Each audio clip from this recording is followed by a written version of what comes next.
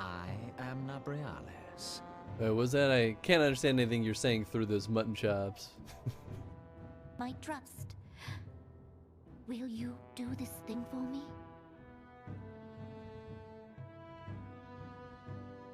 I'll kill the entire syndicate.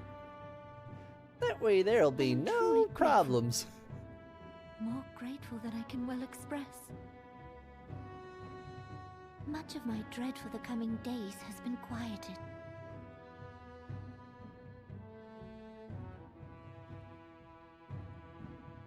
Uh-oh. I don't... Oh, butts. Come on. Well. Oh, wait. Okay. Check this.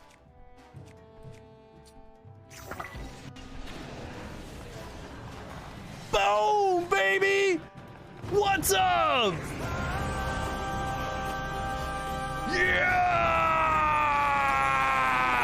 Wow, what a time for Artists would need it. poetic, one might even say. Here, I'm gonna see if we can override one of these saves. Yeah. I'm gonna see if we can rewatch that cutscene. I was trying to pause! I hate games that just like skip the cutscene as soon as you hit the start button. Cinematics. Yeah. Okay, this has gotta be... 'Tis bitterly cold this day. I suspect there are those who might welcome the warmth your presence brings. I think he's flirting with us.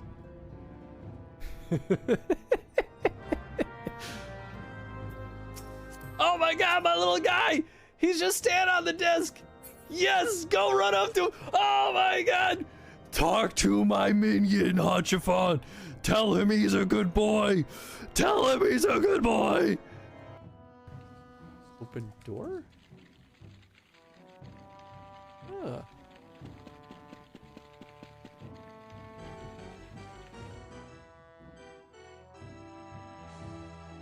This concludes the text of the notes I found in the Clybrown Hotel. At the time of writing, Trilby remains missing in action. Oh, that's silly. Nom nom. You know, I saw the skeleton there and I was like, oh, it must have been dead here for a long time. No, it was a... Get to see Tofu. Yeah. I remember Eddie was like, Tofu came out. There you go. Long hair boy. You know, back. not all of those expressions were happy. I mean, that's Malort. Damn it, I completely failed at like doing that correctly. No, it's 100% a door. I don't know what you're talking about. Absolutely amazing. Maybe I should do 2 magic. I think 10 and 2 is the way to be. Yeah. Yeah. Because I truly start dying a lot faster as soon as I stop having magic. Right? Okay, now let's make some progress. Did I do this yet?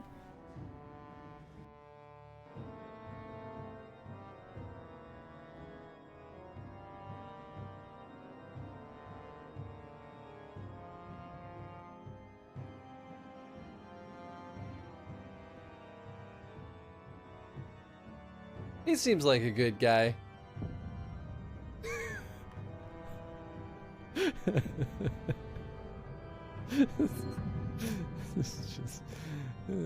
These men and women are quite skilled at building and repairing fortifications, but their progress has been hampered by a number of factors. Roth, their foreman, tells me that he has need of a man with your talents. Would you be so kind as to seek him out? My talents to kill?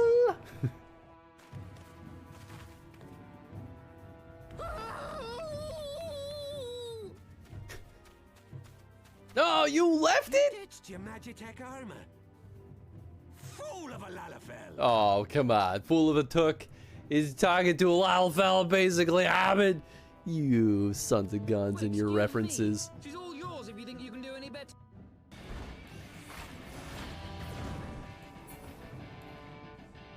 Uh-oh. Uh-oh. Uh-oh.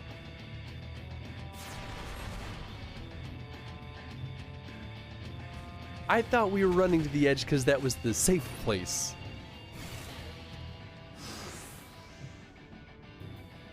Cool.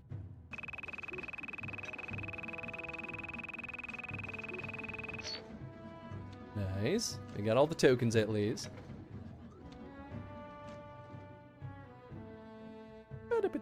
Magoo. I was very tactical. What are you talking about? Well, I didn't magoo. I didn't magoo. I don't want to go to a party. I'm tired. I'm old. Whoa! Alright, well. I didn't want my hovercraft anyway. Wait, can I? Come back to me. Return. Return. Ow. No, dang it. I tried to hit the stop button. Shall once more be as one.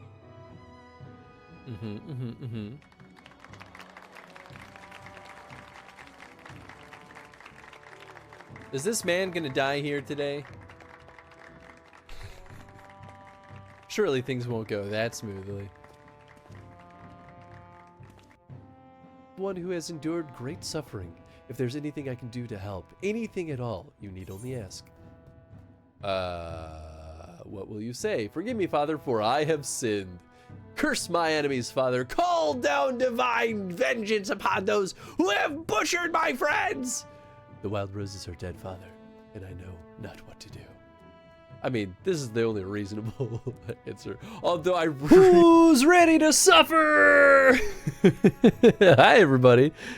Thank you for waiting. Sorry we started a little bit late today, but, you know, to everyone's surprise, today is a surprise Dragon Age day. Bet you never saw that one coming. But what's up, Chad? What's up, Ribs? What's up, Tom? I hope you're all doing absolutely wonderful. I'm glad y'all like the, he seems like a good guy. I think Ribs you might have been the one that clipped that, but in that moment, even I like see that clip and I'm like, oh yeah, that was a lot funnier than I thought it would be. You are nice, beautiful. Well, I hope everyone's doing well today. But yeah, so we're doing some Dragon Age tonight because I don't think this is throwing anyone under the bus. Eddie was sick, and I made the judgment call that I would like him to not come over and risk getting me and Jen sick. I'm the one who made that decision, not Eddie, because he definitely was still down. He was doing the exact correct thing by giving me a fair warning, and because we're leaving soon to Japan, I really did not want to risk it. So... And without Eddie here, we didn't want to like make too much progress. That way he won't miss any of the bosses that he really wants to be here for. So, especially with the effort of me really desperately trying to beat this stinking game before I leave to Japan, I figured, why not? What better chance than now to try to squeeze in as much extra time as we can. Seems like a good opportunity, so I thought I would take it. Good call, thank you. Yeah, I thought y'all would understand. I wasn't truly too worried, but you never know. Like, last thing I want to do is upset anyone who A, wants to definitely see all the Dragon Age streams, or B, you know, if there might be some folks who only show up here on Wednesdays for Elden Ring, and I get it, and that's totally cool. But I understand last minute changes can often be a very frustrating thing no matter who you are. But yeah, it was either that or something totally random like, well, we did start Metroid Prime. Actually, last time we couldn't stream Elden Ring, I think we did Metroid Prime, so it actually wouldn't be totally out of place. So off stream, I've been doing a bunch of stuff. I don't know. I've been doing a bunch of raids, rather. That's what I've been doing. And I got some equipment. I guess I really don't need two of these. And I'm not sure if any of these seem like a smart choice. I still like that ring. This belt is very tempting. losing that 100% chance to miss sounds like a really bad thing to lose. But that extra agility would be real nice. That stamina doesn't matter, but the dodge is okay. And then this would give me a ton of luck, but I don't think the luck is worth the trade-off of attack. Let's finish this game. Yeah, based on my latest calculations, I think we are about 28-ish hours, remaining. But I think we'll get through it faster than that because I'm way higher level at this point than most people I've seen play through this game. Ooh, speaking of which, I should buy that EXP potion before I forget.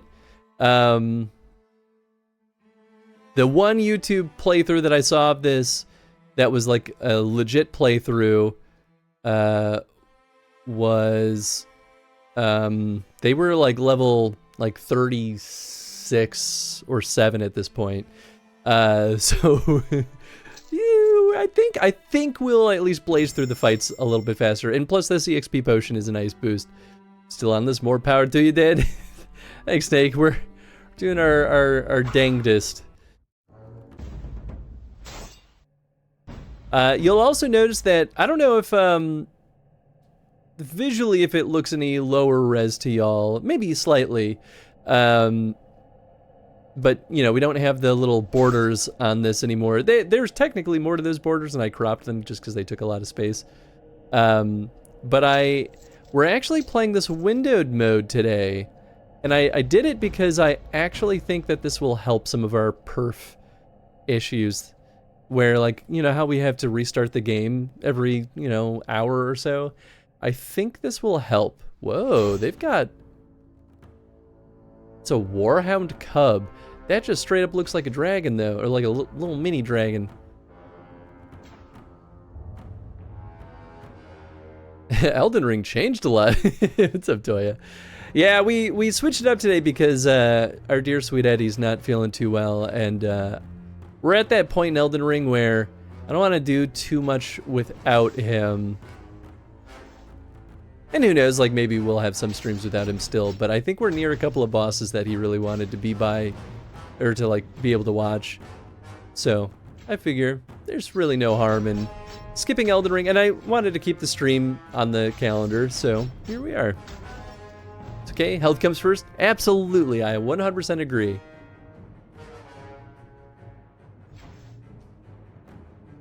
So yeah, more of this.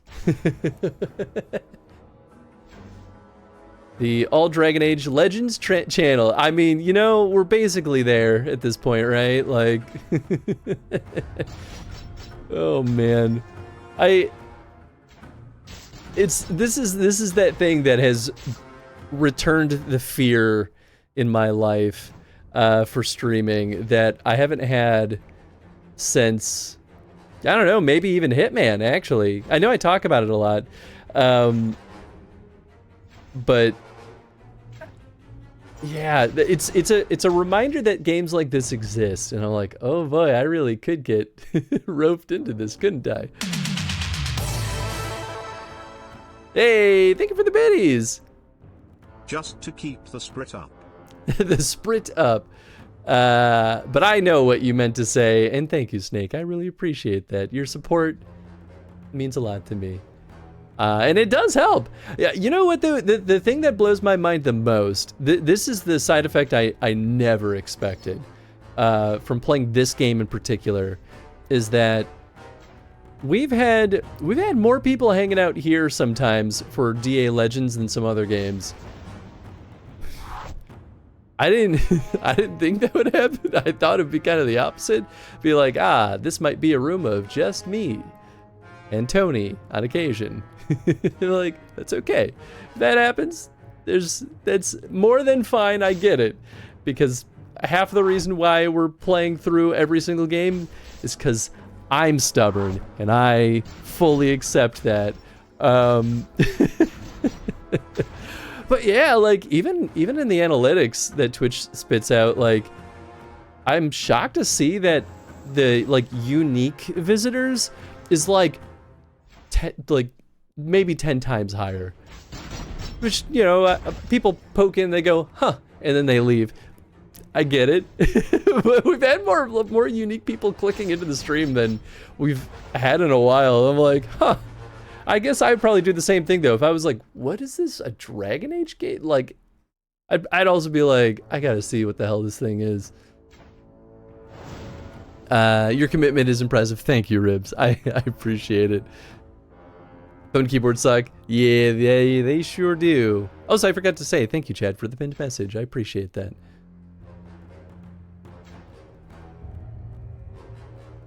Why did the rain on the stream say sub? I don't know.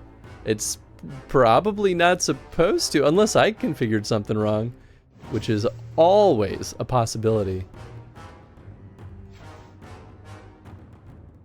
Man, why are all these guys so strong? And I think I feel old. When I joined here, you played Fable. I was literally thinking about Fable earlier today. I had an idea for the YouTube channel when I finally get that thing rolling. And I was like, what would be like a good theme for all the like, I played every game in X franchise. And I was like, it'd be kind of fun to have like a name convention for all of those. And I was thinking about like, well, I kind of love that stupid joke of like, I did all this stuff and all I got was a t-shirt. And so I was like, okay, well, most of these franchises have like a unique thing that is like iconic to them. And I was thinking about like Fable, and I was like, that one could be like, I played every Fable game and all I got was this chicken suit. I'm like, that might be kind of fun actually. I wonder how much of that is, what the fuck is Dragon Age Legends? 100%, that's exactly what I was thinking. Yeah, I assume it's probably a lot. And you know what? Hey, that's kind of cool. I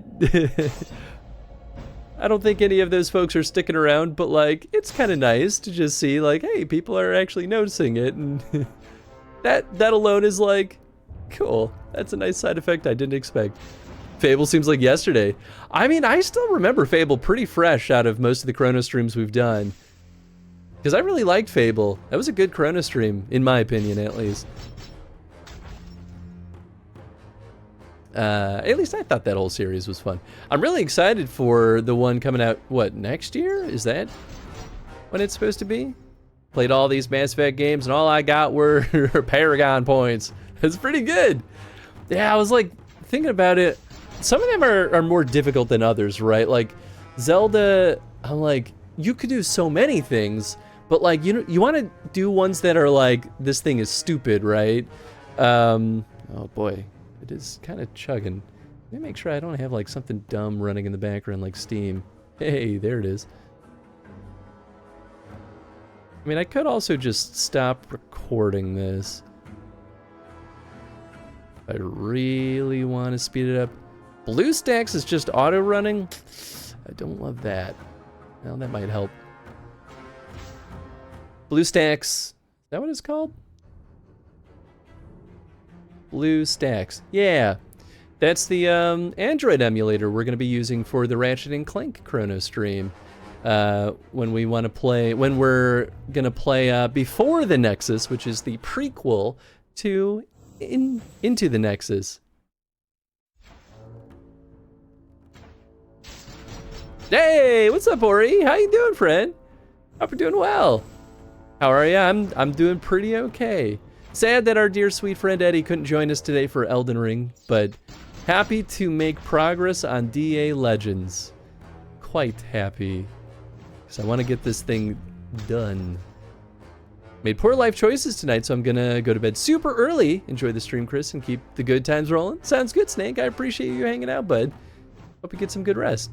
I played the Legend of Zelda games, and all I got was a Korok turd.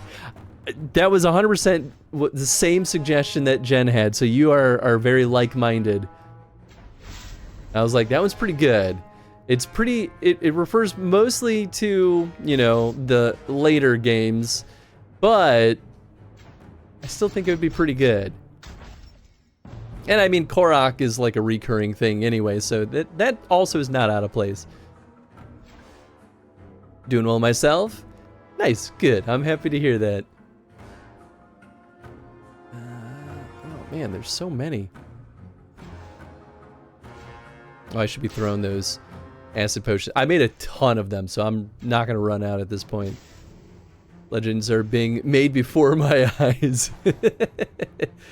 I mean, I will minimally be able to say that I'm one of like maybe 10 people on this planet that will have beaten this game, not including the developers. But even then, you'd be surprised at how often most developers don't actually beat their own games. They just purely rely on quality assurance to do that for them. Which quality assurance are still game developers, to be explicitly clear. But, you know, when you're looking at a whole dev team, it's a pretty small portion of it. That's why Jen and I get along. I mean, like, hell yeah. Did make myself some coffee. I'm working from home the rest of the week also, which is going to be really nice. It means technically I can stay up later also and be truly a rebel, but the actual reason is because I'm just trying to avoid literally at all costs. Oh wait, I don't need that. That's not useful. I'm trying to avoid getting sick at all costs. I'm like, we're on the final stretch for this trip, and the last thing I want is to get a fever, like, right before we leave.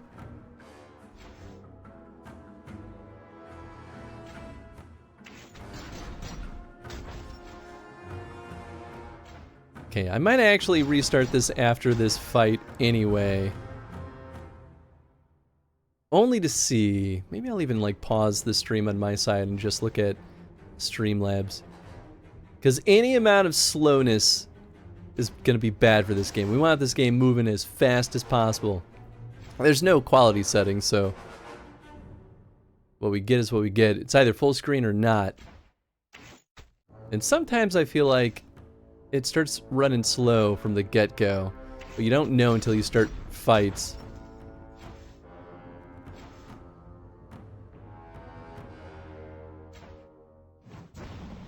Though I suppose I could also be running out of hard drive space. have been recording a lot of footage of this game in particular. I hate it when these guys are immune to things. Just makes everything harder.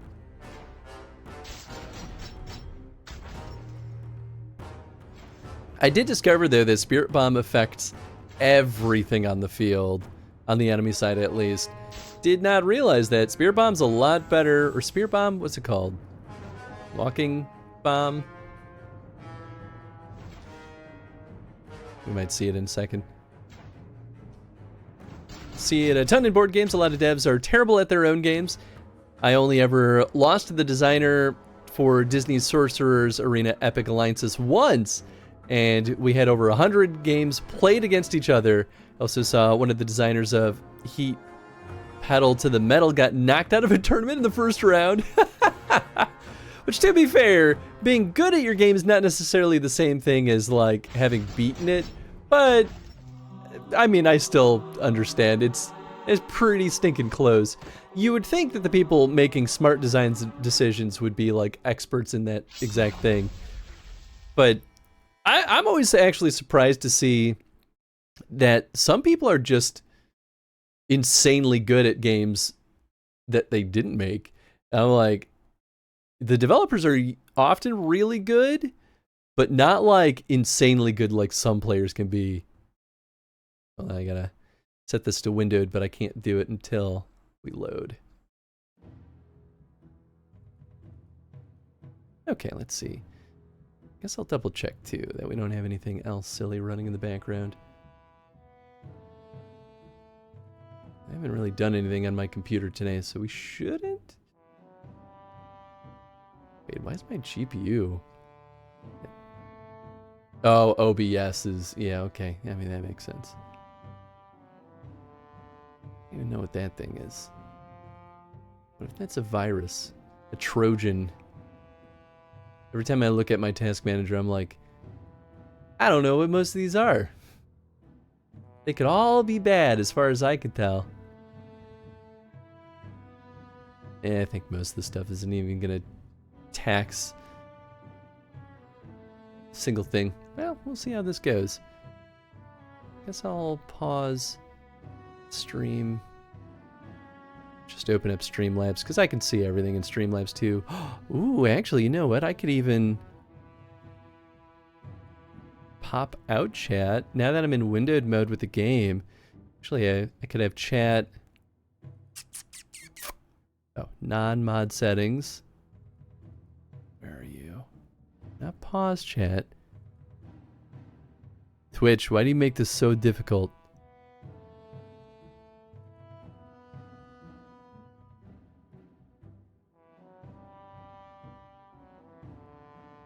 Maybe I can't do it from Streamlabs? Let's see. I can certainly do it from the Twitch side, right? Pop out chat, there it is. Sweet. Ah, that'll be so nice. It'll be a little bit easier to read things, I think. It'll all be on the same screen. What I learned from the Disney game designer was he was close to the game and had like a very specific vision in mind for each character. Folks like myself, I saw a character working a bit differently. Not sure if that type of explanation makes sense. Oh, it makes perfect sense. This is actually one of the main reasons why I argue a lot with my designers on my card game that playtests, well, and to be fair, Nathan's very much on this side at this point. But playtests with just the developers is often really bad. Like, it's really good for basic balance, but it's really good to get different butts in seats to playtest things because at the end of the day, like, other players are going to see a whole field of possibilities that we never see. And this is I think, why I sometimes drive them crazy during playtests because I will play suboptimally in our opinion a lot of the time, and I'll even try to sometimes play like personas, right? To be like, I'm going to be as this kind of player today, and you know, kind of make choices that I think those types of players would make. It's sometimes like, you know, sometimes there's a time and a place for it, right? Like if you're just trying to see if some core thing works, yeah, you probably don't need to do that. But if you're trying to balance the game, oh yeah, you got to go maverick with that nonsense. But, you know, they're less experienced in game development, so it makes sense why, like, it's not something that they're as acquainted with. But some people never learn that. I only truly know it because I went to school and, like, got taught by experienced game developers. Yeah, it definitely feels a lot faster now. Cool. I am happy with my choice.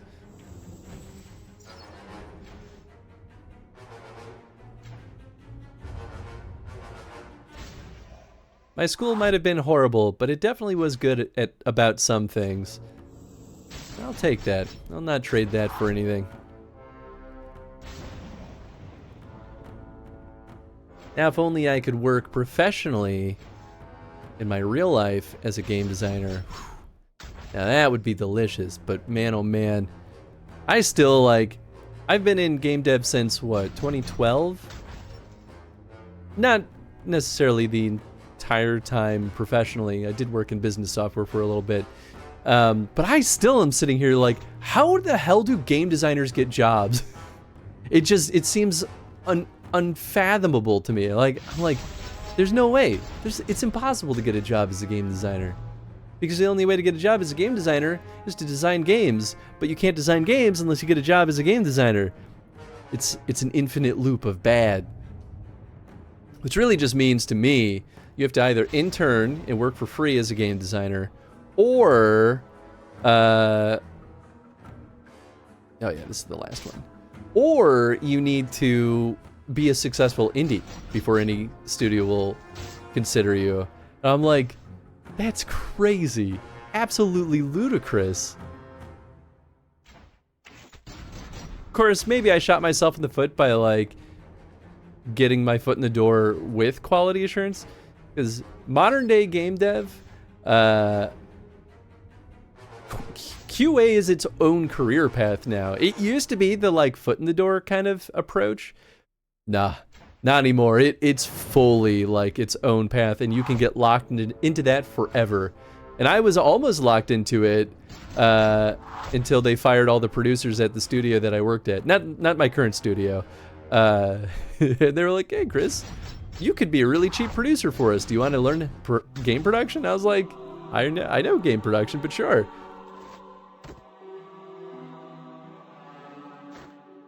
When did the big cash money prize? Oop, Player's Villa is under siege. What are Kunari doing here? What the hell? We need to get through them. I need a chance to study these remains in safety. Okay, that's different. With the money prize, qualifier events leading up to it. After it released, we knew it'd get broken wide open. Oh yeah, cash money prize tournament. Yeah, that's what I understood. But yeah, 100%. Like that's where people will get very invested and just go nutso with things like that. You're absolutely right.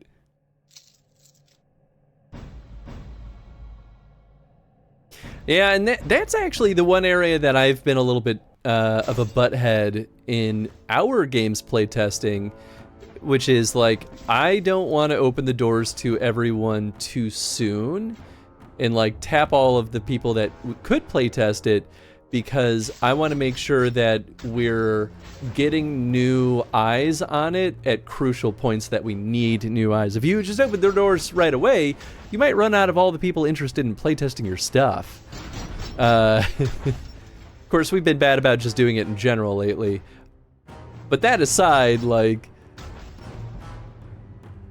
you don't want to waste that opportunity. First impression is such a precious thing to get correct, and I want to make sure that we don't flaunt that opportunity. That's the reason I haven't ever jumped in yet.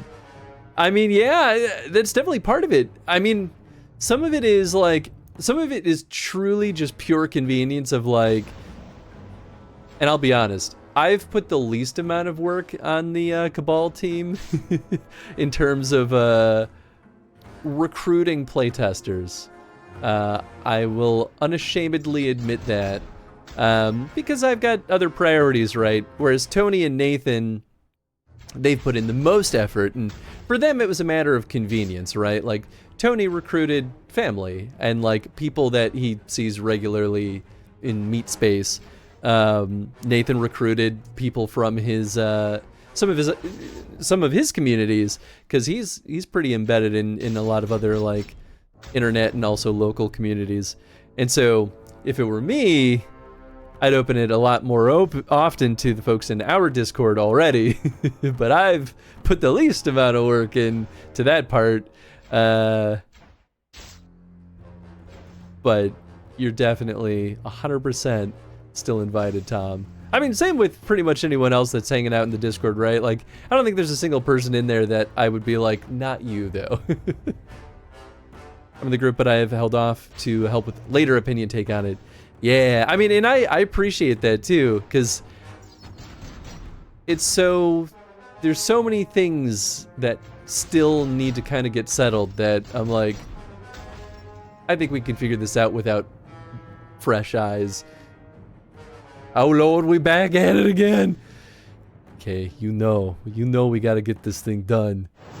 I'll never move on in my life until this thing is finished. Eddie couldn't be here today, so I thought I'd take the opportunity to make some progress, because I'm standing by my promise that I really want to get this done before I leave to Japan, which means we have today, Saturday, and Sunday, basically.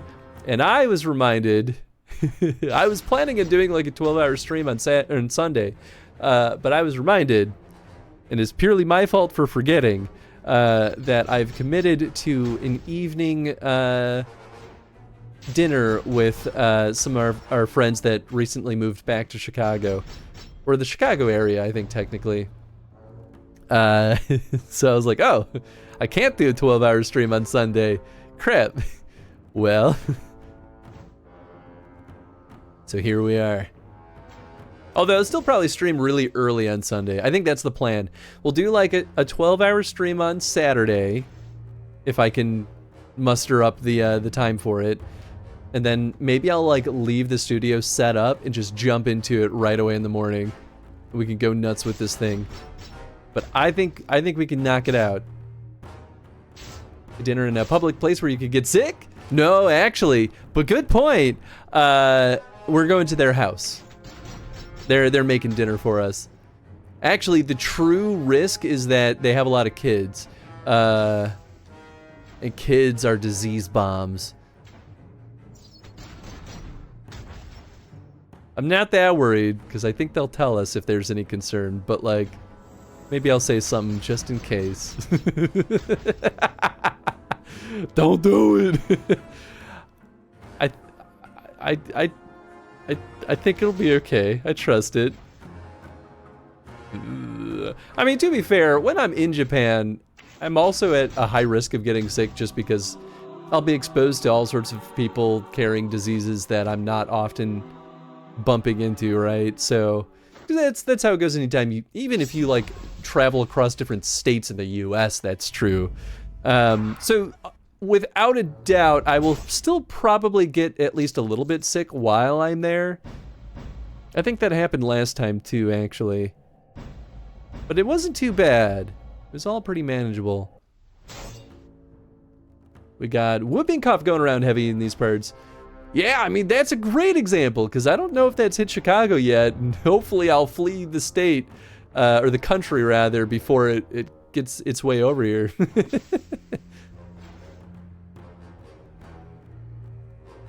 Because that one kind of sucks, doesn't it? I don't remember too much about whooping cough, other than you cough a lot, which that alone is kind of just a pain.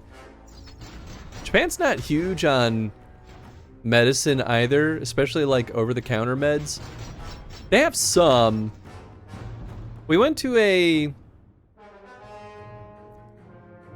don't remember if it was strictly a drugstore or if it was more like a convenience store.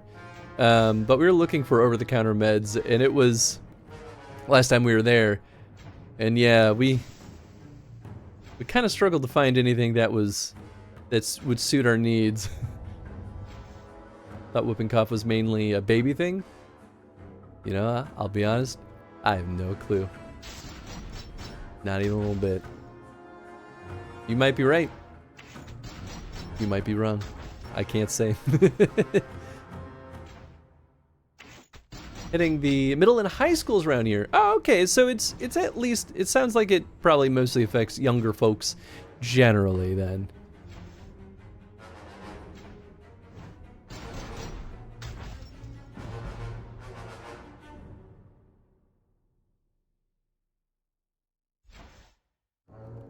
I'm actually surprised I haven't been getting more sick in the last, like, what, year and a half?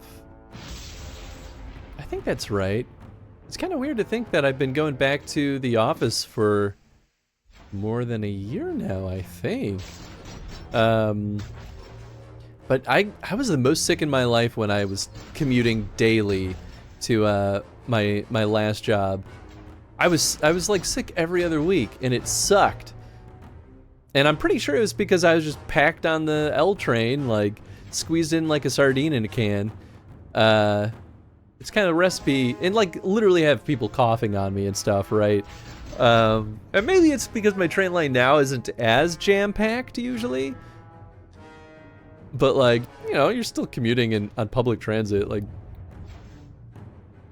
there's a lot of people out there that just have to go to work whether they're sick or not. So, you know, I'll get sick by proxy. Don't jinx it. I'll knock on wood.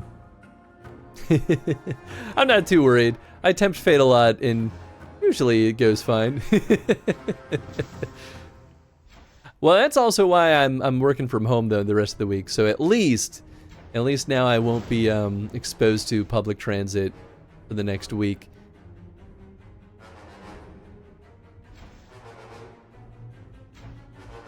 I mean, I was joking with Jen too, though, because we were like, because, you know, now the anxiety's really setting in for them, as well as our traveling companions.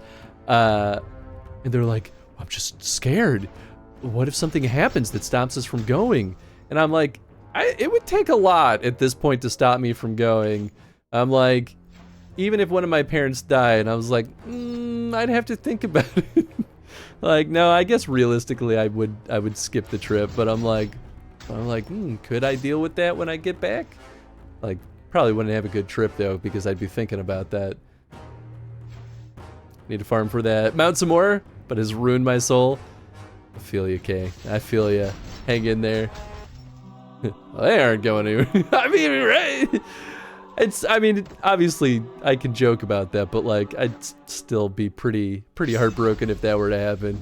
As much as I don't like my parents, I still don't want that to happen to them. But point being, it would take a lot to get me to not go to Japan. That's actually what I'm saying.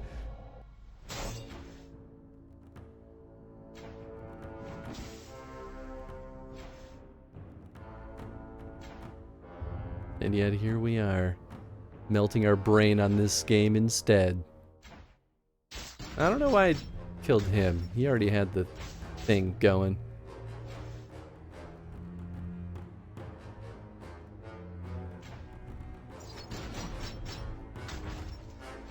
I keep remembering in the worst possible times though that there still are some things that I keep meaning to try to get done for the trip, and then I keep not doing it. Like, I really would love to go to the Nintendo Museum, but it's entry through a lottery system only. And I'm like, I should probably try to figure out how to get that done and see if I could get tickets to get in there.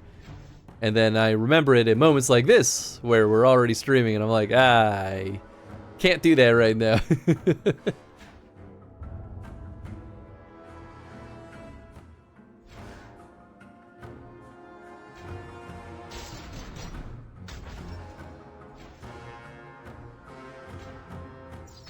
Do it! I really want to. I mean, the one bummer with the Nintendo Museum is that even if I get in, I won't be allowed to see everything, because apparently, I mean, this is what people tell me, which could be wrong. I'm assuming people knew their stuff when they told me this, but apparently they give you like coins, and you use a coin every time you want to go to like a particular exhibit, and when you run out of coins, that's it.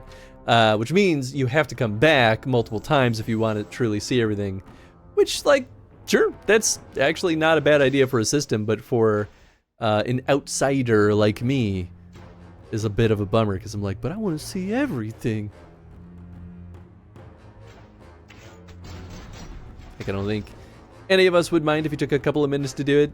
I have to read the rules, and it's all very convoluted. I gotta fill out some form. Gotta find the English version of all of it too. It's fine.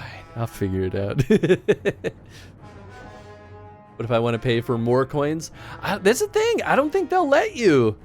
I mean, maybe. Yes. I could be wrong. I mean, and that also could be like a early thing, right? Like, that might be something that changes as time goes on. But I truthfully have no clue. That's booty. It is a little bit. Hey, I think that's one of those things that if you live in Japan, then it would feel a lot more reasonable. But yeah, like, you know, to those of us that have to spend, how much did I spend on flight tickets for a round trip?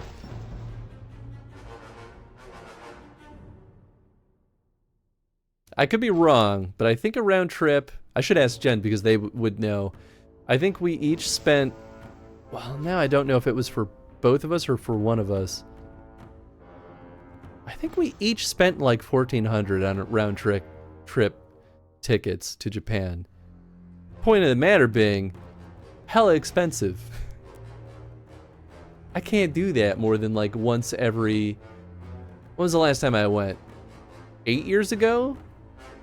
Yeah, almost once a decade. Like that's how difficult that is to afford. And I'm even lucky that I can afford it that frequently. It's Nintendo. They want you to pay full price for the same thing over and over, but over long periods of time. It's true. I actually don't even know, though, what the cost is to get into the Nintendo Museum.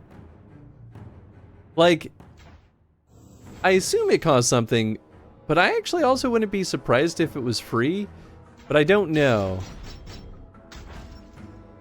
It probably costs something, though. I mean, they want their money, right? Surely.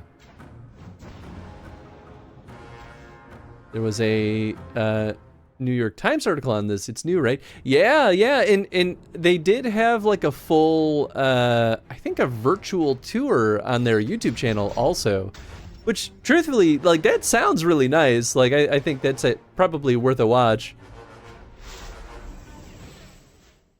Want to go to Japan so bad? I mean, it's a pretty wonderful experience. I highly recommend it if you can ever muster up the funds for it. I had such a wonderful time last time I went, and now knowing everything that I know from the last trip, I think this trip is going to be even better. Especially because our traveling companions this time are fantastic people. Wonderful human beings that I'll have a delightful time hanging out with the entire trip, so I'm not at all worried. Last time, Jen's brother Joe is a delightful person. Joe's friend, Mike, I think was his name. Is his name? He's still alive. He was a goofball, but he was a very kind person. But Mike's girlfriend was helpful. But boy howdy, was she a very good example of everything that I don't want Japanese folks to think Americans are like.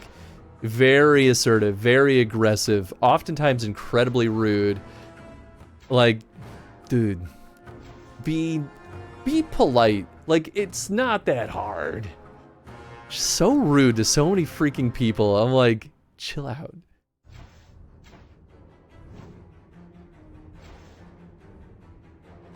That definitely was a little bit of a stain on that trip. But everything else was great. And it's one of those things where it's like, I can't really control that situation, right? Like, this is a person that's not in my life. Like, I can set my own boundaries, but I can't truly stop them from being a miscreant on the streets. It's a great virtual tour. Nice. Yeah, I should definitely check it out. I think I would love watching that video too. I don't know why I haven't watched it already, to be completely honest. Really want a picture of Chris with one of those giant controllers just so we could say, no, those are regular sized controllers. Chris is just that small. Well, hey, I mean, I'll be at Nintendo Land. I know those are in the Nintendo Museum, but like, if I see a giant controller, I'll do that just for you, Tom. I can even superimpose you on it as if it was normal sized. Not the mean girlfriend. I know, right? You betcha, Tom.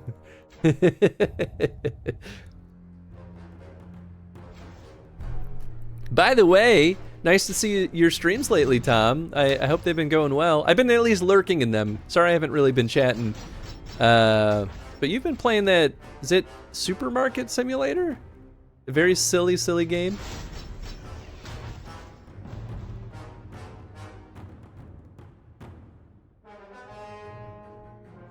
Oh, these are Kunari. I was like, these Darkspawn look really weird. It's because, Chris, they're not Darkspawn, in fact. You like how quickly I forget the plot presented to us? I do at least feel like this game is really going through the rounds of like, well, I just spilled coffee on myself by scratching my leg. What a turn of events. The coffee was sitting on my knee. I scratched my calf, and that like that just slight shake was enough to get the coffee to go like whoop. I'm like, oh, wow. Cool.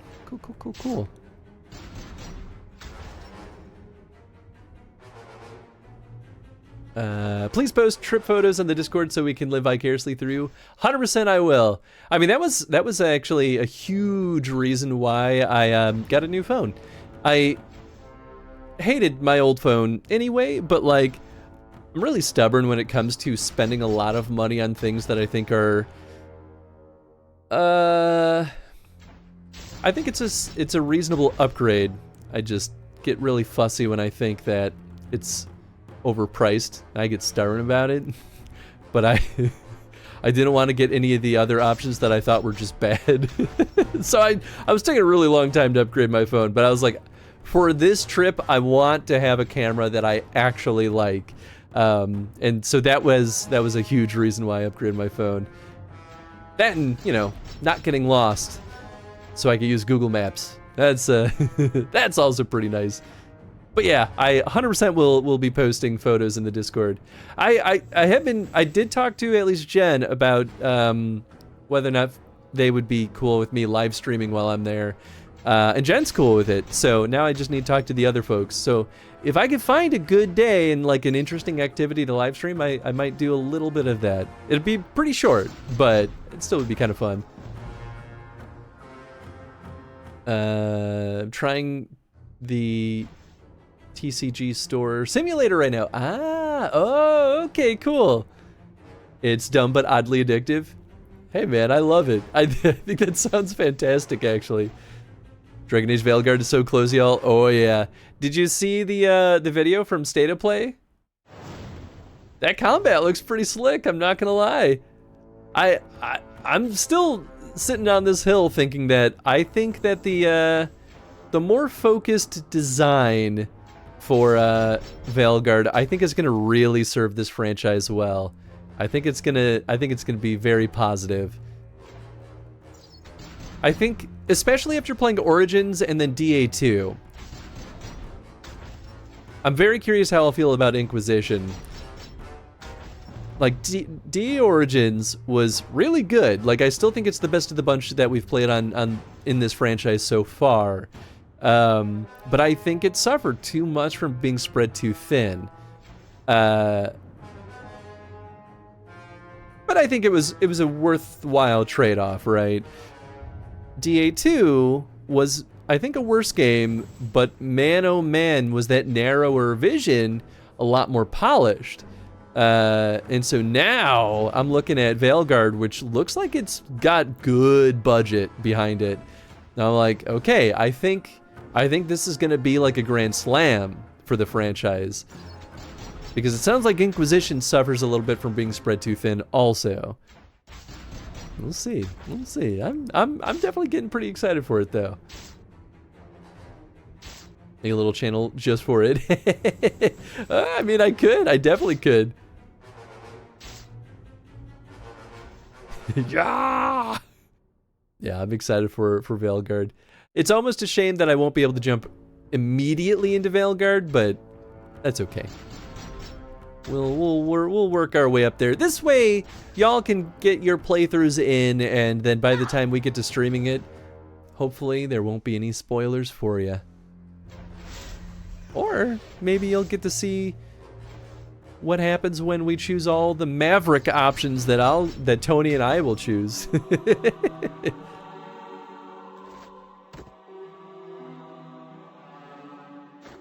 I'm just gonna be screaming the whole time playing it. Screaming! I believe it. 100%. I can picture it in my head right now. It looks slick too, like graphically just it looks pretty nice. Waited so long for this. Yeah, it's funny, like I don't have it as much of a buildup of hype just because, you know, this is my first time playing through most Dragon Age games, right? But if I had been on top of this whole franchise this whole time, I bet you I'd be like at the edge of my freaking seat for it. And not that I'm not excited for it, but you know, slight difference in anticipation.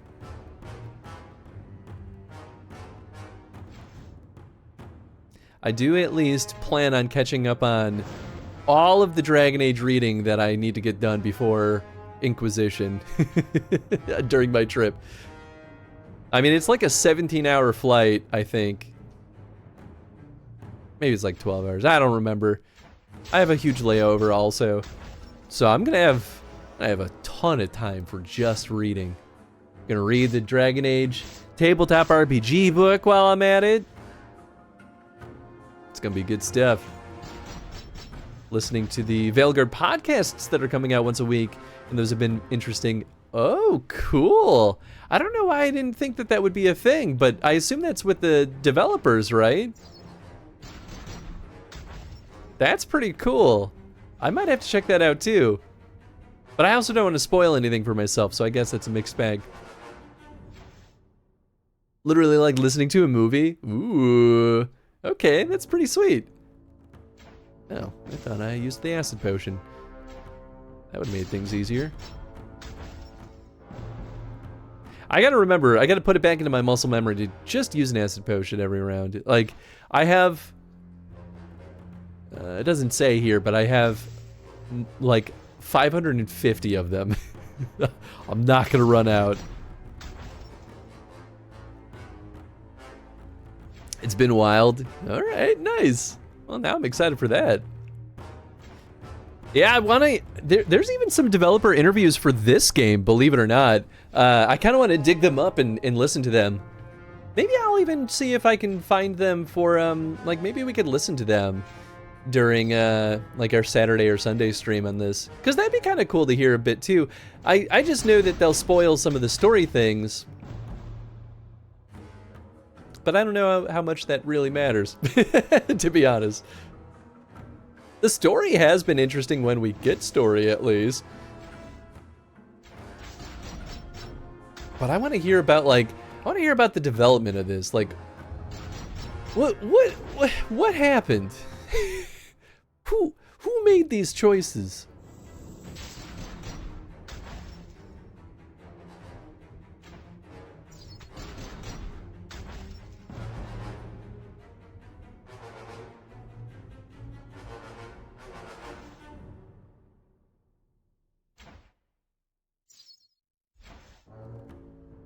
Happy I reset the game. It's definitely running a little bit better now.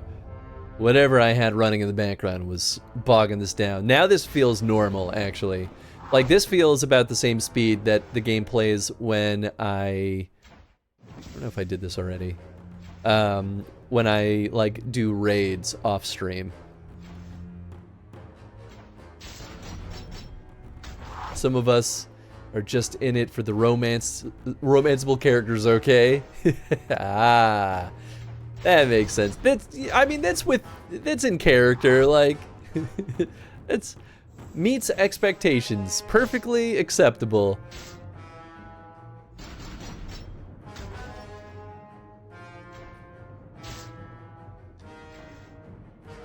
Yeah, it's interesting. I feel like I'm definitely not an aromantic person, but it's not often in games that I feel particularly strong heartstrings toward most games with romanceable options. Like, I get invested for sure, but I'm definitely one of those people that, like, I like to romance a new character every single time I play a game. And generally, I'll always choose whoever makes the most sense for the archetype of a character that I'm playing. So, like, BioWare games are actually a great example of this, where, like, every time I played Mass Effect, I'd be like, okay, I'm gonna be like an absolute paragon, like, best human being in the world. Like, I'm gonna try to, like, always do the greatest good possible.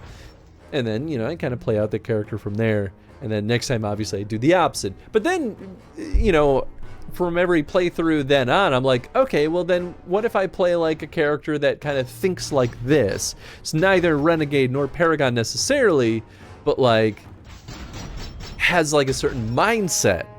Like, anti-alien or like, anti-human even, right? Like, what if I just get weirdly specific about certain things? And that can be kind of fun too. So like, I don't know, I like to kind of lean into just like role-playing a character concept like I'm playing a tabletop RPG, right? Because it's not me at that point, right? It's this character that I'm facilitating their story. I mean, I love the games too, but like, come on now. I wish I could do that, but like Fenrir's just hard to pass up that every time. I mean, here's the thing, like there was nobody truly in DA2 that I was like, I think they are the greatest character that I would love to romance. Like, even probably my favorite, which is Varric. Like, he was my favorite character for sure, but even if he was romanceable, I still would be like, I don't know. Teach him how to read, like, I mean, it's cute. I'll give you that. But yeah, no one in DA2 really pulled on my heartstrings. I don't know. And that's okay. Like, that means it's really easy for me to just be like, well, I'll romance everyone. I'll kind of like see who I think is fun in each particular playthrough. I think that was kind of true in DA Origins also, but I think I liked more characters in Origins. Like Alistair I liked a lot. I liked Leliana quite a bit. I mean, she was the first character I romanced in Dragon Age at all. Morrigan is just an asshole, so I actually don't know why anyone would want to romance her, because she's just a dick. Like, I guess because people think she's hot, and that's fine if that is the reason why, but that doesn't win me over. She a baddie? She's just an asshole. Like, she's not even a baddie. She's just a jerk. Being a baddie and a jerk don't have to be synonymous, in my opinion, at least. I think you could be nice and good-hearted and be a baddie. It's all about attitude. She and I were besties. Yeah, I don't know. Maybe I just, like, because I don't lean into her power struggle, maybe she just never likes me for that reason. I don't know, man. I get really defensive against characters that are kind of jerks immediately. That was the thing that made me struggle a lot with We Killed Her Mom. I mean, I did too, to be fair. But like, even Baldur's Gate 3, it takes a while to meet some characters that are just nice. Like the Druid, fucking love that dude. I'm just like, where were you? I think, oh, Morgan died. Well, speaking of which, I'm like, that dude's great. Karlach, I think that's her name. I think she's fantastic. I think she's so freaking funny. And I'm still very, very early, to be fair, in DA or in Baldur's Gate 3, but I don't know. I'm just like, Lae'zel's an asshole. Shadowheart's an asshole. They're all assholes. Gale is, I guess Gale's sort of fine. He's not always a jerk, but he's kind of still an asshole. Why is everyone such a jerk? Stop being so mean all the time. What's wrong with y'all?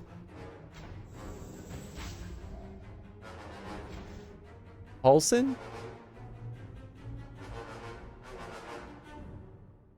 I don't know if I know who Halsin is yet.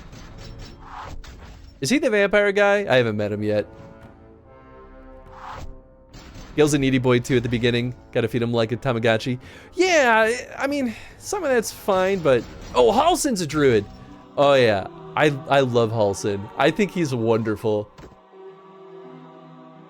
Karlach has golden retriever energy. I love her. Yes, same. I think it's... Her, golden retriever energy with rage is, I think, a beautiful combo. Like, I'm full ham on Karlach at this point. Like, I was gonna fight Jen over romancing Shadowheart, but now I'm like, nah, bro, you can have Shadowheart. She's an asshole. Karlach is mine. Oh, hello. Run from one problem to be faced by 4 more. Or 6 more, in this case. Like Big Muscle Druid, yeah. Oh yeah, Halsin's awesome. I actually don't think I knew his name, if I'm being totally honest.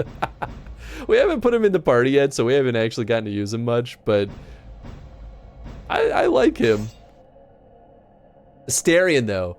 That's the one. Okay, that's the one that everyone drools over. Have not met him yet. That's the one that we still need to find. We haven't played Baldur's Gate 3 in a few weeks. Falling behind. I don't know, actually. Everyone seems to think we should have found him by now. I don't know how we missed him, because I don't think we did anything weird. Literally on the way to the druid. Yeah, but we did. We somehow missed him. I don't know what I did wrong. I don't know. Hated Shadowheart, so I feel that. Yeah. Called her shard. Now that Shadowheart's starting to open up to us, I'm a little bit less of a pissant toward her.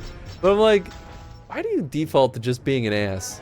Like, why not default to being like neutral and then decide if you want to be a jerk or not? Go get him, poor baby. What if I go through the entire game and never meet him? Would that break things? Is he required? I actually don't know. I assumed that if I somehow missed him that there'd be some other event that would, like, pull him into the fray. But, I don't know.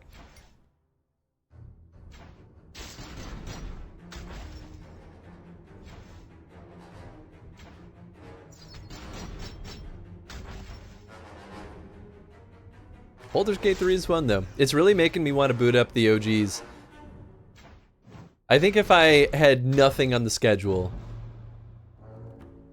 then I would probably just like casually boot up Baldur's Gate Classic and play that in my spare time. Which I could always still do. Once we clear out anything in the express lane, that's probably the kind of stuff that I'll do. But I guess we'll have to play that by ear. I mean, FF14 is going to keep us busy for a hot second. So I don't expect that to kind of clear up anytime soon. I keep forgetting to throw the acid bomb. And then we've got Return of the Obra Dinn, of course. Have not forgotten about that bad boy, which I'm still really excited to play that. I think that's going to be a really fun puzzle game. Puzzle/mystery game, I guess.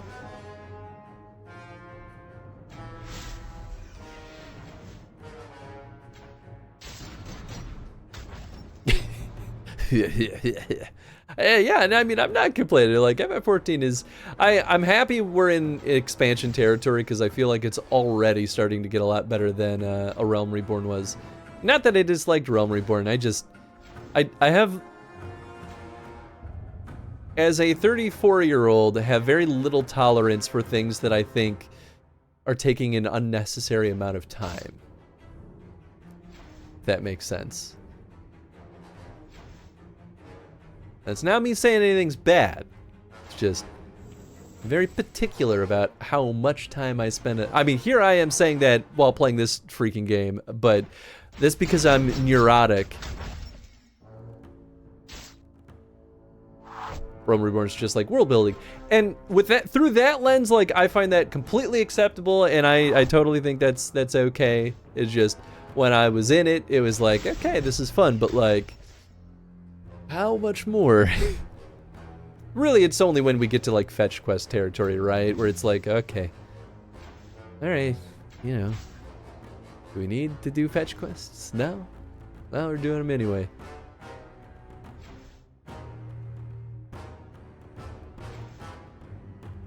There we go, we'll do this. Just complaining FF14 wastes your time, proving he does not play any other MMO. Well, yeah, I mean, that's why I don't really get drawn to things like MMOs, right? Like, they always seem like too much of a time commitment to spark any kind of interest for me. I have piles of games waiting, begging to be played. It just doesn't seem like, and it seems strange for me to choose to spend the same amount of time on one game that I could spend on, like, you know, 5 to 10, give or take. That's all we had back in the day. I'm not throwing shade at anyone who even just like loved spending time in A Realm Reborn. I think it's totally fine. It's just me and how I typically choose to enjoy my games. And that's it. That's the simple truth of it all. You know what? Honestly, too, if we were doing a Final Fantasy Chrono stream, it would be a very different lens that I'd be looking at it through. Which I know probably sounds insane, but like that's literally why I will be willing to like play through this game in its completion versus like if someone redeemed this game, which seems like an insane thing to do, and they were like, yes, Chris, I'm redeeming 120 hours for you to play through this game on stream. I might be like, I'm gonna veto that. You can have your points back, but I'm gonna veto that. Right? Like, that's a very important lens, for me at least. I'm trying to think. I don't know if I vetoed, I think, one game ever, maybe two, but I only remember one, in the redeem queue. And the only reason I vetoed it was because it was Breath of Fire 4 and they redeemed a one-off. And that was not because it was a bad choice, only because I was like, this game deserves a full playthrough and I can't stop at just a one-off. I think that was it. Just like Dawn Trail. Dawn Trail dragged, but it's trying to world build again. Yeah, I mean, you know, that's how it goes, right? Like, sometimes it's gonna ebb and flow. Doesn't always have to be perfect, but some people might genuinely love it, and some people might get tired by it, but that's okay. Glad you're not doing an FF Chrono stream. Not yet. There still are some people that would really love to see it. And hey, I wouldn't complain. Like, it would be a very long one. But I think it would be a really interesting one all the same. Like, Final Fantasy games are crazy. They're all over the place. So I don't know, like, I actually think that'd be more interesting than a Pokemon stream, Chrono stream. And we've actually talked about this because Pokemon has been in the lineup for a Chrono stream in the past. But I think the opposition to Pokemon was that it will be mostly the same for a long time until you start getting to spin-offs. And I mostly agree. You know, they're not bad games, but they're pretty similar. Final Fantasy, though? I mean, a little bit of the same for a bit, but like, I don't know, man. They go all over the place.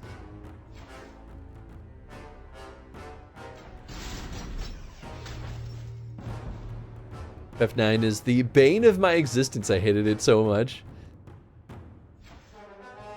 That's the one with Vivi, right? Interesting that you hated that one. I actually really like that one, but I mean, it's okay. Like, all the more power to you. I mean, not everyone's gonna like all the same things, right? Like, it doesn't really matter. I think it makes your FF14 journey more exciting. I mean, that's fair too, right?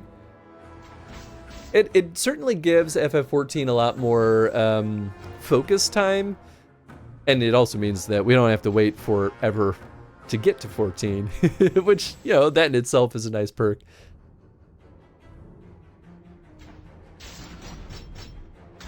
It actually just ends up being a little bit more of a burden on y'all for the community challenges, but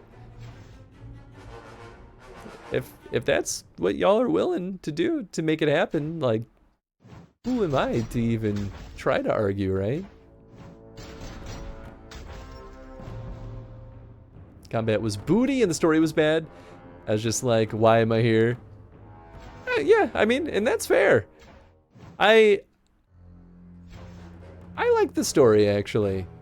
And I liked the theatrical elements to it, too. But I'm also a theater boy. Not as much as Tony. Like, Tony was fully in the theater world, whereas that was, like, my high school thing. I don't know. I liked that well enough.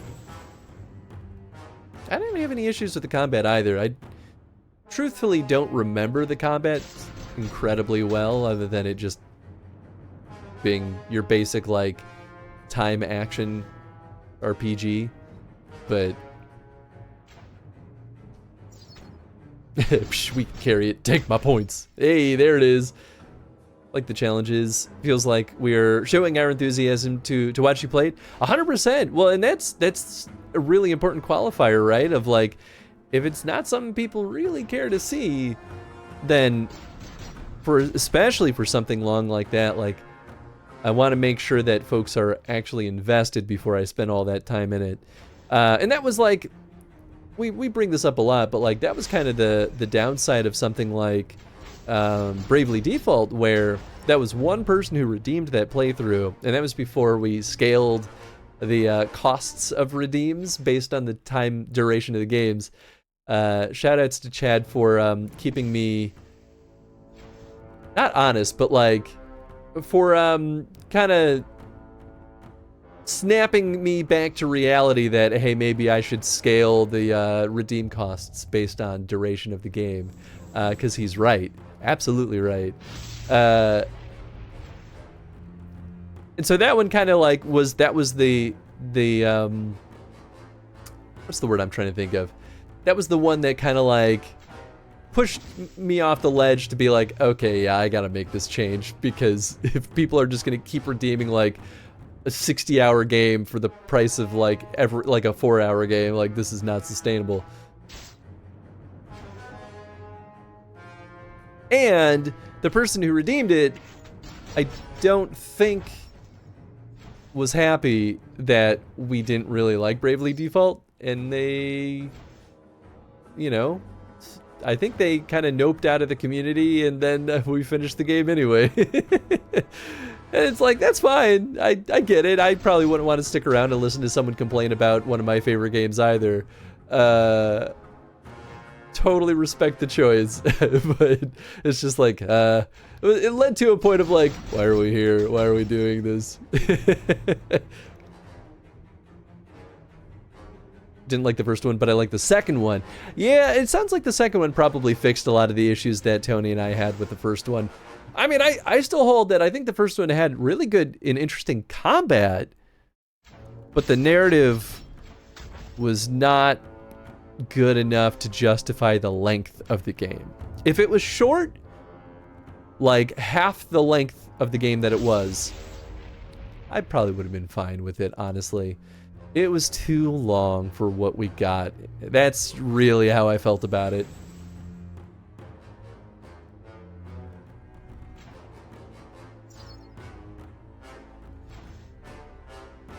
But I'm still happy we did it. I was talking to Tony about this a week or two ago, how I think our Bravely Default, despite us being in anguish for half of that playthrough, I think it's still hands down one of our most memorable playthroughs that we've done on stream. So it's got this weird like magic in my mind for that reason alone. And this is why I'm not opposed to playing games that I don't like, because I think it still makes for a really interesting time, especially when we do it on stream. If I was playing it on my own, then I would just be a sourpuss about it. But instead I'm just like, well, I'm happy I played that game, if only for like this chaotic memory of what that experience was like. And that's why I'm not afraid of playing Sonic 06. In summary, Sonic 06 is probably fine. Man, these guys are such a pain in the butt. Can I freeze him? Oh, I can. Good. Don't want to deal with this nonsense.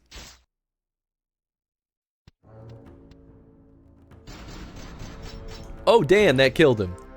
Alright, well, that just got a lot easier very quickly. Me playing Tears of the Kingdom on stream. Yeah, right? I mean, like, we all know that you don't love those games, Kay. But, like, here you are, making some kind of fun content despite not loving that game. So that's how it goes. And I think that's why it's, like, it's kind of good to figure out, if you're going to complain about the game that you're playing on stream, I think there's a right and a wrong way to do it, and I think there's a really difficult balance, because I've been in plenty of streams where I'm like, I'm tired of hearing this dude complain about this thing, get over it, right? Whereas, like, I think Tony and I, what we try to do when we like suffer through games, and even games like this, right? Like, I try to make jokes about it to like at least like make it funny to suffer and to dislike something. If I just sit here and be like, "Ah, this is so bad, I hate this sucks," like that, I don't know, maybe it's just me, but I think that kind of sucks to be a viewer and just hear over and over again. Like, why are you playing this then? If you're just gonna complain, then go play something else. But if you're gonna like be like, I don't know, if you can at least get a chuckle out of yourself and the folks around you for it, like, cool, then that's fine, right? Like, I knew I wasn't gonna like it, but I did some funny stuff and it to come. Oh, did funny stuff come out of it? Absolutely. Exactly. Exactly.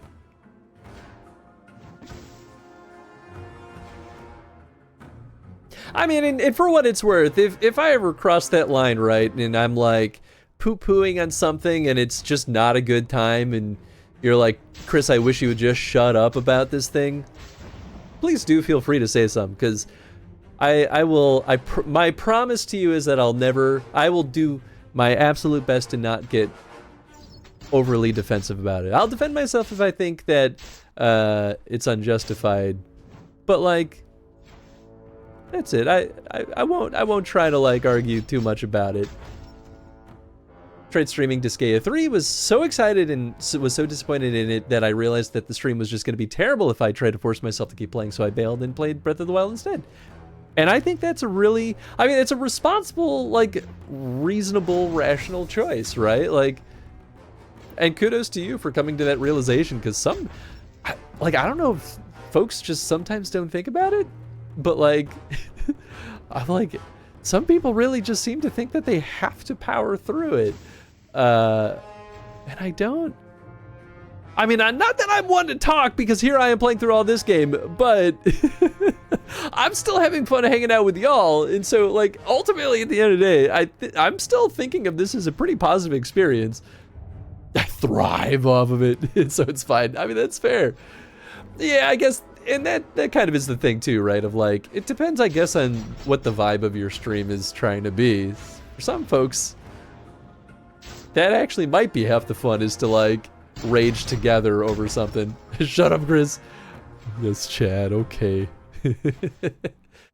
I think back with this, with me saying I won't be defensive, I think back to when you were calling me out, Chad, on me saying that I'm not that hipster, which I stand by that defense.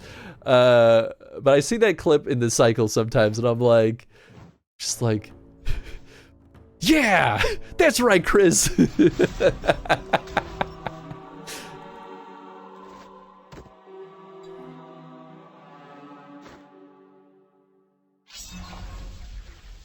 I think it's funny though, in retrospect.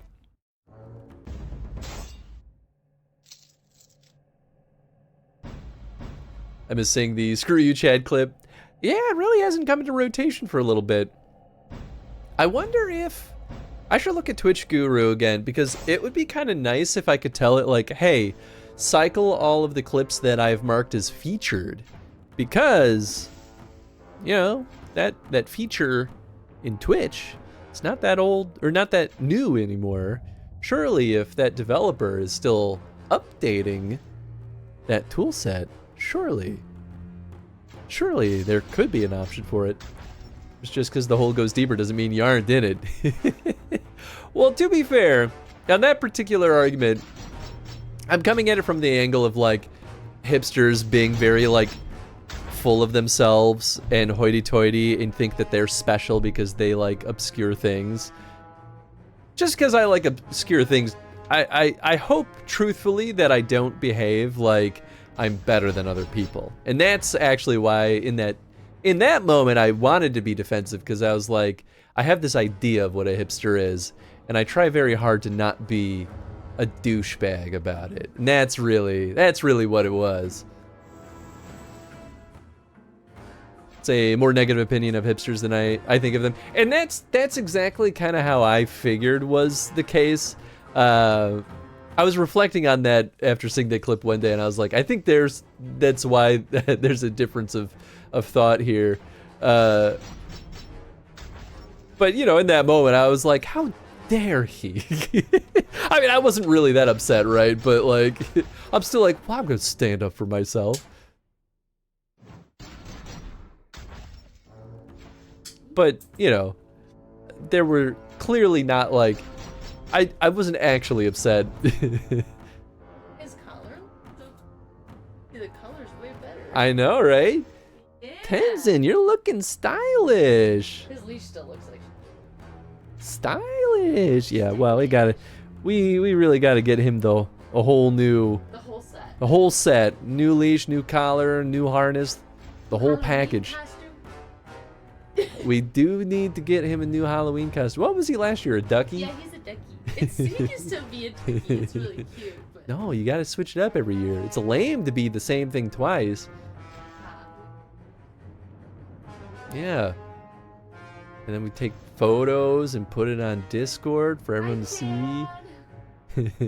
As you might be able to guess, I'm about to this doggy outside. Oh, doggy potty time. Come on, what are we waiting for? I want my Treatos.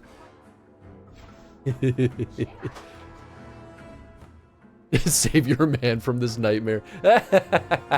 There's no saving me now. We're in too deep. I don't know if you could hear Jen, but they said Chris knew what he was doing.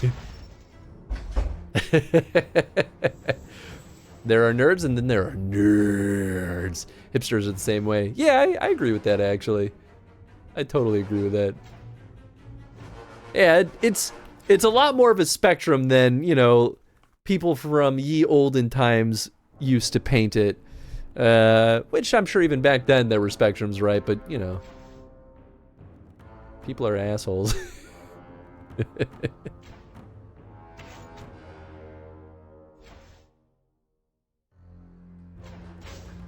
Why are there so many waves? 6 freaking waves. This is standard combat.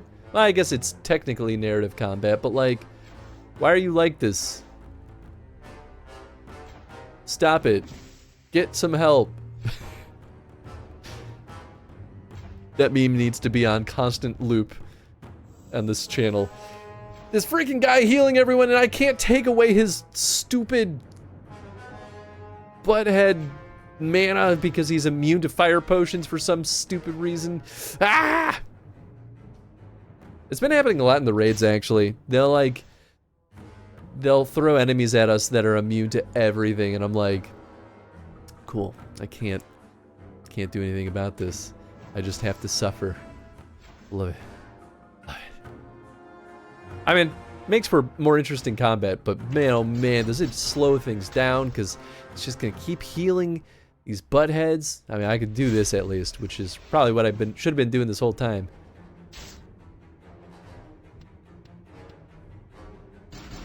There we go. Piece of cake. Doink. Wait, why'd that cost? Oh no, are they doing that thing where everything costs extra mana? Oh no, that's the enemy type. That's what does it. I don't think it's anything on me. I think it's something like that at least. Yeah, I'll just shoot him.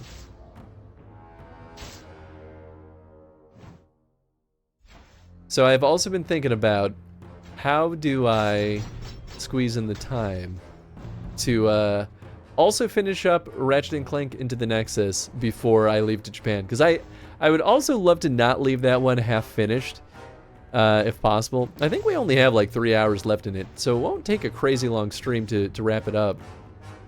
But I gotta drop Tenzin off at my parents' on Monday. So I don't know how much time I'll have for that stream. Because we also have a like... What time is our flight on Tuesday?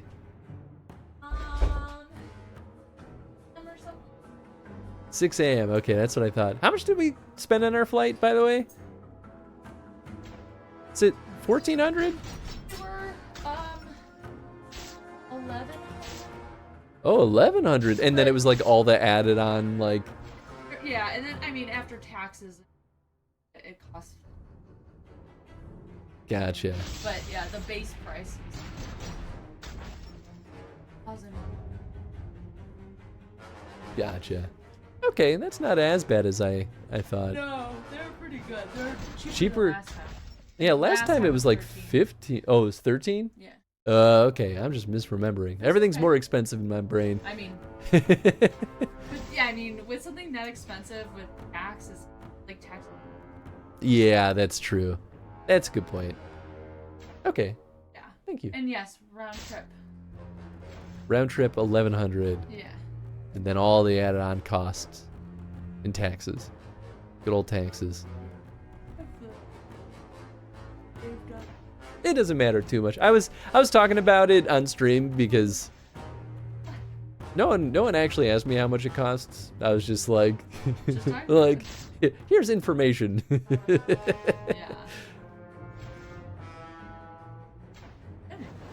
Thanks, love. Yeah. He is cute. He just does cute things.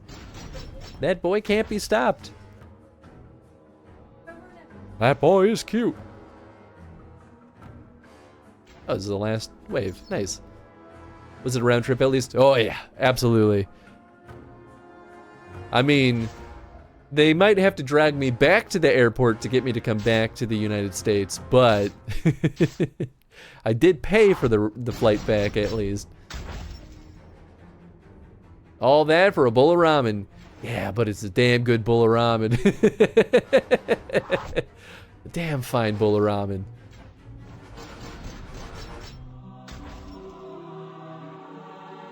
No, actually, the real joke that I say to myself is that it's all to buy Japanese games for much cheaper. Now I don't have to pay the shipping costs because I shipped myself.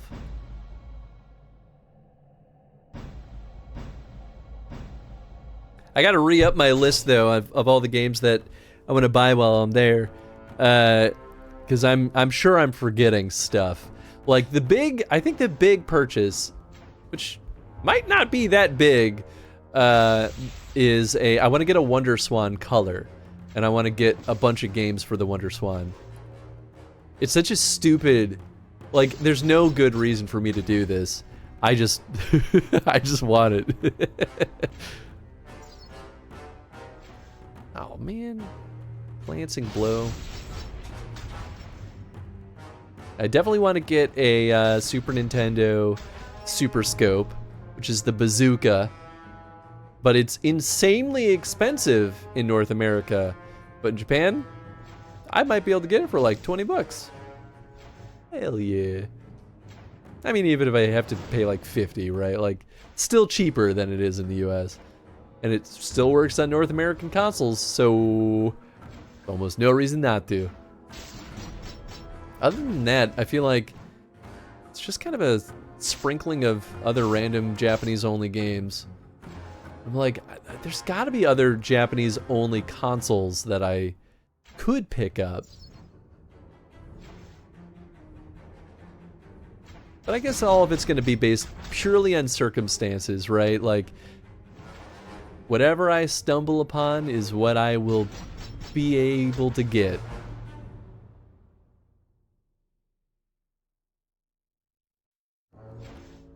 Should probably heal this guy. Oh, but I also wanted to use the acid bomb on these boyos. Guess it's not too late.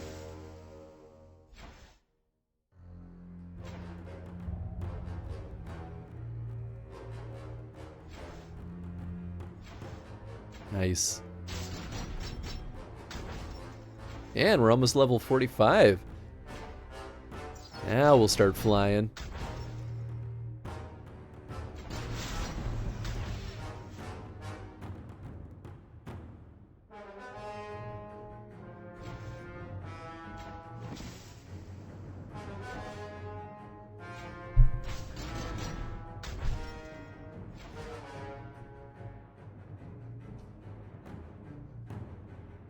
Yeah, okay. You got the wings? The Mount Eat My Ass game? Yeah! Yeah, you did it! Congrats, Kay.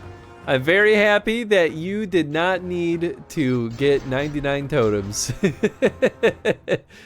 Whew, rolled a 79. How out of pure curiosity, how many more totems did you have to go before you could just buy it yourself?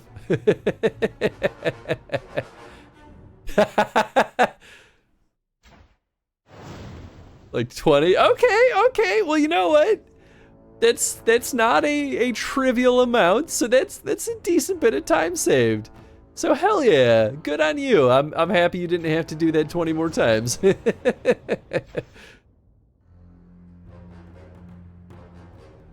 That's better than my initial prediction was for you. So I'd say you came out on top.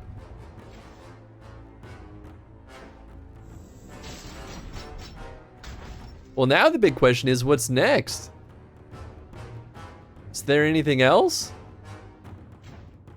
Or are you done? Shelved, put away. Map mount? Ah, okay. I was like, there's no way this would get shelved.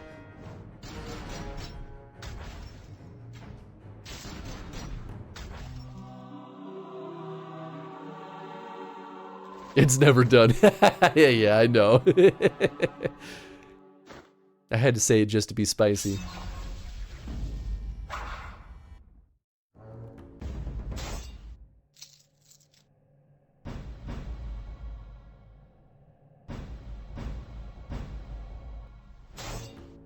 I'm a mount hoe. Nothing wrong with that.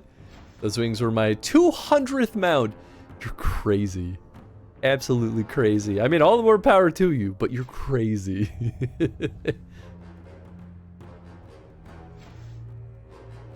Part of me is like, I kind of wish I enjoyed things like that as much as you do, but also part of me is a little bit happy that I don't.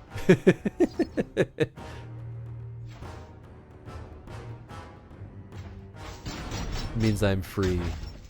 Means I can do whatever I want. No one can entice me with those sparkly vanity items. Oh, damn it! Did the UI thing again. I'm just trying to throw acid bombs.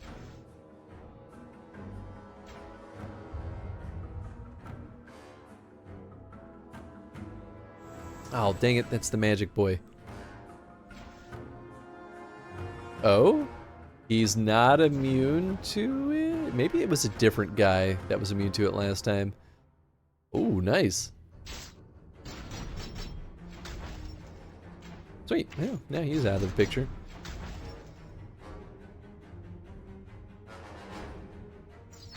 But you like minions?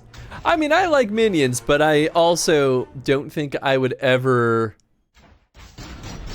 do a dungeon 100 times just to get a minion, if that makes sense. Like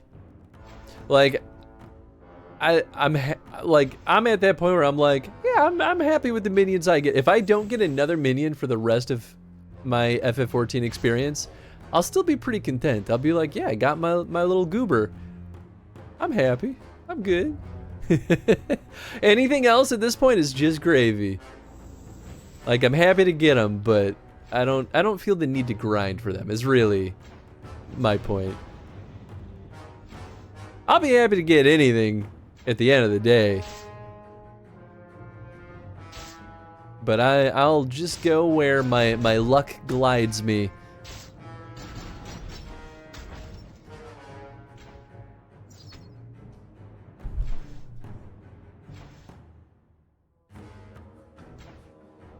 I'm more in it for the story and the gameplay. That's usually how I feel about it. You know what though? I guess there's always a chance that they could entice me with something, but I don't think FF14 is the game to give me the vanity items that I would really care for. Like, go out of my way to get. It'd have to be like spooky stuff, right? Like If I could just dress up my character to be a full-ass skeleton, awesome. If I guess I could see this existing, which would be like a skeleton mount, like a skeletal horse or something. All right, that'd be pretty sweet. Lots of goofy ass outfits. I mean, I'm cool with goofy outfits, but people will yell at me if I get too goofy with my outfits. I've already been yelled at once.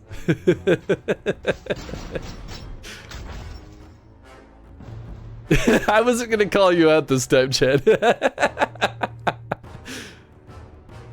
I'm also people. Yeah, see, that's the thing. I love being an absolute freaking troublemaker when it comes to stuff like this. If you, I don't know what part of my brain thrives on this so much. But you give me like a serious story, but you let me dress up at the dumbest things, I'm gonna be like, I'm gonna get stupid with this. I don't know why. I love it though. I think it's really funny. It brings me joy. That's really why. It's as simple as that. It's okay, I call myself out. And I respect that. I want you to know I never want anyone to ever put you under fire because of anything that I say. So I never want to risk that possibility as someone who cares about you and doesn't want anyone to yell at you.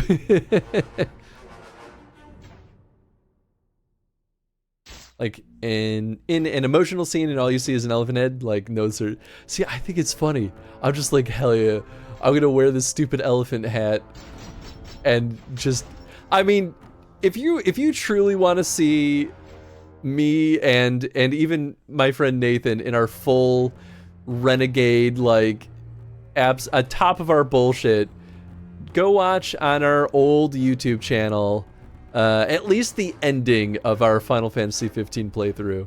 And you will see us reveling in that bullshit. Like full on, just like so ready to watch the world burn kind of behavior.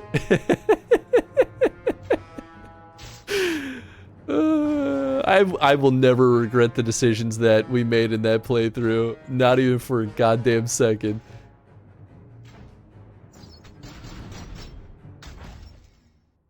You'd be a menace if you played Tales games. Oh yeah, this is exactly what I expected Chad to say. It's been a fight already. Yep. It's the problem of it's funny, but it can totally rob the scene of any deeper emotions. I mean, here's the thing. It doesn't ruin that part for me, and that's why I think it doesn't bother me to do that. I understand why it would for other people. That much I'll accept and admit. If we ever do a chrono stream of Tales games, I will have a little bit of fun, but I will otherwise respect the seriousness of the story. I will promise you that, but I will at least have a little bit of fun.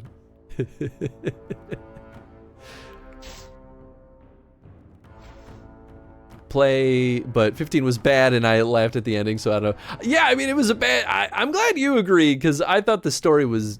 Well, the gameplay was fine, from what I remember, but I also was not the one at the controller for most of that game, which is actually kind of why I want to replay 15, just to see what was it that I fully missed out on. But the story was pretty doo-doo. It's pretty bad. It started off okay, except the story started off okay, and then immediately was a steep downward spiral as soon as they were like, okay, now go watch the movie. And then come back to the game. And I was like, ooh, how dare you do that?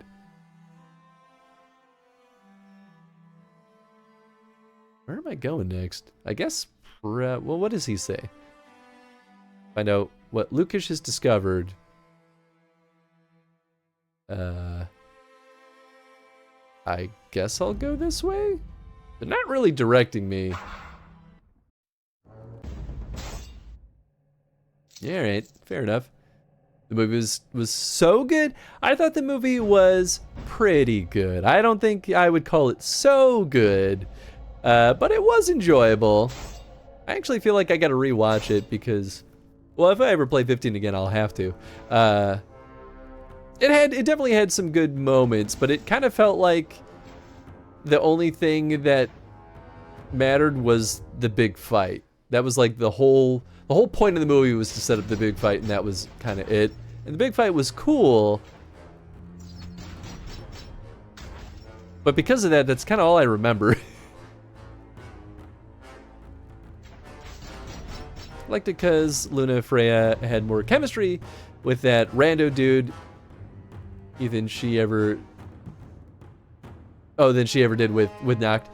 I mean, that's fair. That's legit. And I don't remember that too much. All I remember is kind of how I felt after I watched it. But I would definitely give it a rewatch and possibly change my thoughts on that. It's kind of how I archive things in my brain. I'll often forget a lot of the specifics, but I'll be like, I remember how I felt about it though at the time. Which is why it's sometimes hard to like justify why I think certain things about certain pieces of media until I like go back and revisit, and then I'm like, I think that's why. And then sometimes I'm wrong too, though. I'm trying to think, what was the last thing I revisited that I was like, actually this was a lot better than I remembered? I think it was something on stream, actually. Was it...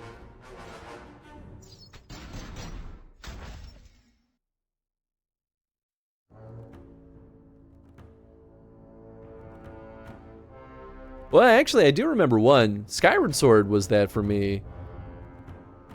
That was a while ago at this point, because that was the Zelda chronostream. But I remembered liking Skyward Sword, but then I remembered being like, yeah, but it was kind of a pain in the ass, and I didn't love X, Y, and Z. But then I replayed it, and I was like tearing up at some points of the story where I was like, I love this. This is beautiful. I was like, okay, now I'm like, I love Skyward Sword. It's like one of the one of the top Zelda games in my mind, but definitely up there. Forever we suffer this game. What's up, Zeb? we're making progress though. Last time I calculated it, we're down to approximately 28 hours. Give or take. So I think we're getting to a reasonable point, like the FF15 movie too. Yeah, okay, maybe I should rewatch it then, because like I said, I really truly don't remember much. Maybe I was too soured by the idea that I had to watch a movie in order to know the story of the game. Honestly, that probably is enough to have swayed my opinion at the time.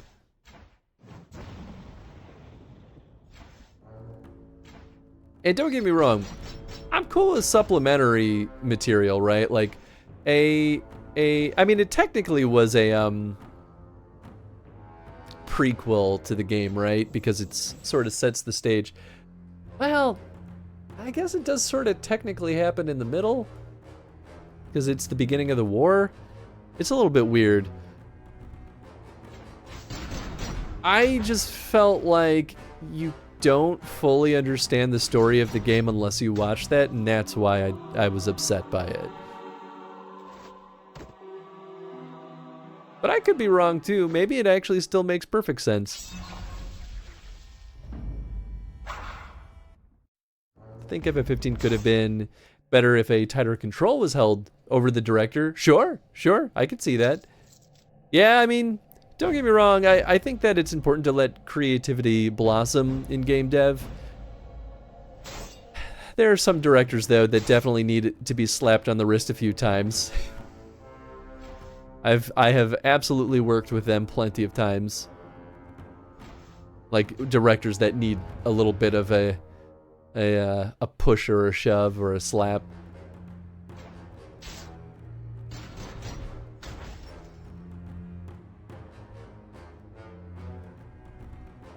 They also had an anime that was also good. Yeah, well, and that's why I wasn't upset by the anime, because that truly was supplementary content, right? Like, it's like, it gives you extra backstory on a bunch of the characters, and, like, I liked the anime quite a bit, other than, man, I forget his name.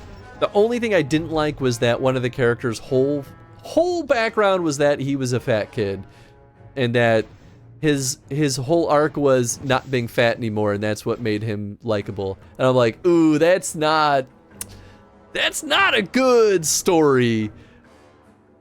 But the other ones, Prompto, I liked Prompto as a character, but I didn't love that that was like his whole story. I'm like, come on, guys. And you can have like a whole weight loss thing be an interesting story, right? But like, I don't think that they told a good message with it. They didn't use it well. They kind of used it in a really toxic way from what I remember. I've enjoyed 16, but it's not a groundbreaking story, though I will say there are some moments that made me really tear up. I've heard good things about 16. I actually do want to play that at some point. I need to buy it still, actually. I don't have it yet. But I should get off my butt and give that one a shot at some point. Because I've heard good things about it. And I'm cool with the story that's not groundbreaking. Sometimes you like the basic stuff, and you can kind of lean into it a little bit. Not everything has to be groundbreaking. At least for me. Like, the original pitch for 15 was pretty different from what we got and would have been a lot darker. Ooh. I think that a darker FF15 story actually sounds more compelling to me too, honestly. All the extra content was unfortunately due to the horrible development process it really suffered. Yeah, that kind of stinks, actually. It's interesting too, because I love the idea of having a bunch of extra content.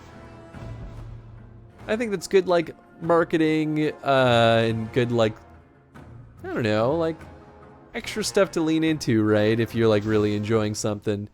But yeah, if you feel like it's necessary because development was bad, that's a pretty big red flag. Then they made him blind endgame. I kind of forgot about that. But I think I was kind of falling asleep in our playthrough by that point. Which is all recorded, so I guess I could go back and see if I was actually falling asleep or not. I was losing my mind at that point. That freaking game, man. But I liked that. I didn't think of it like that. Oh, I mean, and that's okay too. Nothing wrong with that. Ignis is, oh, okay, I do remember that. That's right. I forgot, but that one actually does sound familiar. Truthfully, I barely remember the end of FF15. All I remember is the final scene, because my buddy Nathan and I were absolute buttheads. Because there's that whole like thing where Noctis is looking at the one favorite photo that you chose earlier in the game, and we chose a photo of the big man of the quad. Gosh, I forgot his name too. But it was a photo of him sleeping on a couch with a like sort of like nudie mag on his face, and he's like, I remember the best of times, and it was that photo. we were cry laughing at that point.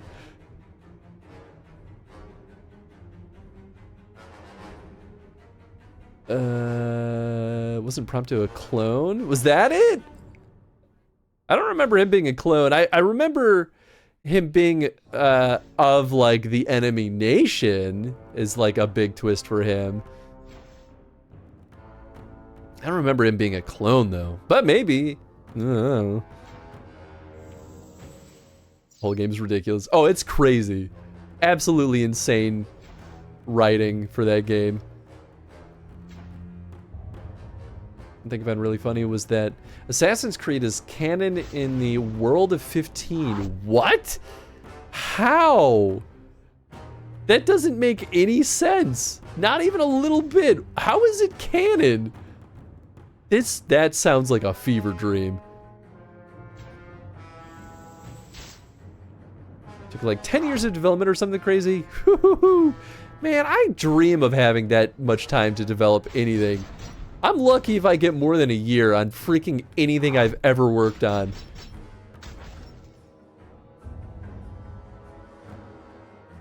So did Inquisition in that, and it wasn't as... Oh, yeah, I mean, length of development is not necessarily a death sentence. It's usually, like, 10 years is probably a bad sign, though. It means that they've gone through a little bit of development hell. Like, I bet you... I mean, you could always say this with all games retrospectively, to be fair, but I bet you they could have made Inquisition in like 5 years.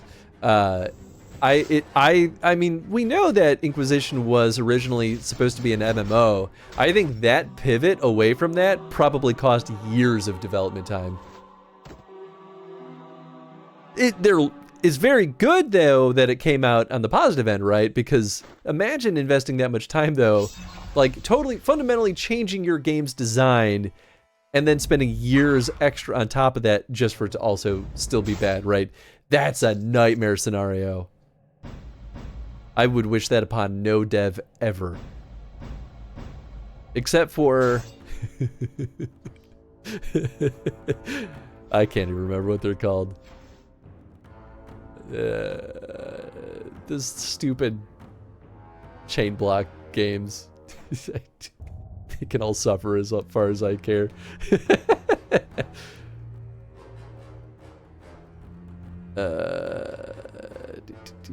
Apparently in Japanese, the last scene was a lot more impactful. Really? Huh.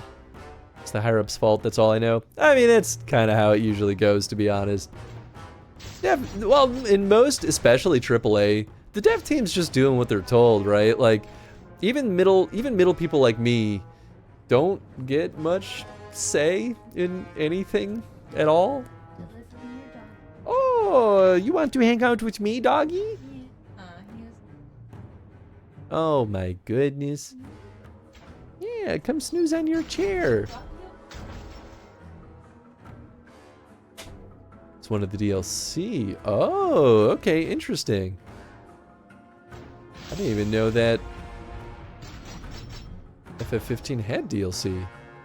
I knew they had free updates, but because I remember they changed chapter 9 or something, the worst chapter in the game, whatever one that was. Maybe it was 13. Ah, you just missed. Jen literally opened the door to let Tenzin in here and then left. They came out with a lot of DLCs to make it better. You know what, then? If I were to play it now, maybe it actually would be fine. God. I can't even imagine. That kind of makes me feel bad for the team. But, you know, I guess kudos to them for continuing to work on it instead of just ditching it. That is genuinely a good plus. Cup Noodles is also canon and has some DLC quests. Yeah, I hate that part. I really, truly do not love the brand integration. I thought the Cup Noodle was fun and funny at first until I realized that that's a real brand. I thought Cup Noodle was a generic term for like instant noodles. But no, I found out halfway through my playthrough there that that was a real brand that exists in real life. And I was like, this is horrible in a fantasy setting. I mean, sci-fi fantasy, to be fair, but nah, I did not love their brand integration for a freaking second. It was gross. Breaks suspension of disbelief constantly.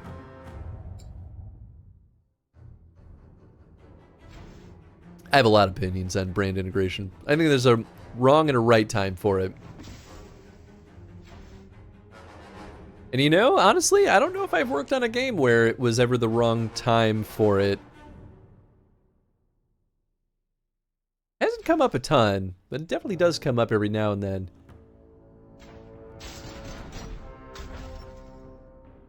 I guess I'm a little bit lucky, though, that I haven't had to, like, slap Cup Noodle in a fantasy game and make that make sense.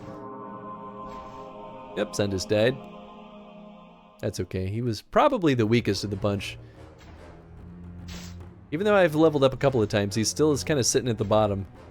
Although, I think we're about to level up.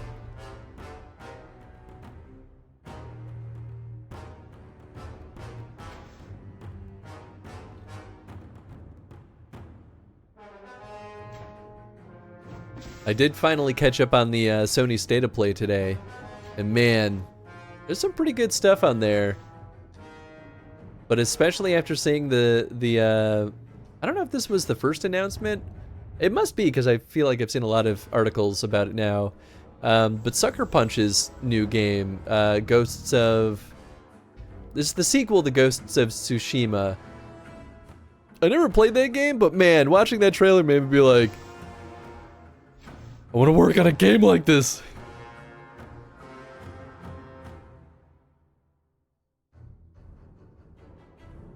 Just looks so beautiful.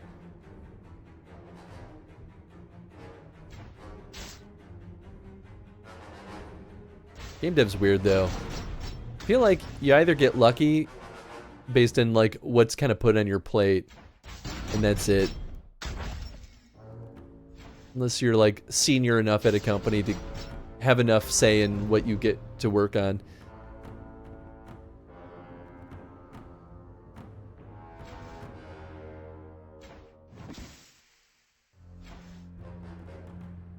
Yeah. I guess I've worked on some okay stuff though. I mean, Rumbleverse was alright. Just didn't get to live very long. Oh, dang it. I keep not noticing these guys until they get at least a heal off. Ooh. That was a lot better than I thought that would be. Second to last. Alright, we'll do one of these bad boys.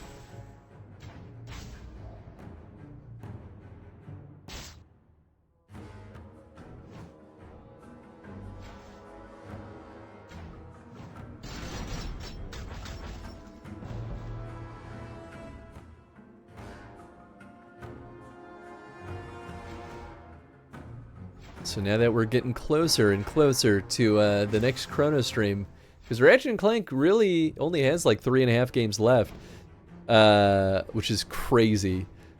We're like pretty much almost as soon as I'm back from my trip, we'll probably start the process of opening up voting. I'm like, ooh, curious what people will vote for. Like, there's a pretty good chance we'll see more Drakengard in near Automata? Automata?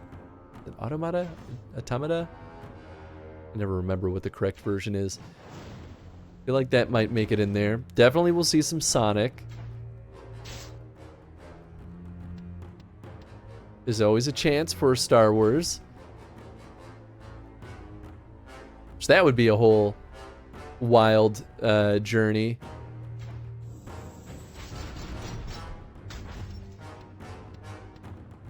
I don't know. I don't know what else folks would really want to see. Maybe Castlevania. Although I feel like that one doesn't usually get a ton of votes. Surprisingly.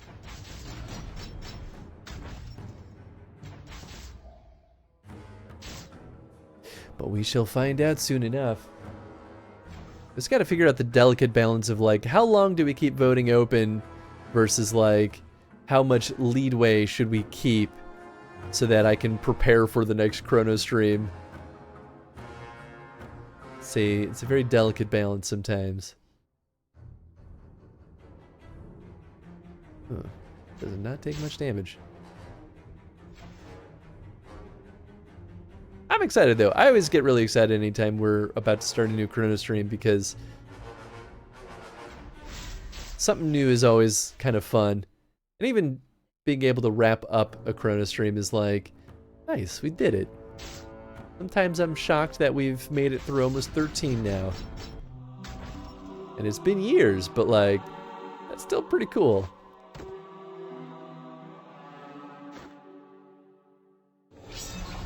There we go. More attack, please.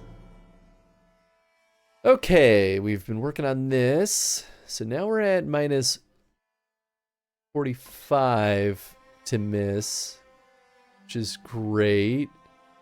I'm still a little bit nervous to swap out that belt, but maybe we'll try and see if we miss a bunch. What did I put on there? 5 attack, 7 agility, 14 agility. Wowee. Yeah, that one's doo-doo. That one's doo-doo. Okay, these are all good. Yeah, I guess I'll try... We'll lose out on that luck, but I actually don't know how necessary luck is. But agility would be real nice. A ring. Ice Sapphire, luck and agility. Oh, well this is minus 50% chance to miss. Ooh. So that takes us to minus 95% to miss, which is pretty good. Let's see, plus 7 or minus 7 agility,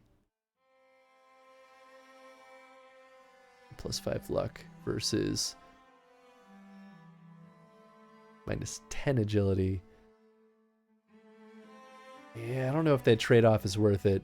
Okay, I'll leave things as they are for now, but I won't sell any of those.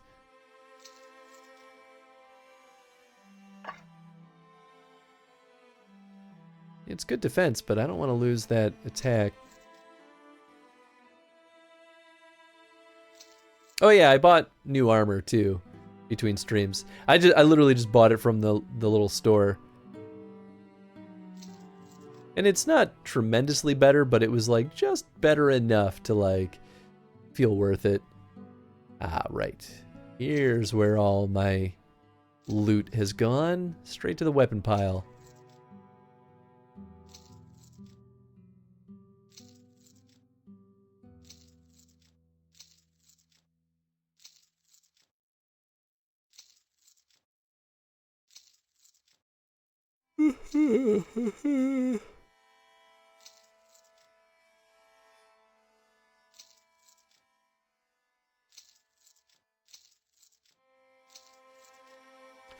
Ooh, yeah, I'm holding on to this light piercer because it does electric damage, and I really want to see if that makes a huge difference.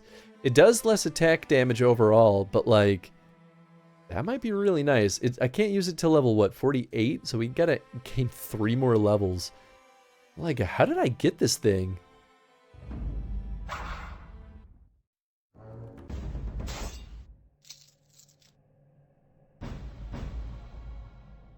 Ooh, Sendus is up here now.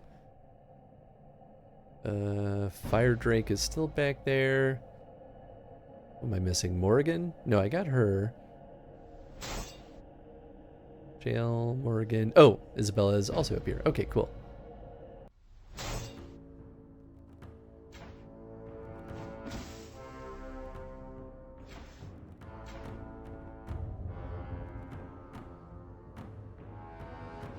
Yeah, it does feel like it's slowing down a little bit again. Maybe I'll reset the game after this battle.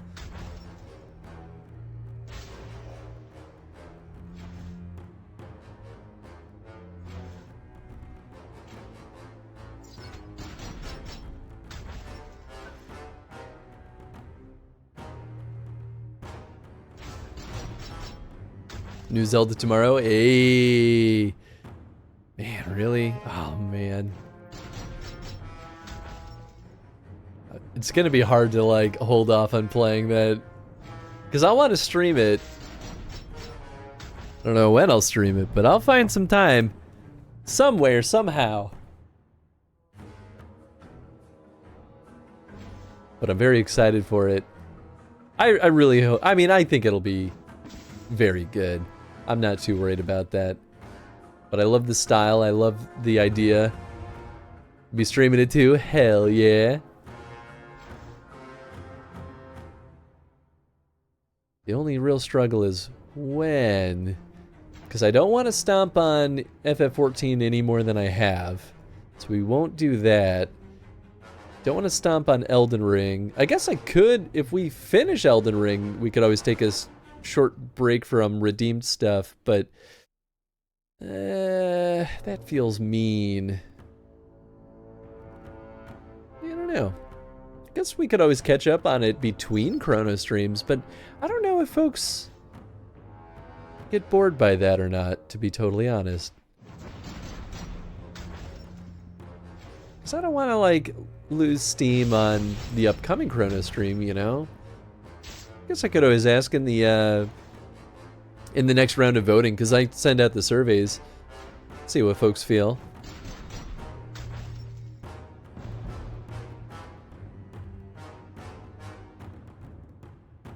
I mean, we're already behind on a bunch of other franchises too, so I guess it wouldn't be the only one. Guess we'll see. Have to play that one by ear.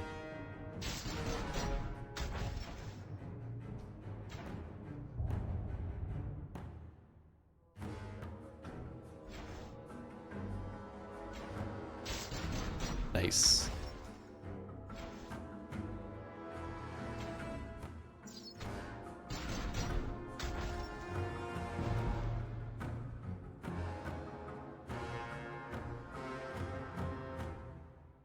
Is that the Magic Man? Cerebos? Doesn't look the same, but I think he is. Well, he's dead.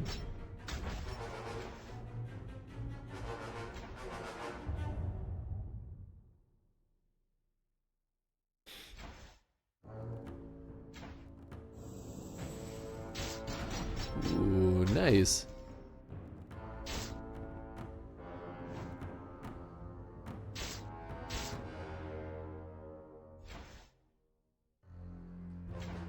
Pew.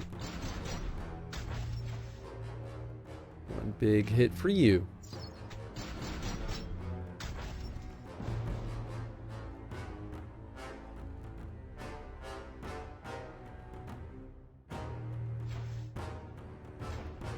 So happy I stocked up on all these acid potions. It's gonna make everything that much easier. Okay, well, they're all immune to any of my... Oh no, I have no mana. Just kidding, they're not immune to anything that I can see of yet. I guess I'm just being dramatic.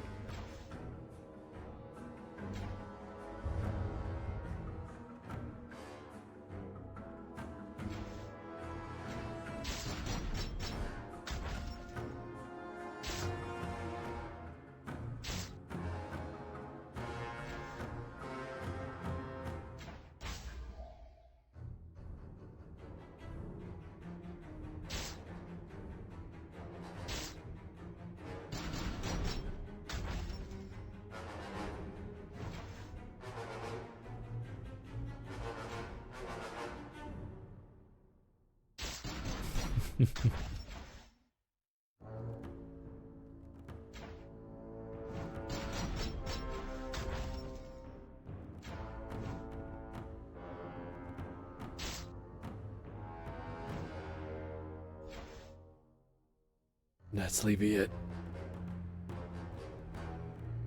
Don't you dare tell me I'm sleepy. That's not much damage. I've only been going for 2 hours. We got a long way to go yet.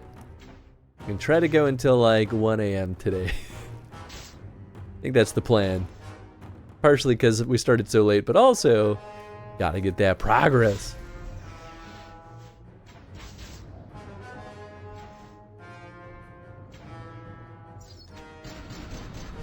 If we can at least get to the point where we have a new party leader, I think that would be good. But I feel like that might happen pretty soon. All we gotta do is get Lukish back.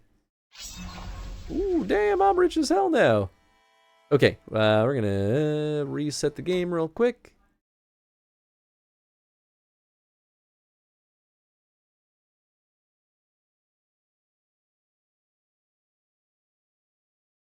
Right. It defaults to opening in full screen for some reason.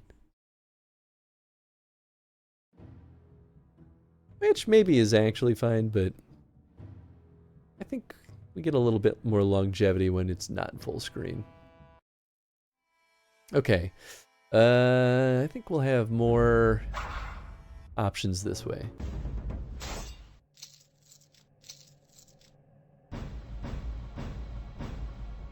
Nice. Almost everyone's on the front page.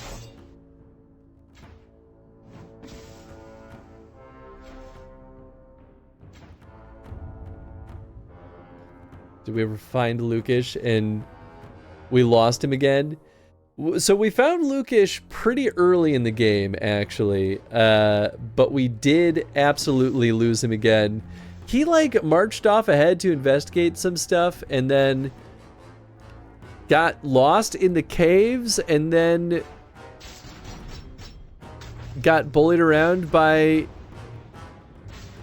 the it was the whatever the like evil elves and evil dwarves were that we just fought that like summoned the bone dragon. So he got like dealt with them. Was it the Carta like threw him into the caves and they're like,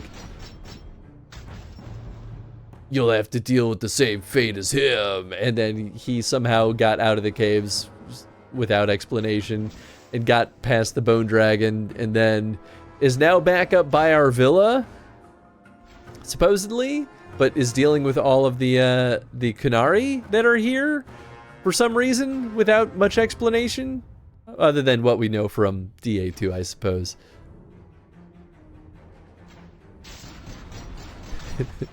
I don't know. But yeah, we've been trying to hunt him down. We've still never found Eaton. Which is, what's his name? Viscount Ravi's son. We've still never actually found Eaton. I believe. I could be wrong though. So many people to find. It's getting a little bit out of control. It's true though. I feel like that's most of our like quest hooks is like, find this person. Cool, you found that person, now find this person. Like, how about we just stay put for like 10 seconds? But then of course Viscount Ravi was just like, hey, I found you. He just showed up out of nowhere. It was like, yeah, you were easy to find. All I had to do was follow the trail of blood and carnage. And I'm like, fair, but also, what? I don't understand why you went out of your way to find. I mean, cool, I guess.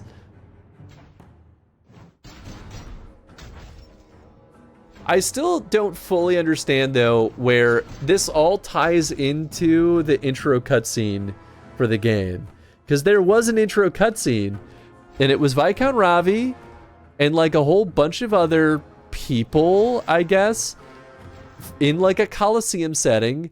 They had like the thing with the blood magic. And then I feel like, well, maybe that's who Eaton was the kid that like saw the whole thing go down. But Eaton, it seemed like that kid just seemed like an innocent bystander at that point. So I'm like, I don't really know how any of this ties together. This feels crazy. Absolutely ludicrous. Maybe Tovez. Oh, I think Tovez was in that intro cutscene. Maybe we should watch it again at some point. It might be a nice little refresher. I think we'd have to pull it up on YouTube though, because I don't remember if it was in game or not. And I'm too scared to click new game. I don't want to accidentally delete something.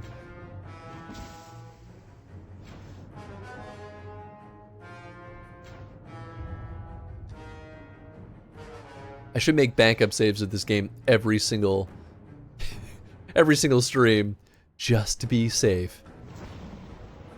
It would be a travesty if we lost it. I think I would age like 15 years from that trauma alone.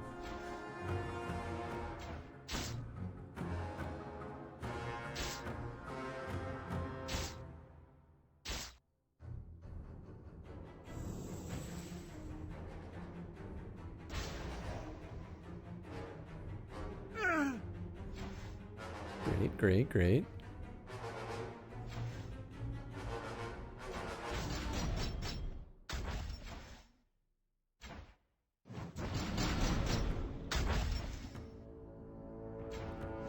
Say it might just be as traumatized, honestly. Well, at least if I know that if we go down, we're all going down together. At that point, though, I would be like, cool, I'm gonna just on my own time catch back up to this point, and then we'll resume streaming this in a later date. I think that would be my plan. I would get back, though, we would still finish this game. I just wouldn't make y'all watch all of it all over again. Not that I'm forcing any of you to watch this in the first place. But to tell you, I went to a charcuterie board class today. I'll send you a pic. Hell yeah. Dude, charcuterie boards are unreasonable. Why are they so good? And how dare they make it so expensive all the time? It's definitely one of those, like, fun dinner outing kind of choices of, like, yeah, let's just eat a whole ass charcuterie board and drink wine. That's a fucking dinner. Like, hell yeah. Supposed to be like an appetizer kind of thing for a party, but I'm like, no, it's all for me. And now I want a charcuterie board. There's lots of yummy little snacks. I mean, right? It's great though.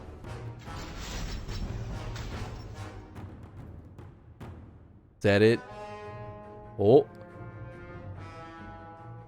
Oh, hell yeah. Is that a kiwi? I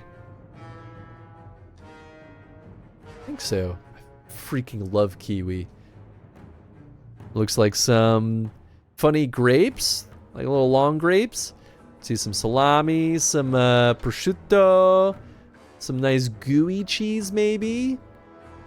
And then I see a brie, some maybe pepper jack cheese.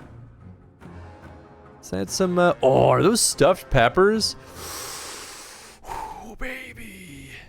Moondrop grapes. You know, I bet you I've eaten those before. I'm just looking at them like, man, those are some fucking weird grapes. Stuffed peppers are actually absolutely 100% a weakness for me. I could eat them nonstop to the point of illness and never regret it. We'll sometimes get like stuffed peppers that are sitting in a jar of oil, like just soaked in it, at the Middle Eastern grocery store near us. It's the greatest freaking thing in the world. You're calling them dong grapes? You know, I won't lie. I had a similar thought, so I'm right there with you. Oh, it's amazing. I haven't used the acid bomb yet. Well, I'm sure. I mean, it looks delicious.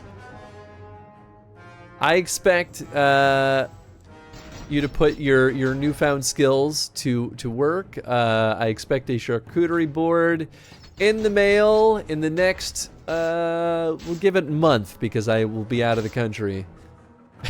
I'm just kidding. You, your mom, and your brother's girlfriend. Nice. Oh, that sounds like a lot of fun, though.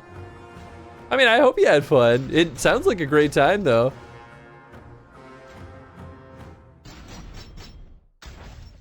I would do that. I would absolutely take a class for the same thing. That sounds great. And then you probably get to eat it afterward, right?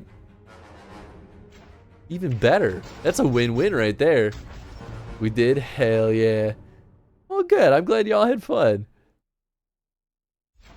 I'm a little bit jealous. Not gonna lie. I want to be there. I want to make a charcuterie board. I mean, now I'm just gonna have charcuterie on the mind. Maybe that's what I'll do. I could do that this weekend. And they gave us these nice specialty drinks while we made them. Oh, that's nice. That sounds great. Kind of makes me think of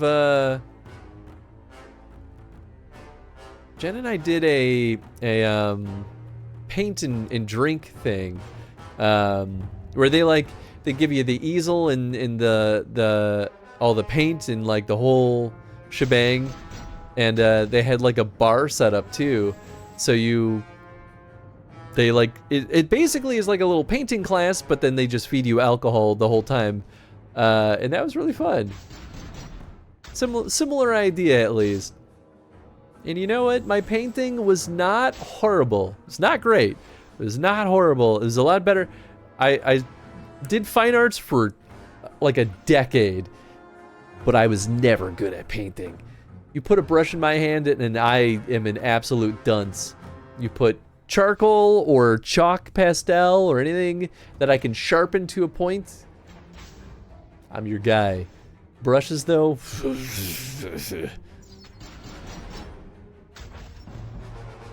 but yeah, it was fun.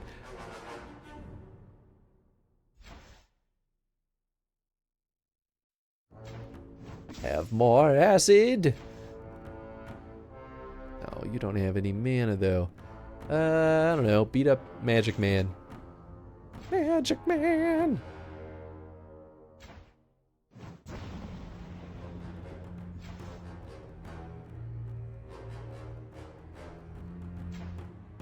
Sure, we'll do that.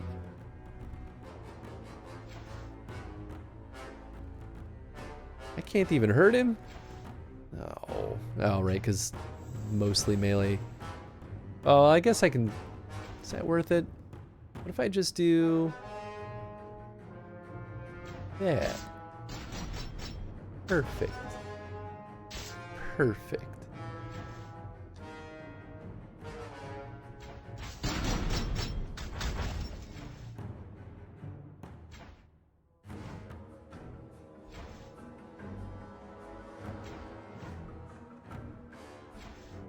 You're bad at art. That's okay. I will always argue that with people who say my hands do not want to do or do not do what I want them to do. I mean, here's the thing. I understand. It just takes an unreasonable amount of practice. That's the actual solution to getting good at art. There are some people, though, that are absolutely just unreasonably naturally talented at it, and I'll always hate them for it because I'm kind of like UK, where I've never been good at art, but the only reason I got okay at it was because I just did it nonstop for a decade until I decided that I don't want to be an artist anymore. But yeah, I'll mostly argue with folks who say like it's impossible for them to ever get good at art. I'm like, no, it's unless you have it like a physical thing actually stopping you, it's not impossible. It's just a lot of work, and it's probably just not worth it unless you're passionate about it. I can sing, and that's my only artsy thing I got going on for me. Hey, I mean that's something for sure though. I can't sing. In fact, I absolutely ever refuse to sing in front of people. I've never done karaoke. I will never freaking do karaoke, even if I regularly go to karaoke bars, which is, I don't regularly go, but I do go sometimes with friends, and I'm like, nope, I will listen to all y'all sing. I will not do it. Won't even get me to sing in Rock Band. No way. Put a guitar in my hands? Yeah, I can figure something out. The vocals, I don't know why. I get so much more like bashful over the vocals. It just seems so much more personal. It's my voice. I even took vocal lessons at one point. But I think that's cool that you can sing. I think that's a really good skill to have. Why is he... See, he got like a regen thing going on? Hold on. Hold on. You're not going to sit here and do that to me, you son of a gun.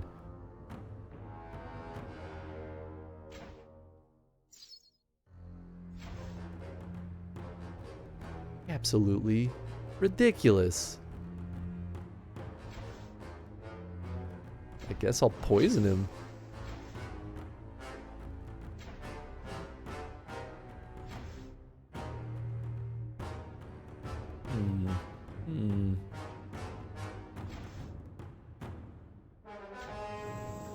Oh. It's okay. It's probably worth the mana potion. Oh yeah, he does have a self-regeneration ability. Ah, what a pain in the butt. That even includes armor. What the heck and why? Well, everyone else seems to have mana already, so...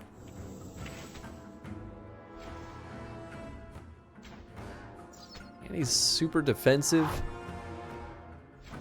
What is this nonsense?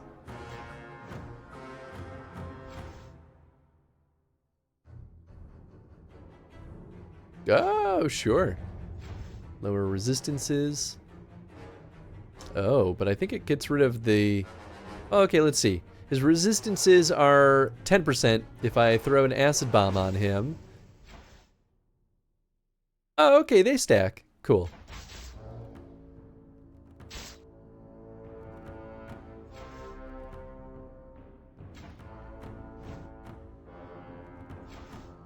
There we go.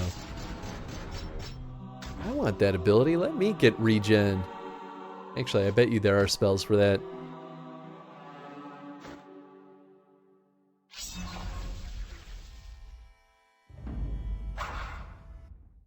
Well, that's the exit point.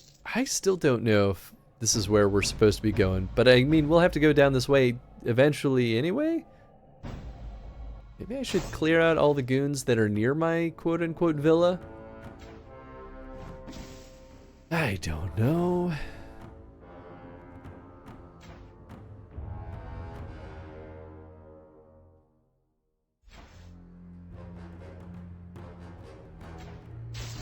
Nice. Yeah, now I'm just gonna want to get rid of these guys as quickly as possible before they start doing that auto regen.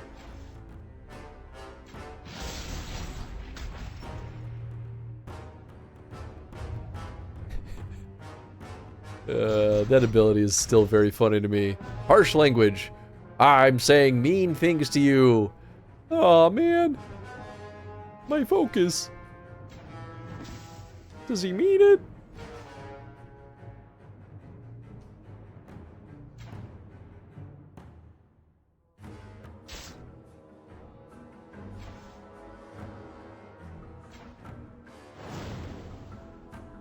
Man, that lost defense really makes a big difference.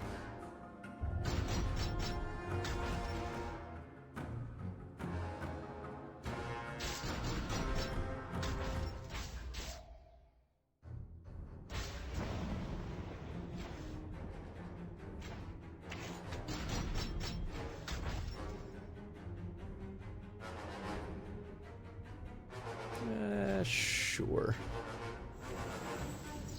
Probably want to make more of those potions at some point.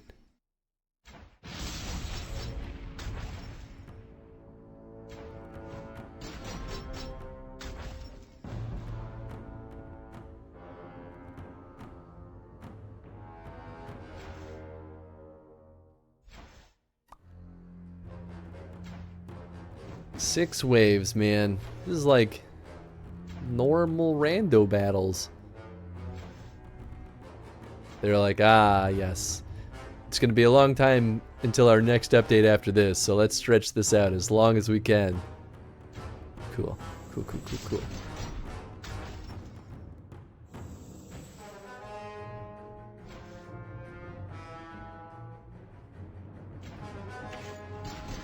Are we in Parvolin? Like, why so many Canary? Well, I think it's right outside of Kirkwall. So I know that this game takes place kind of partway through the story of DA2. So my guess is that these are... I don't know if these are the... Yeah, I don't think these are the Renegade Canary. I think these are part of the, like, faction that's stationed in Kirkwall. So I wonder if this is supposed to be...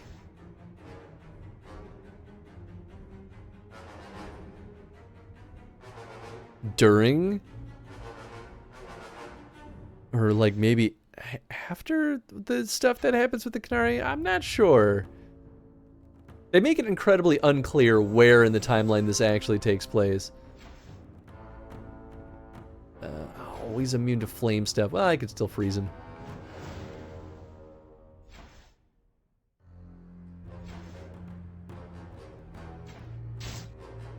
Oh, I should have stolen from the other guy. Oh well.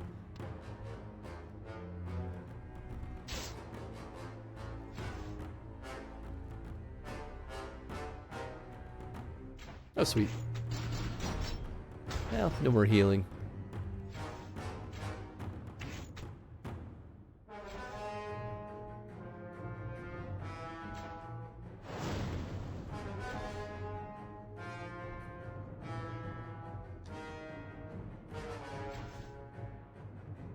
Nice. That'll do. Doink.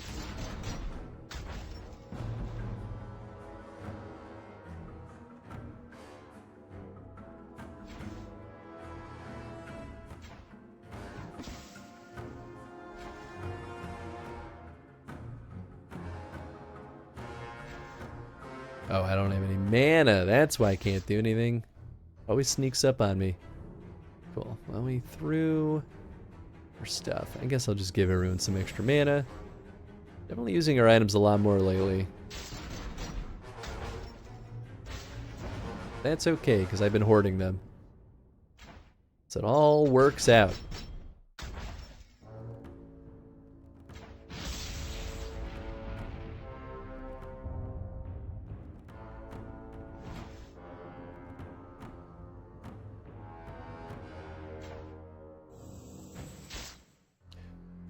Wait, why did... I don't think she needed to drink the mana potion. I'm not sure why she did that.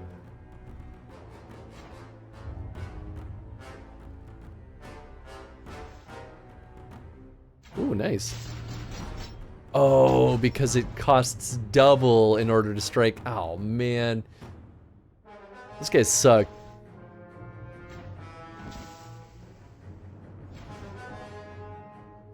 Cool. You're immune to melee. You're all immune to... Oh, they all cost double. Oh, it is a status effect on me. Oh, okay, well I can fix that.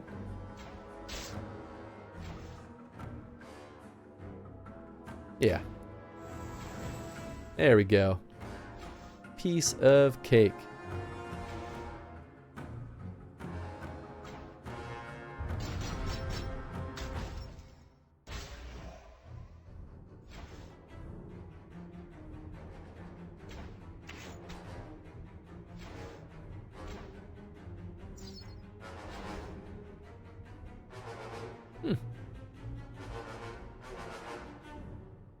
Yeah, okay.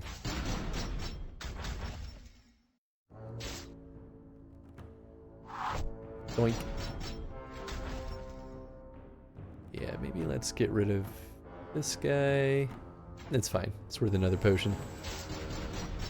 Before he starts using his auto regen.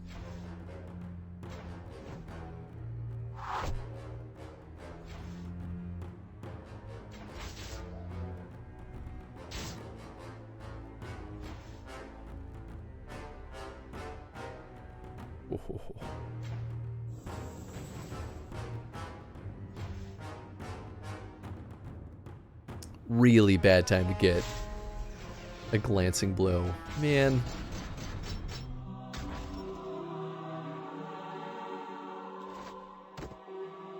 Like one of those little like grabby hands. What kind of weapon is this? Oh yeah, okay, we are in Kirkwall. Yeah, I think this is Kirkwall. Oh, well hey, that's where we're trying to go, so I guess that answers that. Do we go down and around? Yeah, because there's no bridge. Okay, well, I guess then we're going this way. Is that where Lukish is?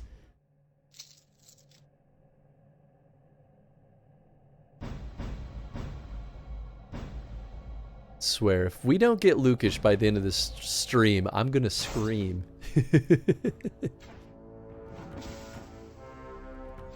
And that's a promise I know I'll keep.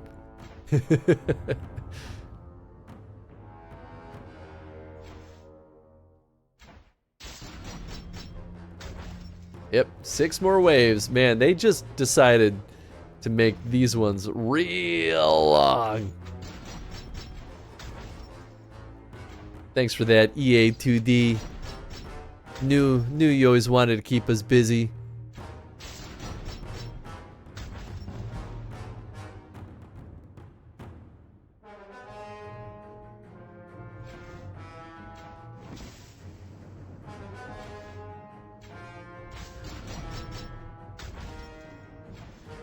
This is absolutely 100% one of the kind of games where I would like kill to learn some of the financials behind this game.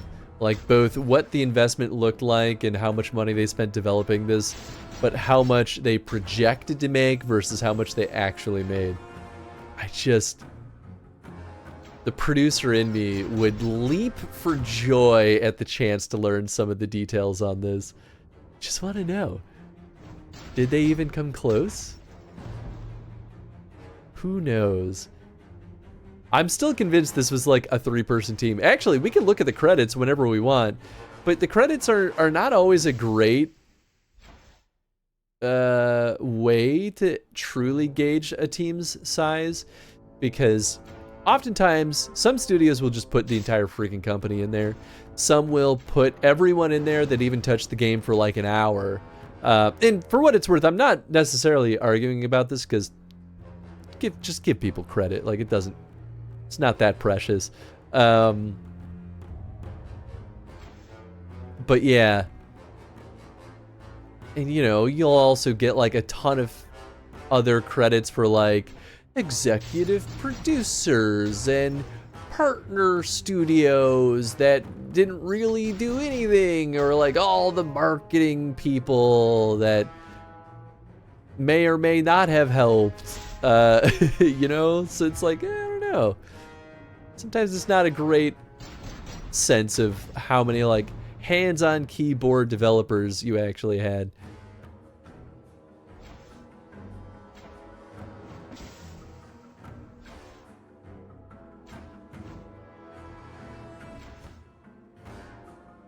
And not to throw my fellow producers under the bus, I do think the producers that work directly on the game deserve to be in the... Well, they all deserve to be in the credits, but like, producers are the core team as well as everyone else.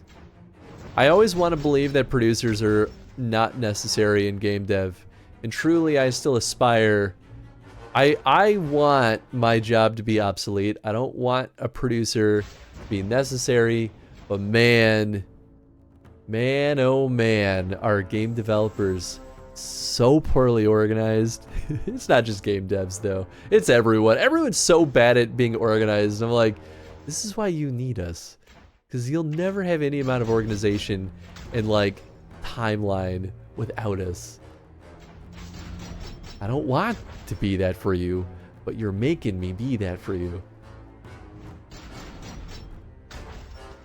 Maybe I'm the oddball in that sense, but I don't know. I don't think anyone really knows how to use production anyway. I've never seen anyone use production well.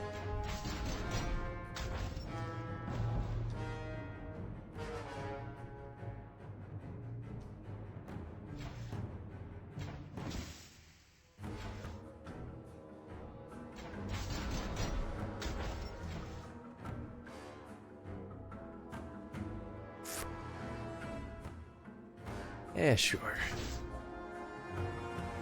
No, maybe I should use a mana potion. Yeah, okay.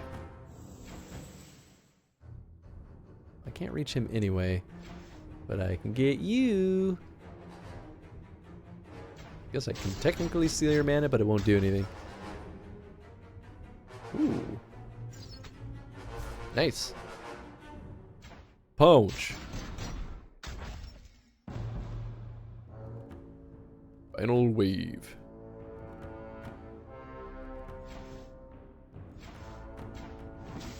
Acid potion for you. Okay, these are both magic mans. I guess I could just kill guy in the middle and then deal with guy up top. Oh, he's gonna be immune to fire. Yep. Alright, then I'll poise. I probably should have froze him.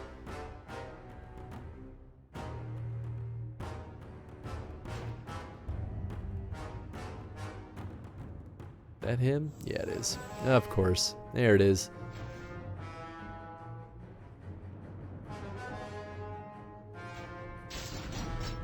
Now he's at least easy to see. Alright, let's freeze him.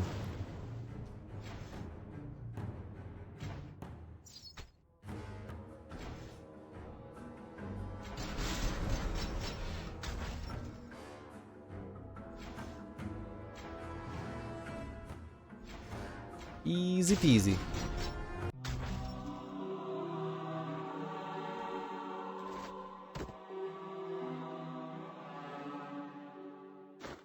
Yeah, these weapons are pretty pricey now.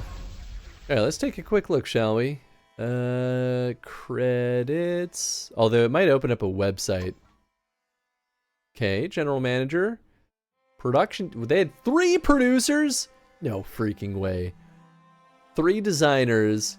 6 people on engineering. Okay, that doesn't surprise me too much. 3 artists. I think I estimated 2 to 3, or 6 artists, I mean. I think I estimated 2 to 3 before. Art, design, animation. So 1 animator, really. Oh, but they had a cinematic team. But that was probably mostly for the intro cutscene. Although maybe there's an outro cutscene. Who knows? Product management. Okay, here's...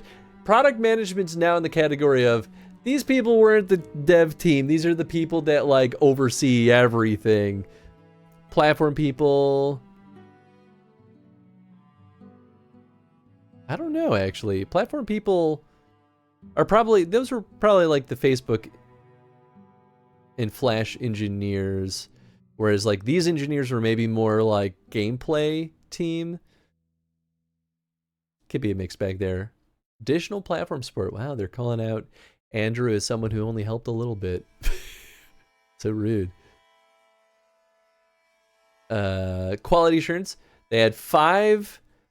sad souls that had to play through this entire game on a regular basis.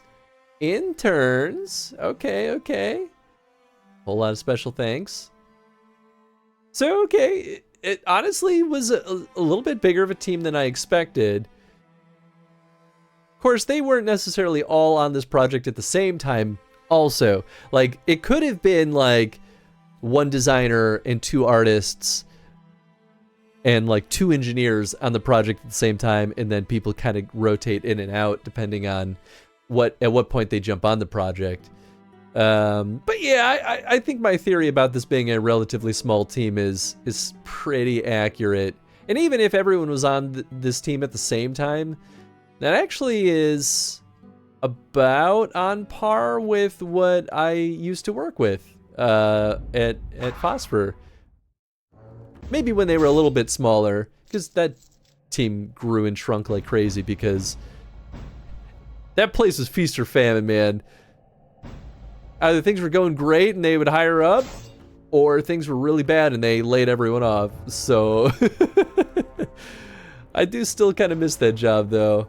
I quit that job, though. They didn't get rid of me, which is really weird because, well, it's because I was the only producer. That's why they didn't get rid of me. And I was cheaper than any other producer they could have gotten. Literally so many games coming out. Zelda tomorrow, Metaphor like October 11th, then Veilguard, then re-release of My Sims. I'm thriving. This is your era, Kay. Yeah, there's a lot of good stuff. And we even have a pretty good queue for things in 2025 already. Someone posted in the Discord today being like, 2025 is going to be a great year for gaming. And, you know, it was a list of like 10 games. And I'm like, yeah, it's a pretty good list. We said the exact same thing, though, for 2024. And it has been a great year for gaming. But I'm like, let's not forget. We've had a lot of good years of gaming. Despite having about, what is it now, like 25,000 layoffs in this industry. Enjoy it while you can. It's not gonna last. We're gonna hit a breaking point at some point.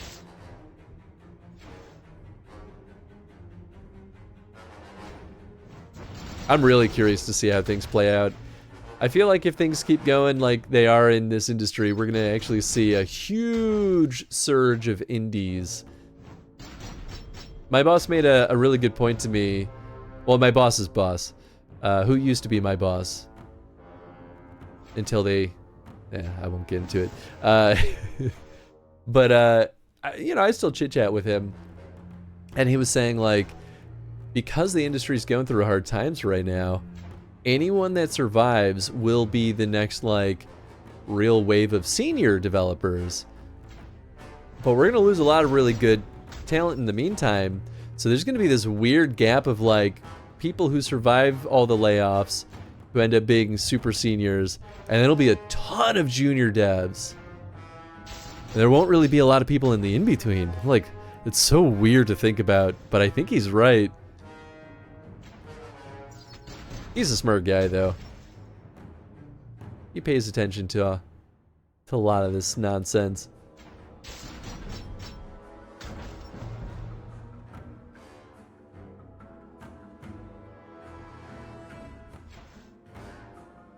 Yeah, I feel like for me, Zelda and Veilguard are probably the two I'm looking forward to the most.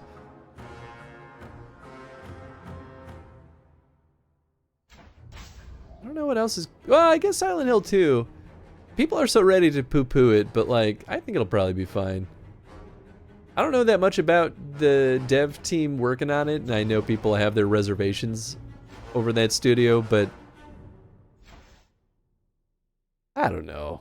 I feel like all they need to really do with Silent Hill 2 is make sure it's still weird.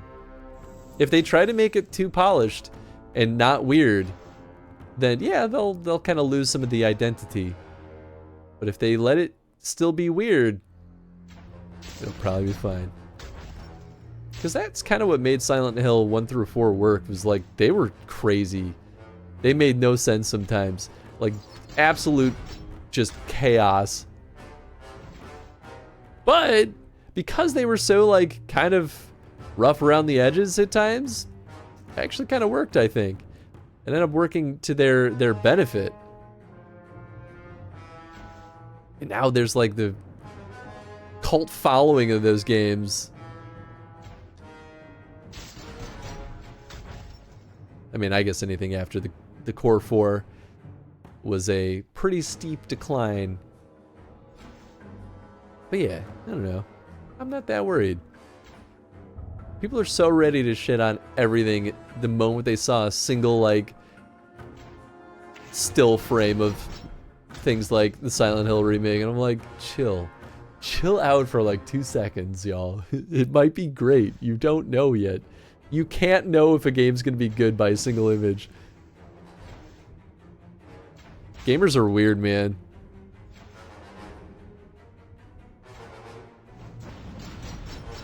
I think that's been one nice thing, though, about working on mostly smaller games is, like, any of the games that I work on either go fairly unnoticed or they usually have player bases that are like, wow, it's really cool to have, like, a game like this because no one makes little things like these.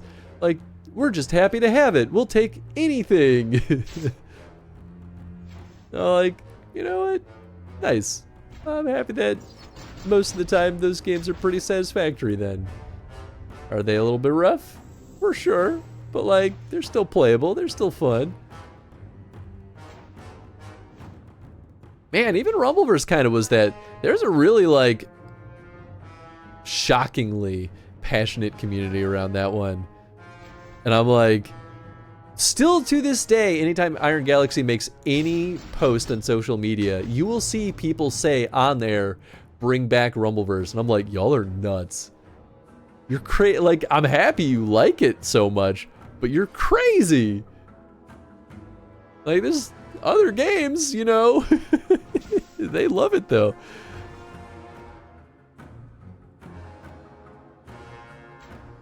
There are people mad about how pretty the Canary are in Veilguard. I'm like, y'all, no one in their right mind would want to play an ugly Escanari anyway. I mean, I don't mind playing ugly characters, but I also don't see any reason for Qunari to be like always objectively ugly at the same time, right? Like, it's fine. It doesn't matter. It doesn't hurt anything for them to be pretty. Why y'all upset? Chill.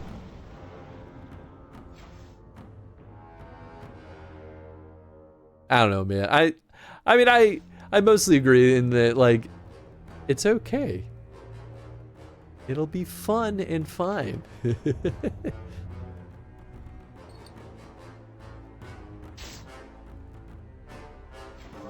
Well, there goes Sendis, but that's the last wave, so it doesn't really matter. I mean, the Qunari in Origins was literally a black guy.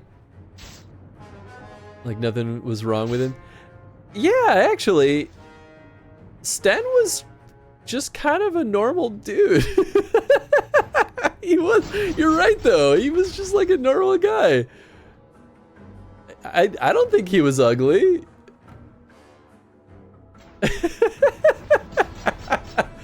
I mean, I would even say like some of the Qunari in DA2, I can't really speak about 3 yet, but like DA2, like they're not like that interesting, but some of them look fine too.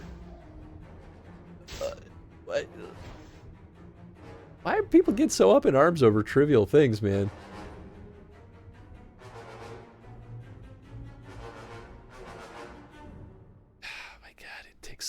Just gonna drink a potion just to speed this up. Oh, and then I get a glancing. You know what? I'm gonna wear that stupid ass belt again because these glancing blows suck.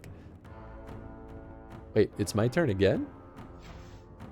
And I'm very confused. I'm doing less damage with my other attack.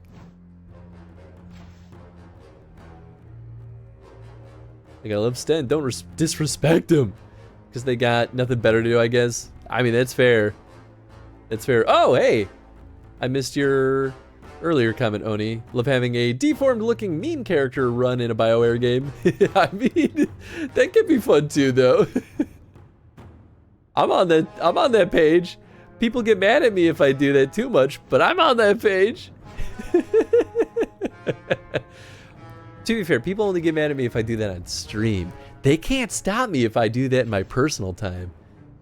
You can never stop me there. Fake news. It's true. I mean, honestly, we're all sitting here just believing Kay, but she could be feeding us nonsense. There has been zero proof that she got her wings.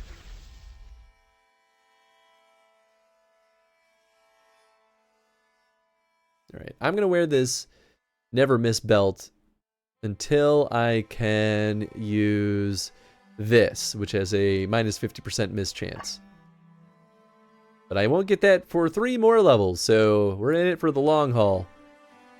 I don't remember when I last reset, but I'm going to do it real quick. I should just do this more often, honestly, like every half hour. Really wish I could tell this did not auto full screen, though. Really wish.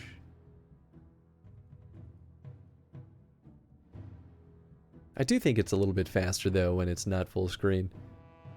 It shouldn't make that much of a difference because I don't think it's up-resing anything, but I'm going to be an elf mage in Romance Lucanus, the mage killer. It's going to be a good time. This really is the thing you vibe with, isn't it? You like the changing the heart of the anti-mages. Candace is the mage killer. Solus's new name in Veilguard. I don't even know who Solus is. I like the Moody Boys. It's okay. If that's your speed, then that's perfectly fine.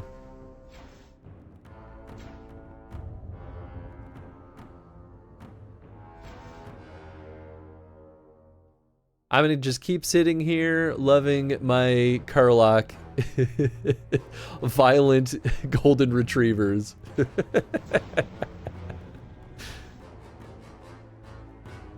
Isn't that the meme, though, that the goth romances the golden retriever types?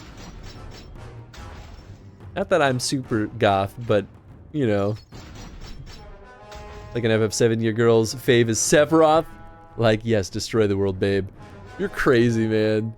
Absolutely nuts. I'll give you shit for that one. I don't... I'll agree that Sephiroth is very pretty. But like...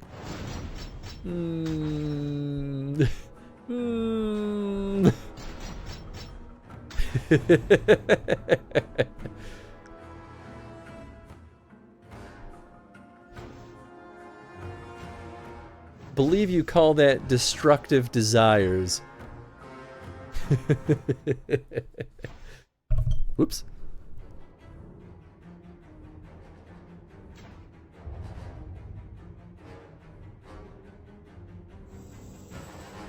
That's okay. I'm sure I have my own version of that somewhere locked in my brain. Who knows what it is?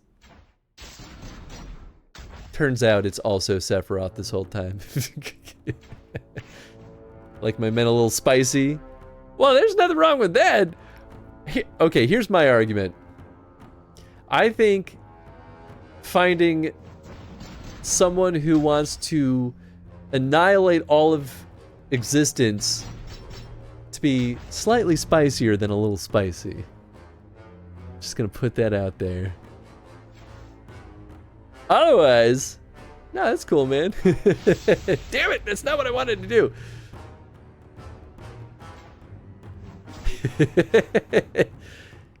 You sip that tea, but you know I'm right.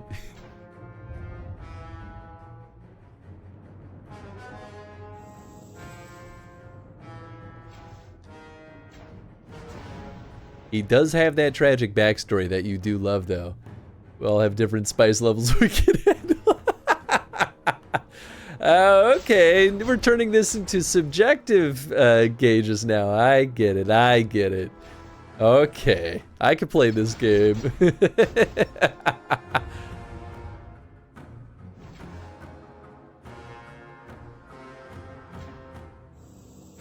Oh, damn it, oh, that's what the minus focus is. I'm an idiot. I've been stupid this whole time. I can't believe I forgot that's how this works. Now I remember. A little too late.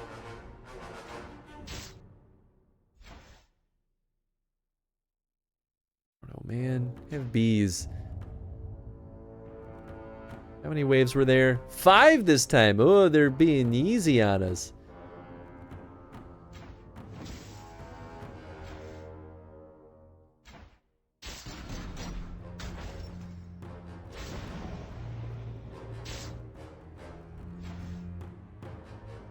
Ba-doo.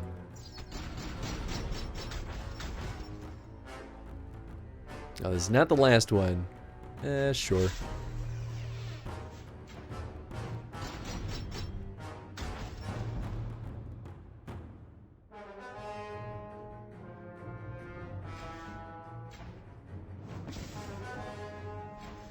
That dude's gonna want to heal non-stop. Be a real pain in the butt. I can't burn him, but I can freeze him. So let's do that. No healing allowed. I mean, just froze everyone on the field, so I guess I can't be mad at that. Gho's gonna try and get some sleep. Well, good night, everyone. Thanks for hanging out, okay? Hope you had a good time, and I hope you get some nice sleep.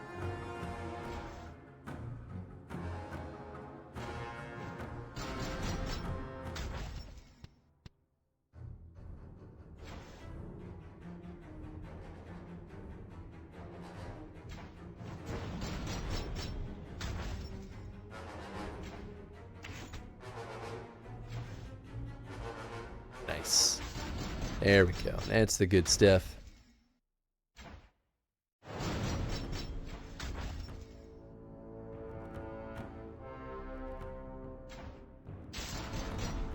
Perfect.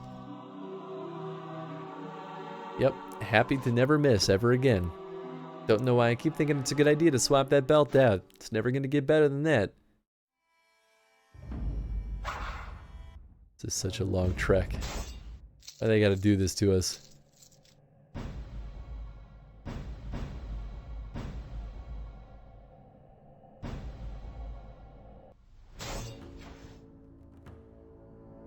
Alright, more acid potion.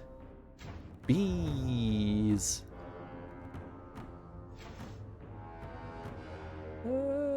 Yeah.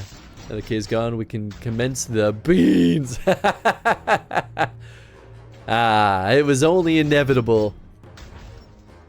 That makes sense. That's fine. She can't stop you even before, but I understand you don't want to deal with the repercussions. Alright, we're looking at a berry blue or toothpaste. How?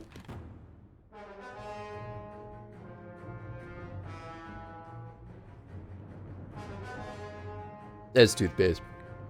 At first it didn't taste minty, but it didn't taste like berry, and I was like, I don't know what's in my mouth.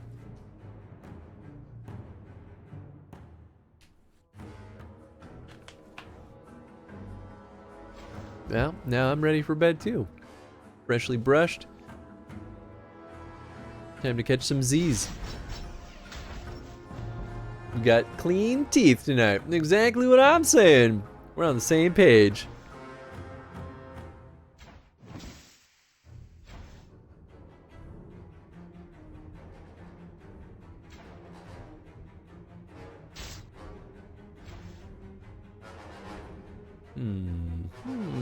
Oh, wait. Dead. Got him.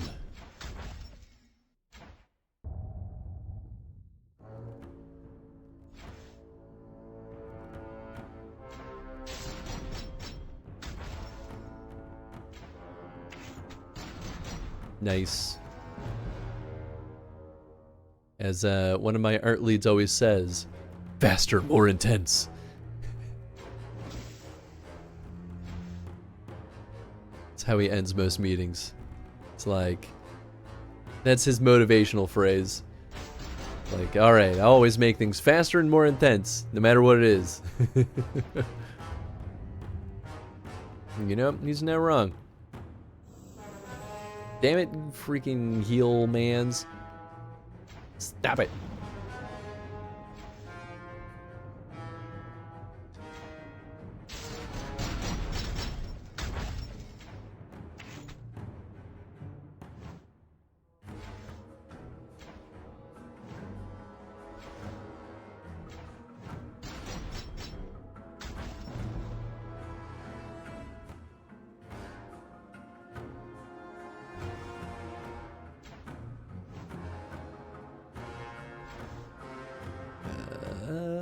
Oh, I should have done this first.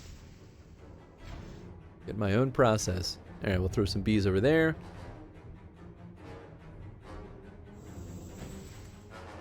Somehow, never noticed these guys. They look so unassuming compared to everything else. They keep flying under the radar for me. There we go. Kill that guy, give everyone some more mana. It's the last wave, so I'm not too worried. Oh, there we go. Done.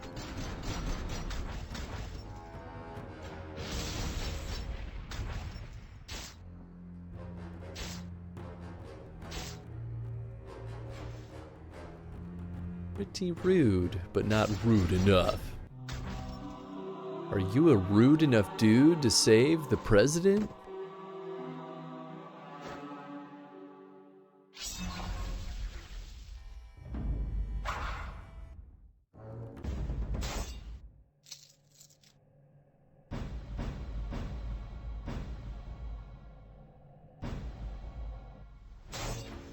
Alright, 5 waves.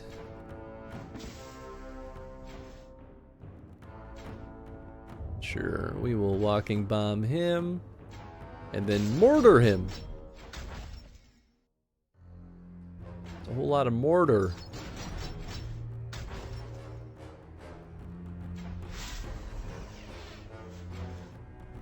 It is nice having 2 characters that can sap mana away from enemies.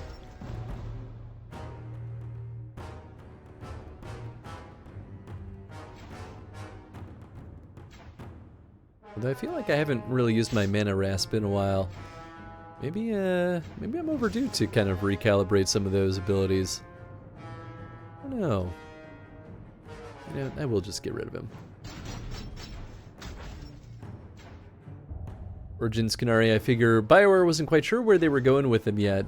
Like Klingons in the original Star Trek, just being darker looking humans. Oh yeah, I think you're probably right. I'm trying to think. Yeah, even the books at that point didn't really have anything with Canary. I think maybe they just were like, we know we need to have like another humanoid race, and so let's kind of slap something in there to be mysterious and allude to the greater outside world. Which I think was probably pretty effective. Certainly got us all wanting to see more Canary, and then boy howdy did DA2 give us some of that. But I don't think the version that we really wanted. I'm actually really curious to see how Canary work in Inquisition and Veilguard. Because I have no idea. I mean, we have that Felicia Day movie that we need to watch still.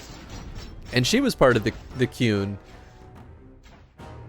So that'll give us a lot more insight on Canary also. And we had the DLC in that whole thing too in DA2.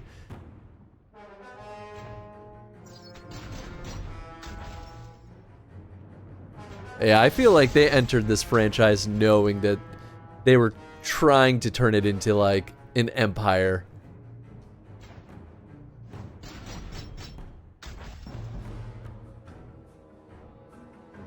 But that kind of makes sense. They were working with EA.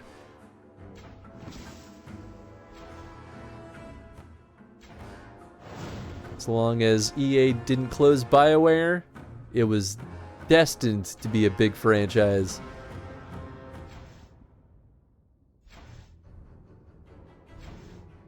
Although I wonder how Dragon Age kind of stacks up against the greater pile of like fantasy franchises. Because I really don't know. It still feels a little bit niche in my mind, but you know, I could just be misreading it. Gotta have that race that originates on some faraway continent. Oh yeah. Yeah, I mean, it's not necessarily a bad thing, but you know, they really truly didn't give us that much. Especially because Sten is so obtuse. Absolutely will not let you in on anything. It's like worse than most of the Canary.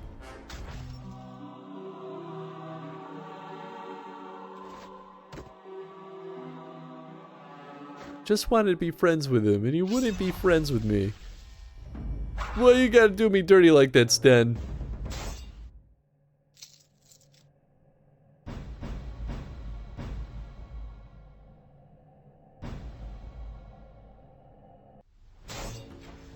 Gotta give him all the painting gifts. I think I did end up figuring that out like near the end, but it was after I had already given all my painting gifts to like basically literally everyone else. And I was like, cool. So happy that I can't get more of these. And that I've wasted them all. And now Sten will never like me. Like, man, what the heck?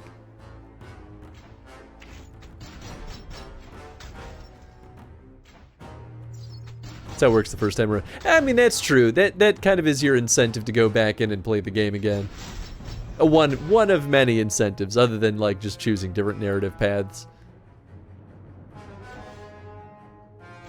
Yeah, DA Origins especially was very much built for a lot of replay. I mean, even just having like 10,000 different origins, like, yeah, really have no reason not to play it again. DA2 I feel like has some replayability, but I'm like, I don't know. I think the biggest draw for me to replay DA2 is actually trying different character classes. Damn, Gift's taking up inventory, just give them to someone. I mean, kinda, yeah, though. I mean, I had Sten the whole time, but it's difficult in that game to, I think it was difficult to experiment with gifting because it felt like there were never enough. to like safely experiment. Of course, I guess. I also just, I feel like I needed to keep a journal, actually, because I just struggled to remember who liked what and who disliked what. Like, I can't remember anything.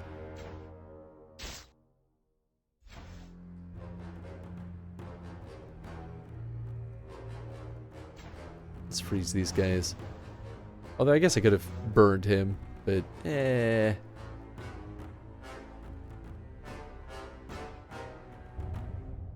I never got any hint that paintings would be Sten's thing.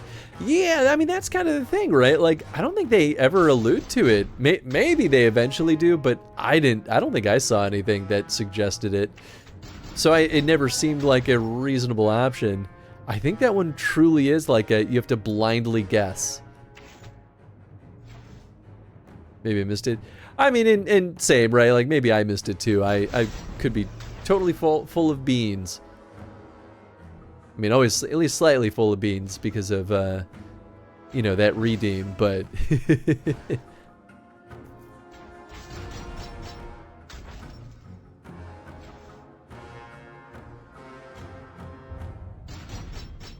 This dude blocks all interactions. He must love art. I know, right?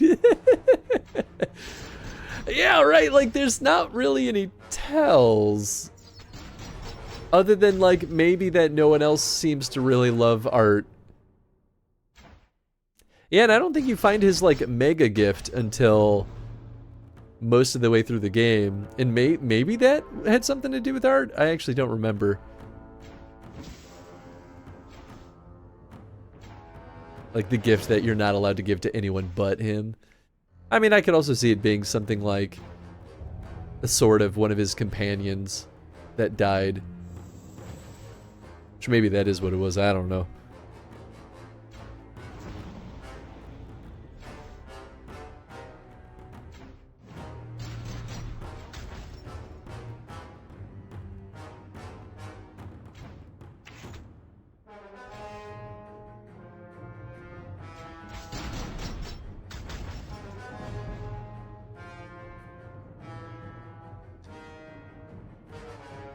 Alright, here we go again with another healing man's.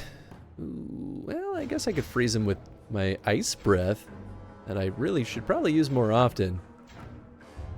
Truth be told. Yeah, you're frozen and covered in bees. How do you like that? Aw, he unfroze so quick.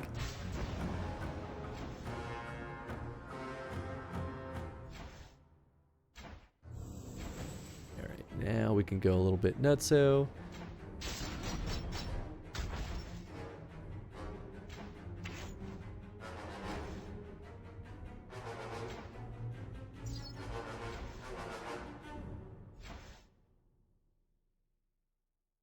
Ooh, nice. Arrows will rain eventually. There it is. It's only a matter of time.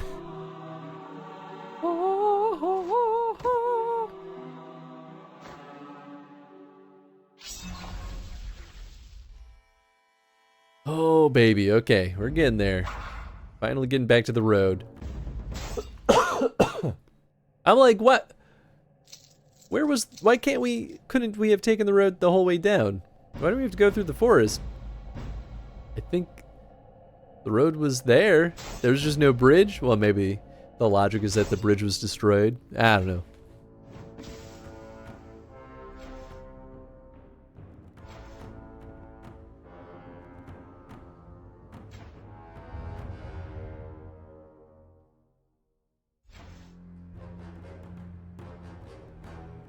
Yeah, we'll take away his mana. No mana for you. You know what? In fact, we'll just get rid of you.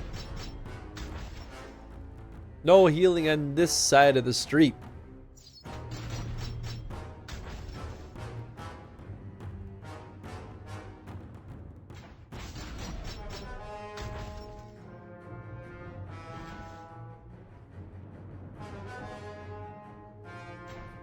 That'll do. That'll do. Nice.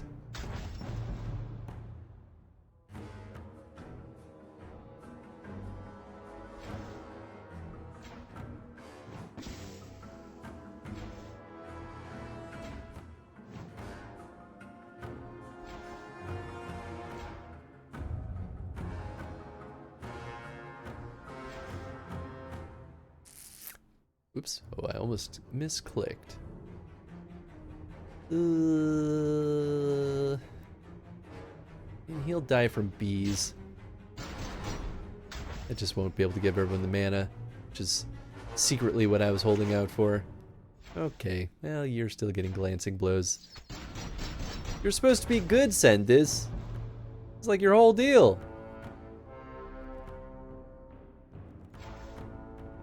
Being good. I don't know what I'm even talking about anymore.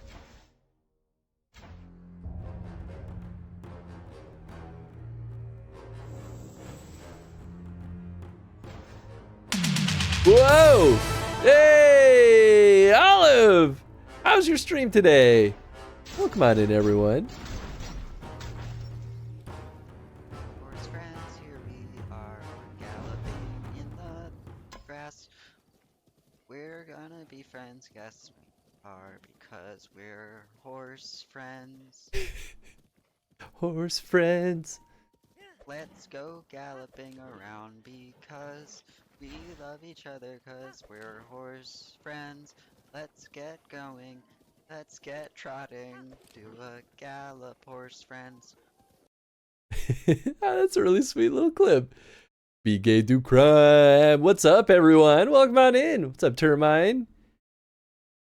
Olive, wonderful to see you. Little Kismet, good to see you as well. Welcome on in, everyone. A real old one. Sometimes the random clip thing pulls in super old ones, even though there's probably plenty of newer ones every now and then. Wonderful to see you. Thank you, thank you. Welcome on in, everyone. I hope you all had a wonderful time with Olive. You were doing... Oh, shit! You were doing A Link to the Past today. Oh, that's one of my favorites. Oh, wait, that's a great... that's a great emote. The horny Link. I didn't notice it until just now. It's got the, like, the blush and everything. The squinty blush eyes. It's very silly. A Link to the Past is still probably my favorite Zelda game of all time. I hope it was treating you well. Is it your first time, or have you played it 1,000 times like me? It's one of the few games in my life that I could probably close my eyes and play through the entirety of A Link to the Past because I've played it so many times. I don't think I could do that with any other game. I don't replay stuff that much. Horse friends. How's this Dragon Age treating you? This one right here? Oh, baby. It's some, that's for sure. This game is the game that will never end. I mean, don't get me wrong. It's kind of fun in its own right. It just very much overstays its welcome. It was originally a Facebook Flash game.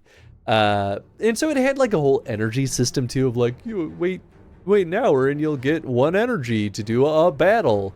And then when the servers went offline, they just made an offline version of it. So we're playing through the entire thing of that offline version.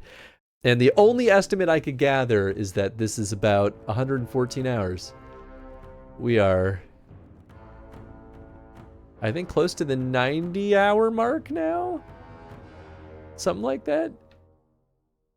Whew. Legends makes us smooth-brained. I think that couldn't have been said any better, personally. That ceiling hand in Link to the Past is horrible. We hate it. And that is the correct feeling. I agree with this choice.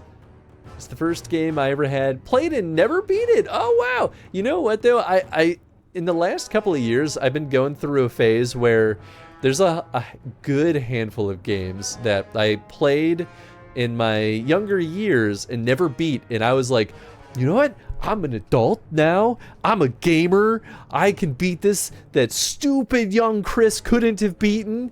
And so I've been going through a bunch of these old games and beating them just to be like, ha, I knew I could do it all along. And some of them are not worth it. I don't recommend Super Krusty's Funhouse. I hate that game. Never play it. But man, I was determined to make it happen.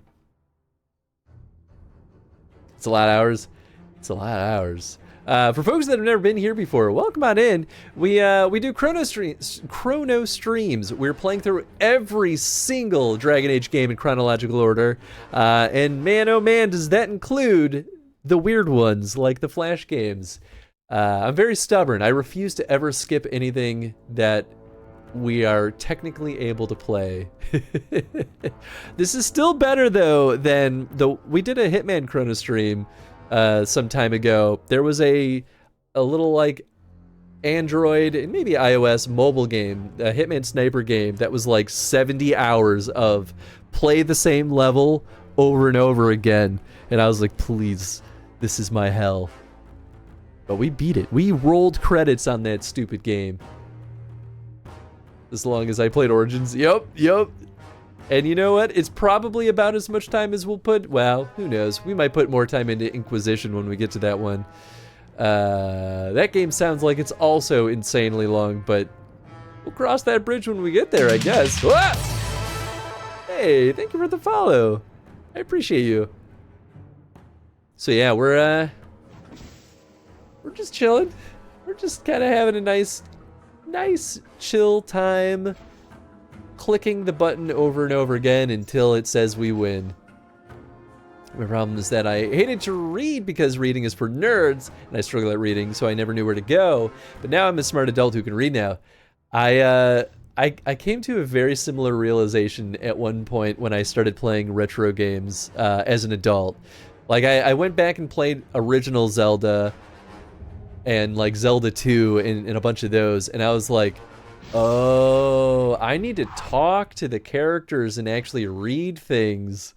And that was like an eye-opening moment of like, they expected me to do this. This is why these games felt impossible when I was young, because I was, I don't know, stubborn. At least in my case, I was stubborn. I was like, reading's boring. Even though I actually read an okay amount as a kid, but when it came to video games, I was like, I'm here to push buttons and kill things. Maybe I wasn't quite as aggressive about it, but you know, still being a butthead. Speaking of Zelda though, that is a 6 shirt, thank you! It's my Majora's Mask shirt. One of my top Zelda games of all time. Everyone loves Ocarina of Time, and it's good, but man, my heart belongs to Majora's Mask. It's got those nice, dark, spooky undertones. Lots of death-related things. I'm like, yeah. Even as a kid, I was like, I don't know why I like this, but I like it. But thank you, I appreciate that. But yeah, for A Link to the Past, where are you at right now? Out of curiosity, I genuinely want to go back and watch your VOD because it's one of my favorite games. So I'll just be giddy watching you play through that one. Little Goth Chris loved death. I really did though. My goth stuff didn't start showing until I was a teenager, but man, I think it was there all along.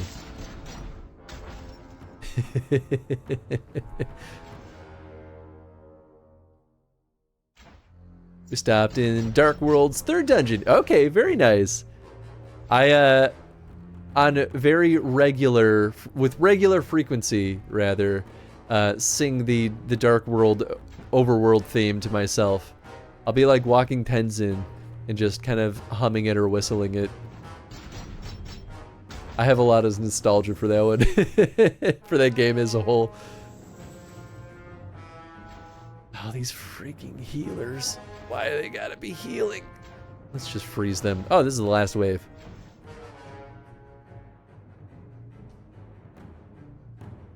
Okay, well, we just shoot him. Get him gone. Steal his mana. Got enough mana to do both. Yeehaw. First Zelda game I played was Four Swords Anniversary Edition. I haven't played the others, unfortunately. I need to do that.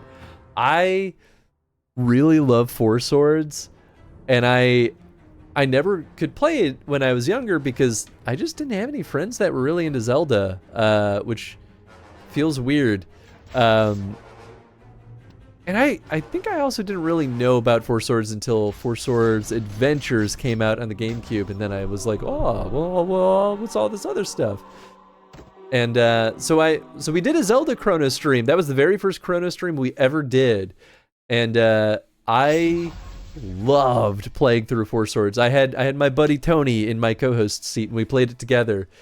And I ended up buying a second cart of it so that I could play it with my spouse Jen. And I'm like, one of these days, I'm gonna force them to sit down. We're gonna play through this stinking thing together. Because they love Zelda too,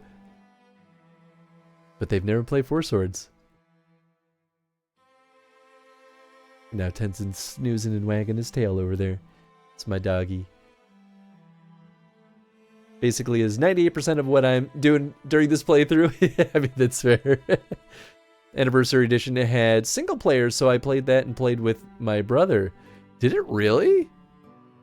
Oh. I don't think I knew that it had a single player mode. Isn't the Anniversary Edition impossible to get now? Because wasn't that like was it on the DS? They released it for free, I think. Or maybe it needed like Nintendo points or whatever that nonsense is.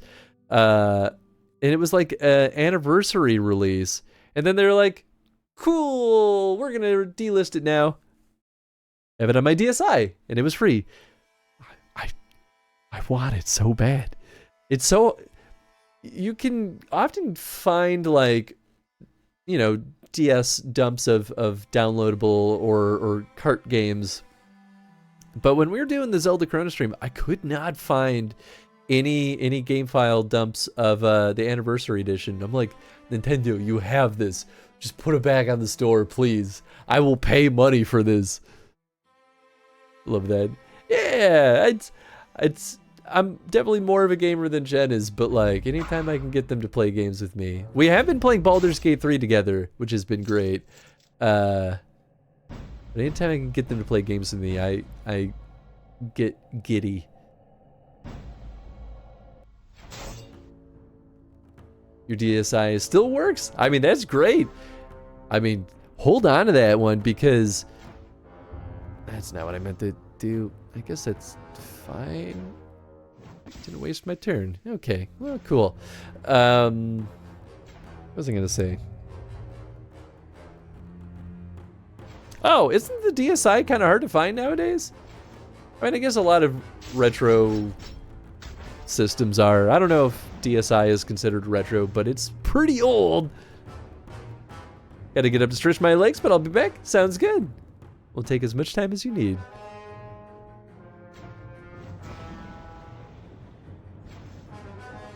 Never had a DSi. That's the one with the backlit screen, right? That was like the nice DS system. I had the nice chunky one with no backlight, so you still couldn't see anything you're doing. I'm trying to remember. I think actually my DS, my little sister gave it to me. Because she was like, this is neat, I don't want it anymore. And I was like, I will absolutely take this, please.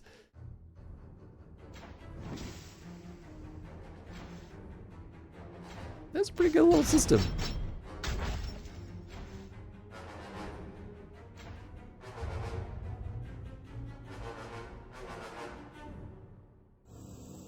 Oh, these healers. Give me your mana.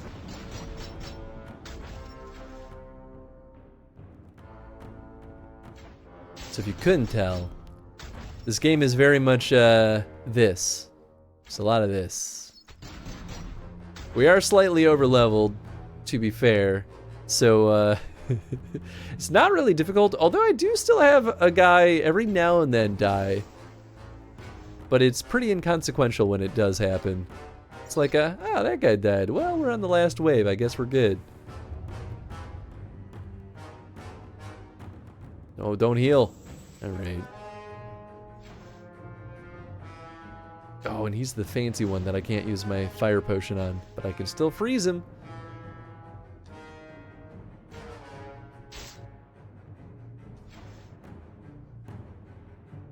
Yeah, that's fine. My first gaming thing ever, probably because it came out a year before I was born. Ah, okay, fair enough. Yeah, I don't know why it took me so long to get into the DS. I think it... You know what? I think that was while I was fixated on things like the Xbox, what, 360 at that time, I think? And then I burnt myself out on Microsoft, and I was like, cool. I don't think I need this anymore. And I have not bought an Xbox since then. But the DS had a lot of good stuff. I feel like, especially now that we're in this weird era of re-releasing stuff on modern systems, I keep discovering all these like new things that came out on the DS or the 3DS that they're putting on like the Switch, and I'm like, huh, neat. I would have loved this back then.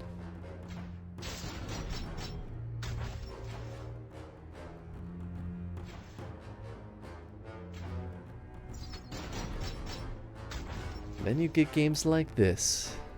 Good old Facebook games. And I don't think anyone really truly misses Facebook games. Although, to be fair, this is probably the best version of a Facebook game because it's stripped of all of the, like, bad limiting energy system. And that's nice. I think if this game still had an energy system and they were like, yeah, you have to wait, you know, an hour to get an energy to do a combat, I'd be like, I don't know if this is playable. Either that or I would just constantly force my system clock forward whenever we play this. But that can always break things, and that makes me nervous.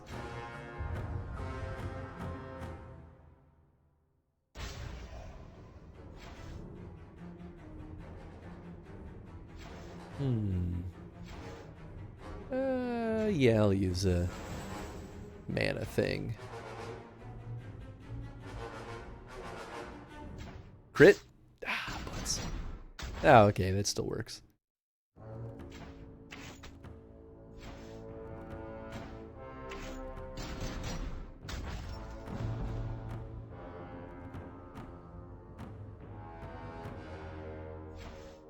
No healers. Always throw acid at them, though. So our goal right now in this game is we're trying to... Really, truly, most of the goals in this game has been like, find this person. Nice, you found that person. Now find this person. Ah, cool, you found that person. Now, find that person. But we just recently got out of a cave, escaped a giant bone dragon. We're looking for our buddy Lukish. And Lukish, theoretically, is very important information. Oh, I missed. Hi, Tinzin. Coming back to snooze in your chair. Yep. There he goes. My cutie boy. Networking. Pretty much. It's been a lot of networking.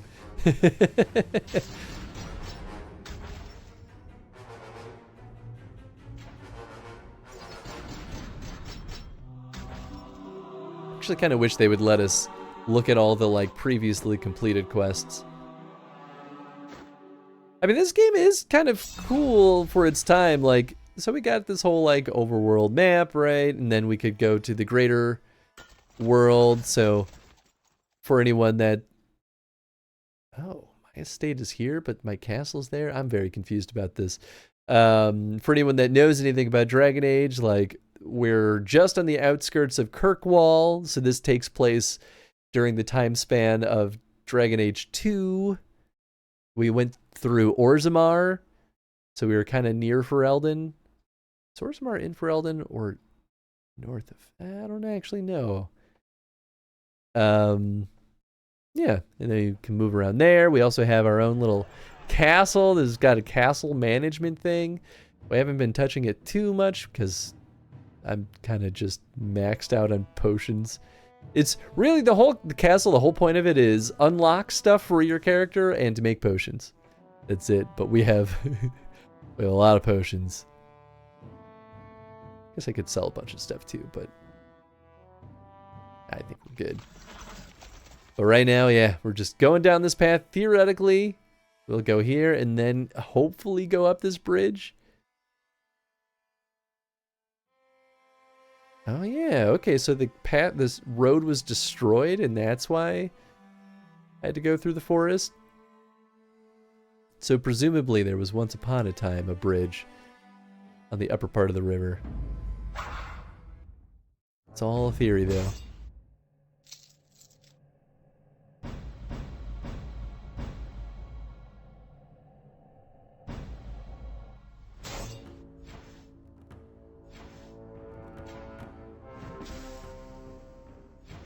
So anyway, we've played this game for like 90 hours.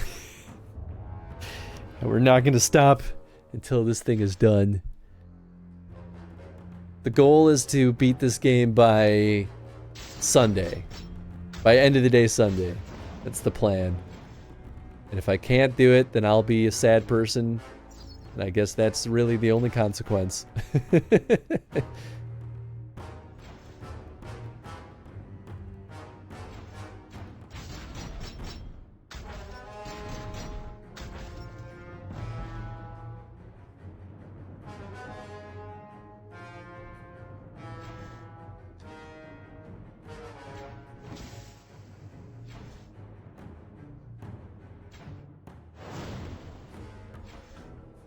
Send some bees. Oh wait, that's a healer. We will throw that. Can I make him sadder? Guess I could turn him into a walking bomb. And blow him up. Boop.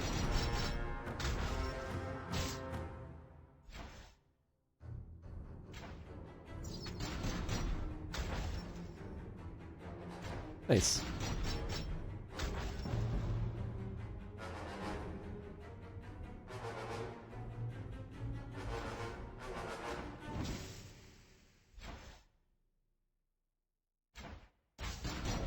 That's it for my mana with him, but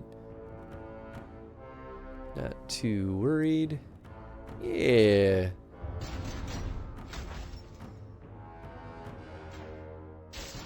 Perfect.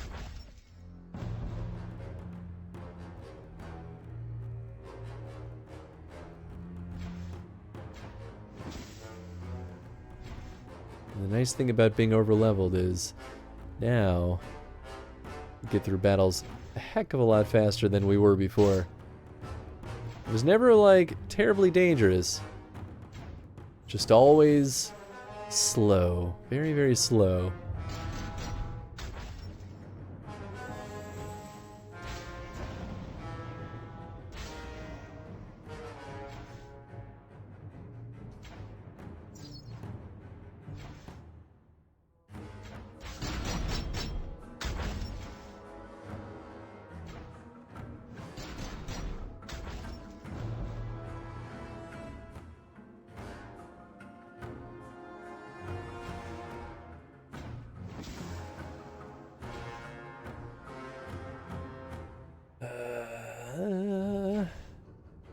Yeah, getting the old stomp. Can't do anything there. Of course, he's immune.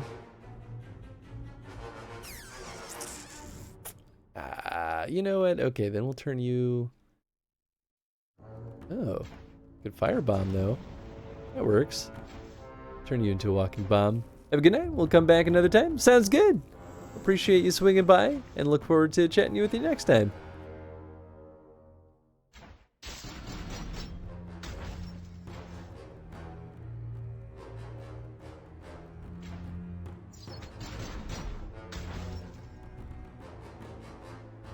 Let's do... Yeah, there we go. Fewer baddies, the better. It'll be that much faster.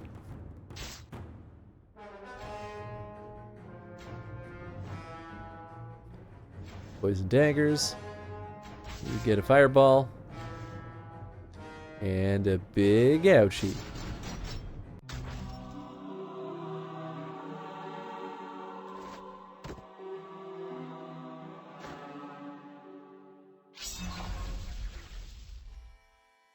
So I could keep going further south, but I don't think there's any reason to do it. So we're just gonna ignore that until the story says we have to. Oops. I have to actually add my people.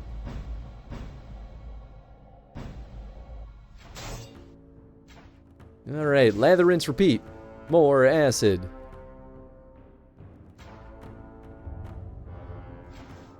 Fire bombs. Targeted attack. Great.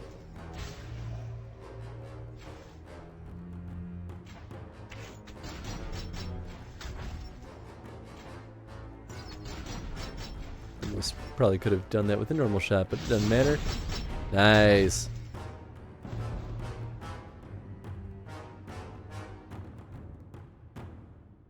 Yeah, game's starting to chug again.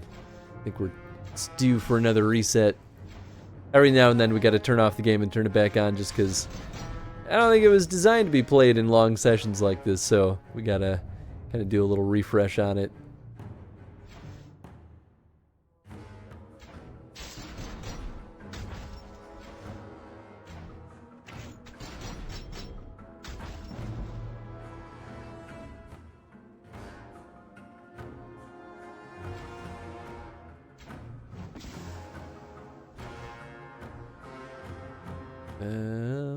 Ooh. Okay, that's fine. I didn't want that to hit anyway.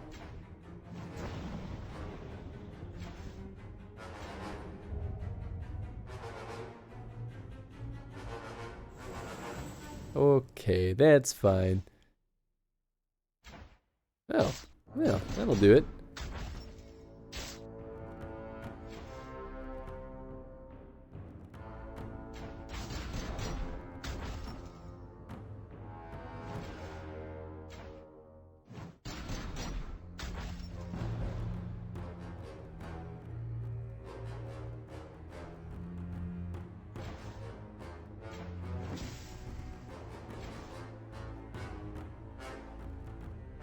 Throw rocks at big man in the back. Doink. You're immune. You're not. So that means you get turned into a bomb. And we give you a bonk on the head.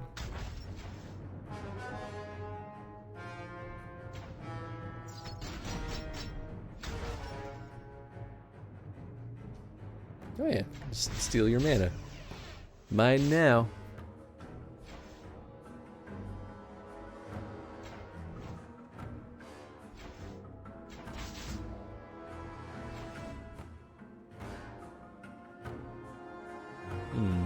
Yeah, I guess there's no mana to steal anymore.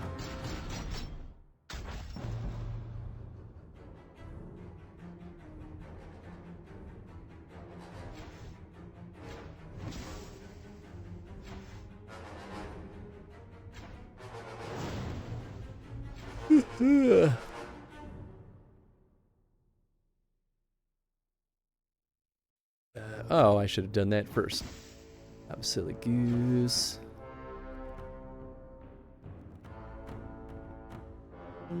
Yeah, okay. Ha, fool, you healed the wrong one. And now you will die.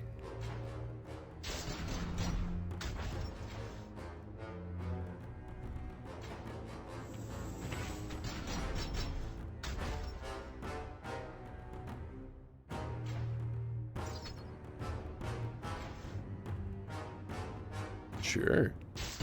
Nice.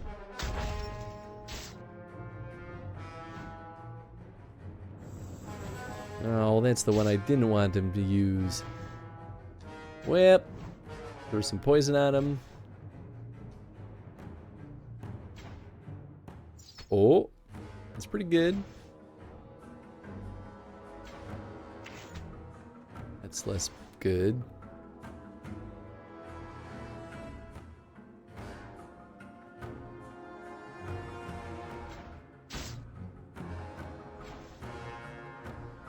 Oh, you can't use any magic on him? I guess I could just poison him. Oh wait, he's already poisoned, but now he'll stay poisoned.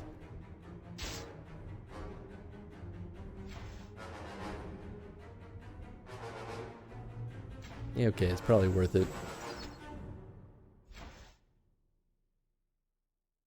Perfect.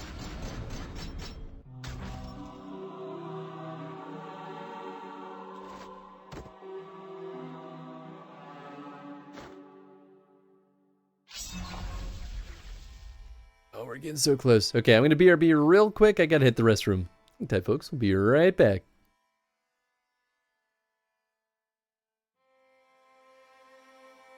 To figure that out. Nice. We've officially have the Evil Within and the Evil Within 2 on the roster now.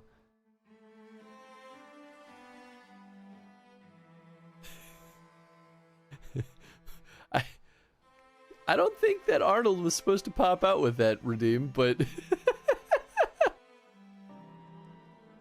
the real lesson is that we should all learn to be more like Rauban and just kill the sons of guns who are doing the bad stuff.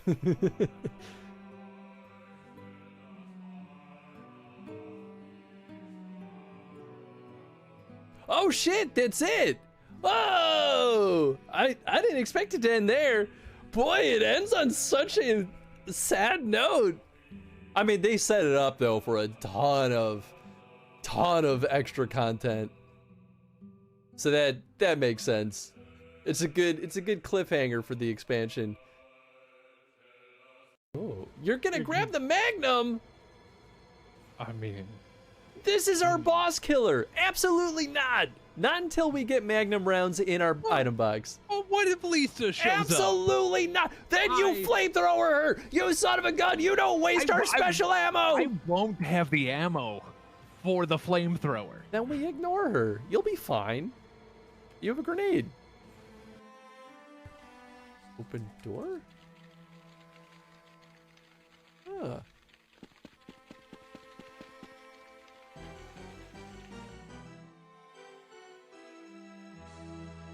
This concludes the text of the notes I found in the Clybrown Hotel. At the time of writing, Trilby remains missing in action. Oh, that's silly. Nom nom. You know, I saw the skeleton there and I was like, oh, they must have been dead here for a long time. No, it was. I don't love this 2001: A Space Odyssey eerie sound. It's very upsetting. Then leave. All right. Out in 5,000. 'Tis bitterly cold this day. I suspect there are those who might welcome the warmth your presence brings. I think he's flirting with us.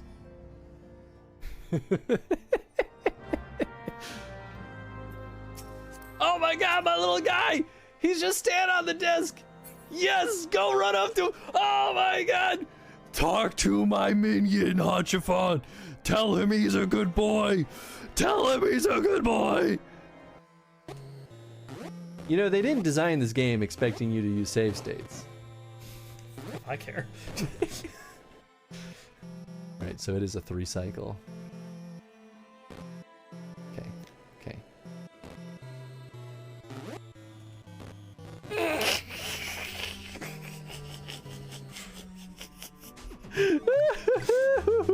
Like I can enter into the wall. Will you enter into the wall? What's this? What's this? I enter in a wall. What's this? What's this? There's demons in the hall. Bridge. Hey, Wine Rib! What's up, Wine Rib? There was an eclipse, a spectacle for the eyes. Crowds gather and watch. Eclipse 2024 haiku. Hey, pretty good job with the that is a good haiku. Text. I like that. What's up, Wine Rib? Thanks for the The theme song for the game. Tony Hawk. Not a thing. Yeah, it is. What are you talking It absolutely about? is a thing. Have you lost your marbles? No, it's a real thing. Ooh, that's a cool little cart. Alright, we're back. And ready to make some stinking progress. Oops, I think I was supposed to reset the game, but we'll be fine for one more battle.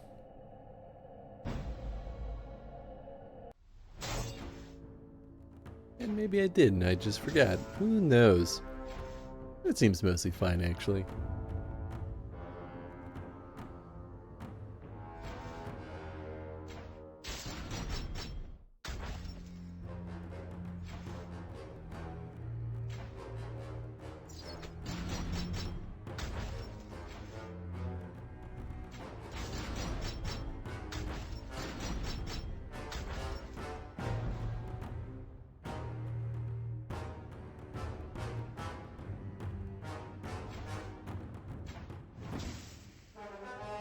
Really is basically always the same formula for this.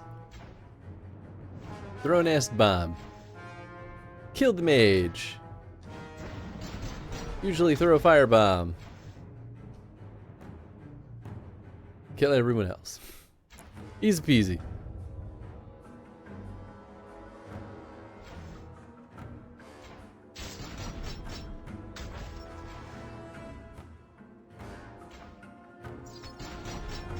See, this is why I like Sendis. That's why it makes me sad when they don't level him up. Yeah, okay, we definitely need to reset the game. That long transition was way longer than it was supposed to be.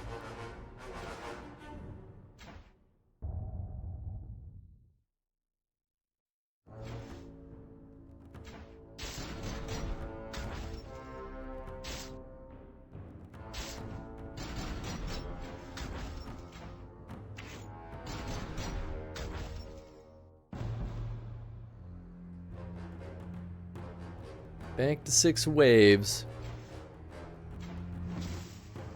Forget what the highest they've ever gone is. I think it was, they went up to, what, 8 waves at one point? Absolutely unreasonable. Can't believe they would do that to us. I think these are all mages. Ooh. Oh, this guy's immune. Of course he is. Ugh.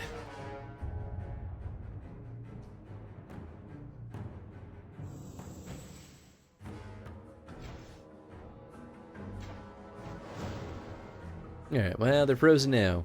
Oh, except for this guy? I don't know if he'll die, so I'm not going to take that risk. Can never remember when I put damage over time on some of these enemies.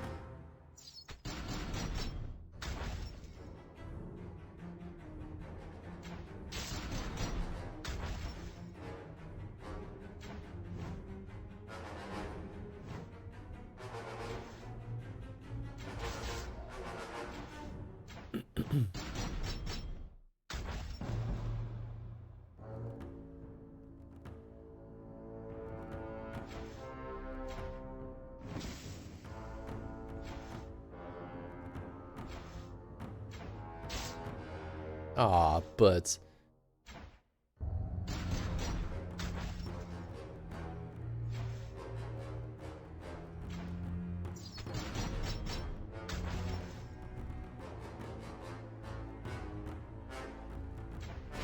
Yeah, we got the mana. Why not?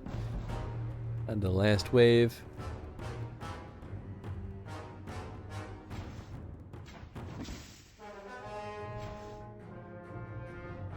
Sure. Gimme.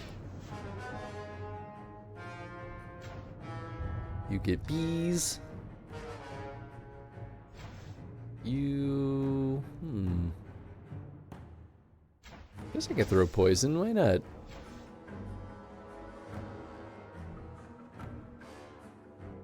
Wow. Well, that does a lot more than I thought it would.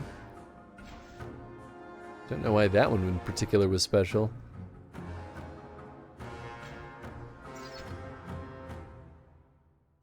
No, that's the opposite of what I wanted.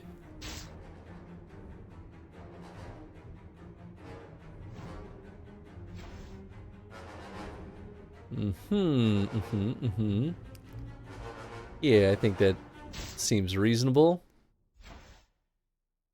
Poison for everybody.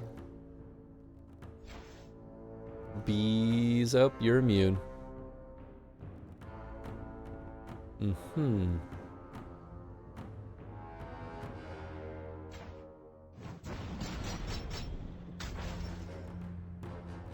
Well, guess we fireball you and hope for the best. Yeah, none of those will do it. Unless...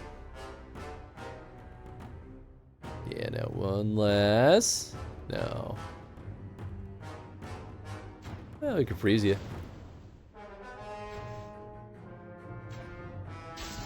Hey, there we go. The crit did it in the end. Oh, well, I guess he takes damage before he regenerates. Oh, wow. That's worth 1,600. So we're still seeing some of these items increase in value. It's still not that good, but like, it's nice to see.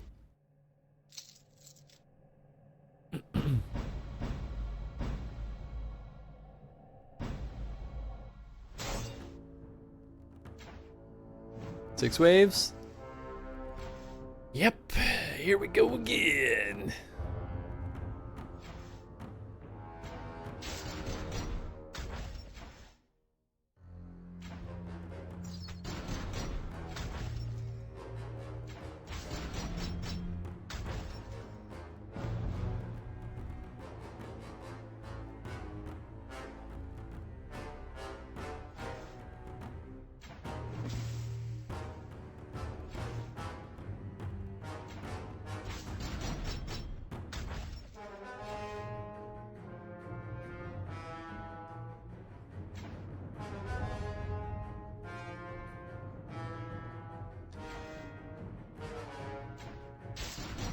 Very nice.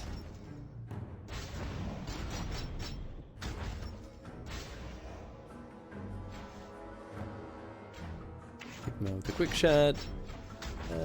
Take you out with the normal shot.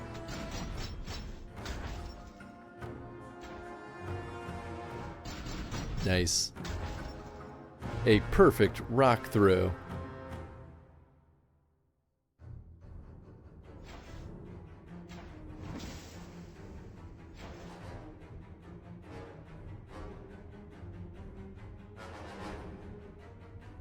Yeah, I think I do the rock throw. I don't want to use my big ability yet.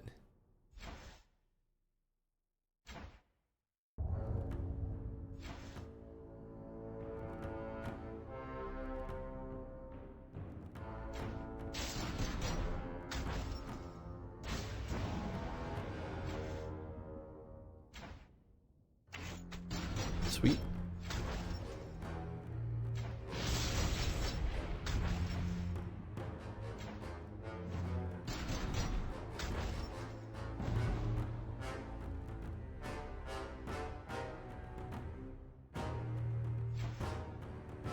It's definitely that point where I'm very tempted to grab another coffee. But I still have work tomorrow, so that'd be a very bad choice. But man, you look at these screens long enough, your brain melts. Smooth brain. Oops, did not mean to use the acid potion, but I guess that's fine. I guess he'll die after this anyway. No? Why did he take damage from him then? Oh, that's fine. I can take all of his mana.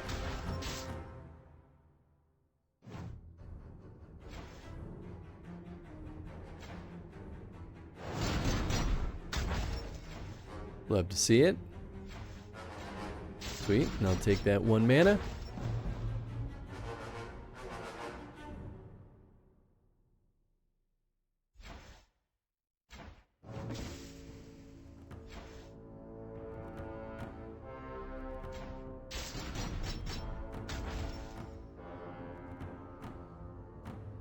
Nice. Bees for you.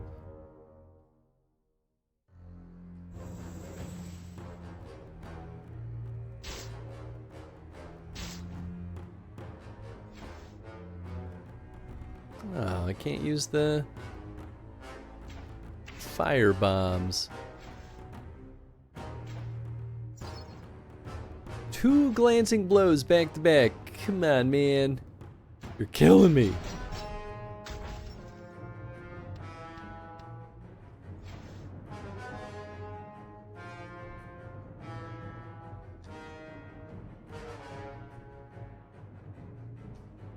Sure.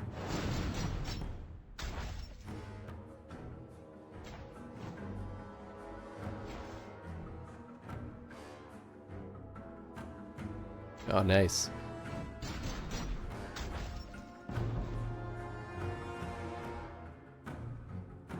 Okay.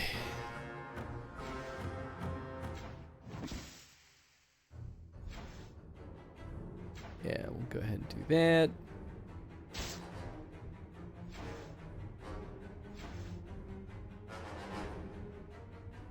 Yeah, I don't think it's going to matter too much.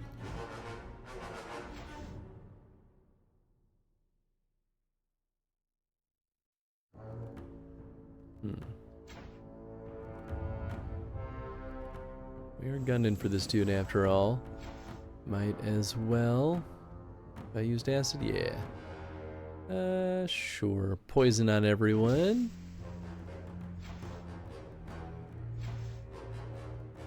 Ooh.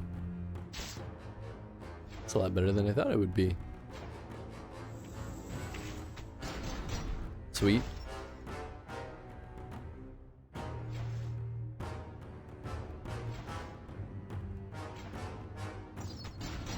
Nice.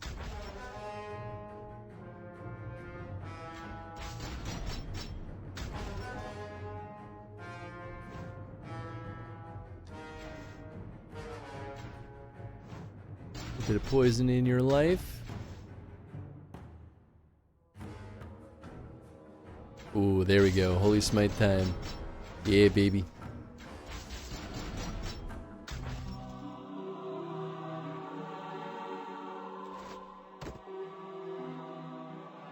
Yeah, not very good.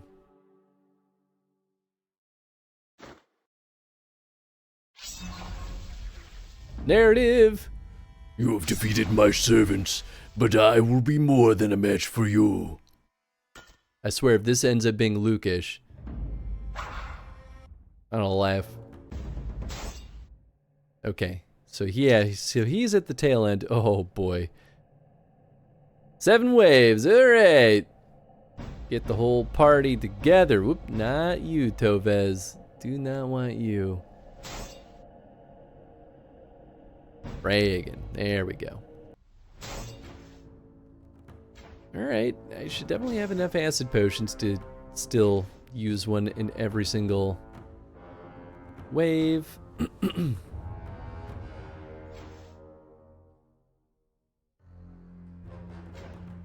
There we go, okay.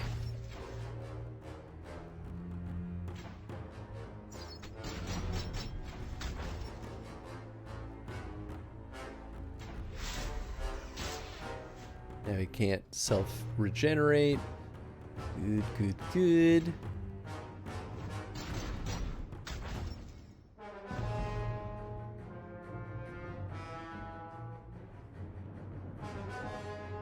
Suppose I could use some of these bad boys. Increases what, luck and attack. Not a bad idea. Although I suppose I should have thrown acid at them all first.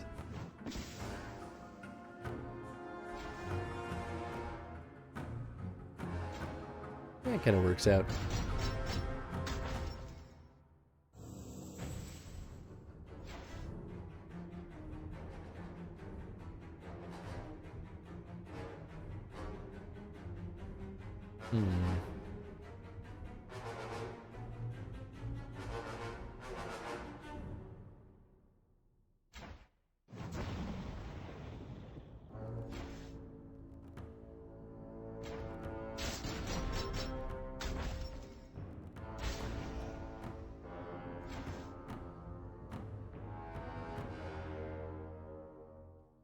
Okay, let's do that.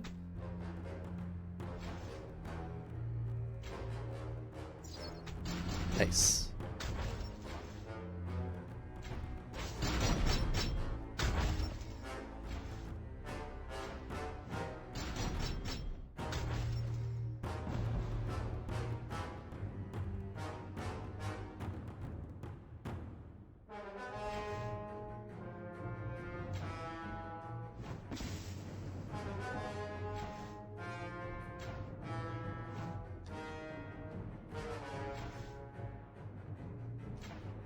Oh, I should have used the bees on the mage, but he's gonna heal anyway. Yep. And stop disaster from striking, though.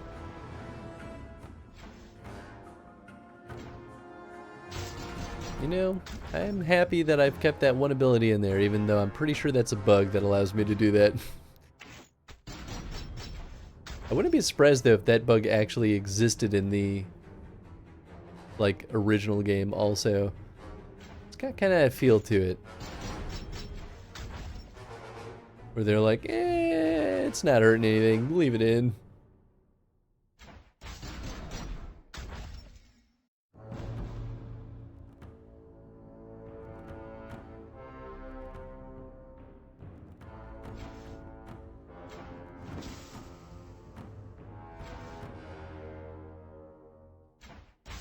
Is the pink gorilla? That's me! That's my character. At one point, normally we would look like a human, and we'd be wearing like armor and all the normal stuff. But you can get cosmetics, and one of them was just randomly a gorilla suit. So I was like, you know what? It's this kind of game. We're wearing a gorilla suit now.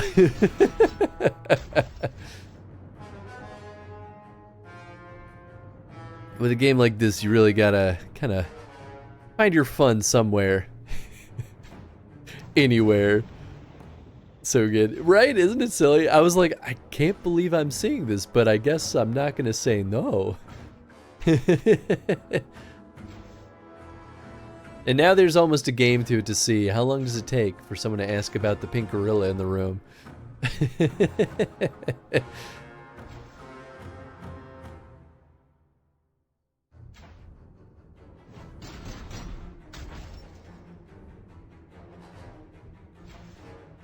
Oh, right. Have not dealt with him yet. I guess he's not going for a little bit, actually. Yeah, okay. I'll just try to bop him before he gets his turn. If possible. Probably not going to be possible. But maybe possible? How about you? Give you walking bomb. Ooh. Yeah, I think might as well give everyone some mana, and then even more mana. Bingo bango. That's the one. That's the one spell I gotta look out for. I always forget. It makes all of my mana abilities cost double. And that's no bueno.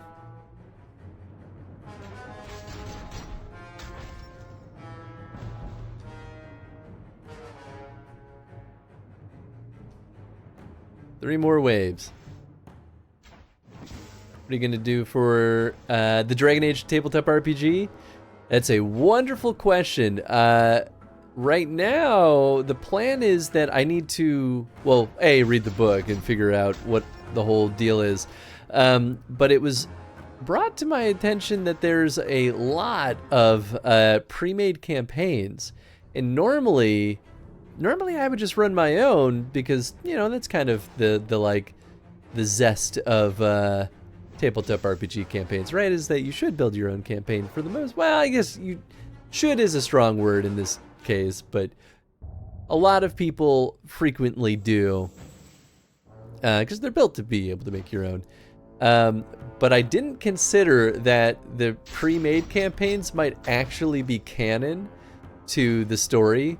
So I was like, oh man, that's making me rethink a lot of things. So I got to read the pre-made campaigns, and then we'll decide if we'll do my own little mini campaign or if we're going to run through all of the pre-made campaigns.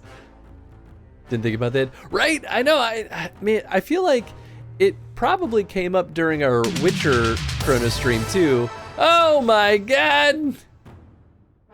Drooby! Where's that button?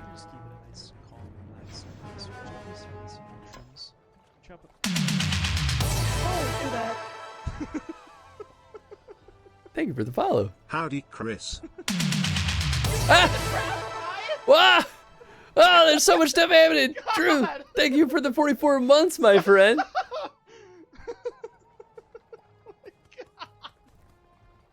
I remember when you were playing through Overwatch 2. Give me more things, please, dear God. What do you need? Please tell me what you need and stop yelling at me. I need so many more. Man, that's the inevitable part with Overwatch, or not Overwatch, Overcooked. Did I say Overwatch the first time too? Overcooked. There's the inevitable point where someone breaks down into a cry laugh, and it's just that whole. I love Overcooked so much. Jen and I actually. I don't remember if we beat Overcooked 2, but we keep starting it and then stopping it. But welcome on in, everyone. I hope you all had a wonderful time with our dear sweet friend Drewby. You're doing some retro today. What kind of retro goodness are we talking here? Hopefully something a little bit more exciting than what we're doing here. But welcome on in, folks. I hope you all had a wonderful time with Drewby. Please go through Drewby a follow if you've never been over there before. He's an absolute delight. I've been watching Drewby on Twitch for years, and I've never gotten sick of him. He's a wonderful streamer. The Hobbit for the PS2. Oh, that's amazing. Is it good bad, or is it bad good, or is it bad bad? Or is it good good? It really could be any of the mix. Too kind. Not it's well deserved. Drewby is wonderful. You know, I guess you're done with Baldur's Gate unless there's more epilogue stuff for you to do. I was going to rattle off a bunch of the things that you've been playing, but you just wrapped up Baldur's Gate. I want to believe that you beat the final boss in the Elden Ring DLC, but it looks like maybe that didn't happen yet. And I finished the... Oh, you did! Oh, you did on Monday. What's today? Wednesday? Oh, then you did do it that night. Yes, that means I got a lot of points because I voted that you would do it.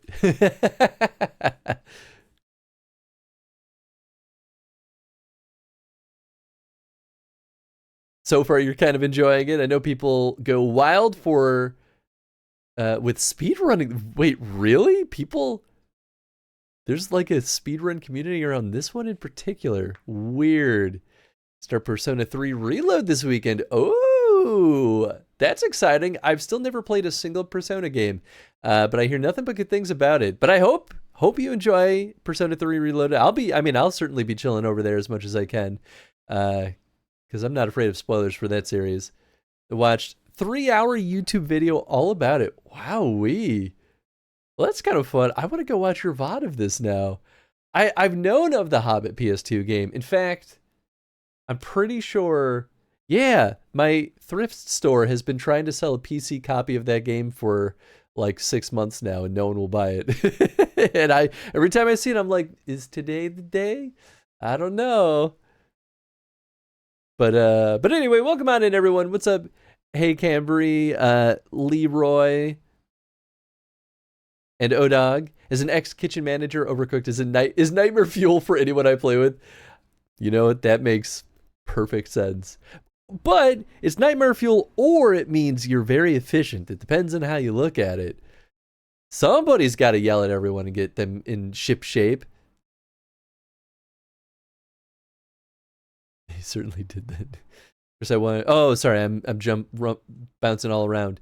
But yeah, please go through Drew a follow if you haven't been over there yet. I try to throw Drew a raid at least once a week.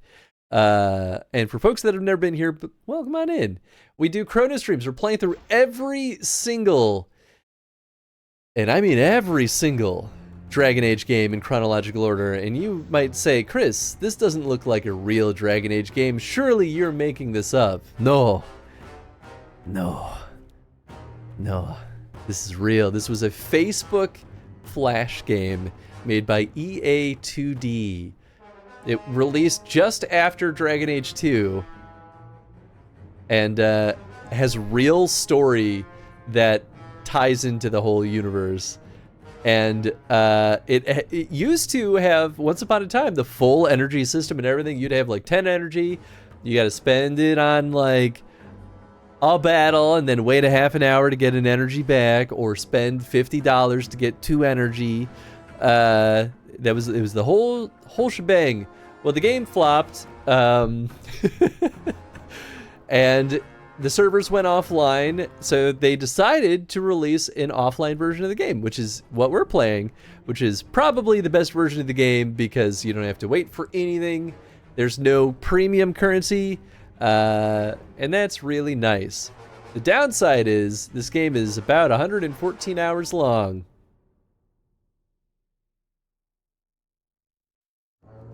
We've put maybe 90-ish hours into this game at this point, give or take. We're getting there. We're getting real close. You're too kind for doing that. Nah, Drew. I always love your streams. And it's honestly always an easy win whenever I see you on, Drew, because I'm like, well, I'm going to have a good time there. Everyone's going to have a good time there. So it's one of those nights where I'm like, cool, I don't have to think about who I'm raiding tonight. That's the guy. I'm efficient. It's just everyone else who needs to be yelled at. That makes sense. That's the right attitude. So yeah, this game's a bit of a trip. The goal right now is to wrap this up by Sunday and a day. That's the hope. Normally, hey, whoa! Thank you for the super sub. I really appreciate that, O-Dog. But yeah, so we're trying to finish this game by Sunday because I leave for Japan on Tuesday and I won't be back for 15 days. And I'm like, man, I would love to be able to come back and not have to play this game anymore. And then we finally get to jump into Dragon Age Inquisition, which I'm really excited for. I think it's going to be a good time. We also have... We were talking about this earlier, actually, with Olive. I have the Dragon Age Tabletop RPG, which is going to be part of the docket, too. I got to read the book still. For a little bit, my co-host, Tony, when he's here for our normal Dragon Age days... he's been just reading the book on stream while we're playing this. Because I mean, I'll be real. I know what this game is. It's a lot of the same over and over again. It gets a little bit boring, a little bit. It makes you a little bit brain dead when you do it for hours at a time too. But hey, man, a commitment's a commitment. I said I would play every single Dragon Age game in chronological order, and boy howdy, I'm gonna do it. Or die trying. And I haven't died yet, so we're still doing it. It's not the last... I don't know. I guess I'll give you all more mana. But anyway, hope you're all doing well. Always happy to see so many lovely folks hanging out with Drew.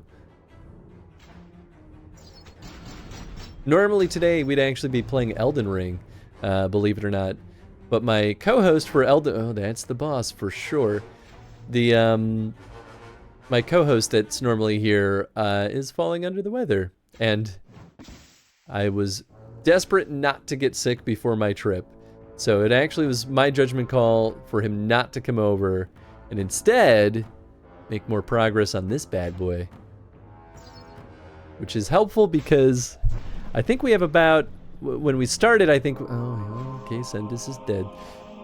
I think we had about 28-ish hours left in our playthrough of this. And now, and I was like, I have no idea how I'm going to get that done before the end of the day on Sunday. Now it actually feels achievable.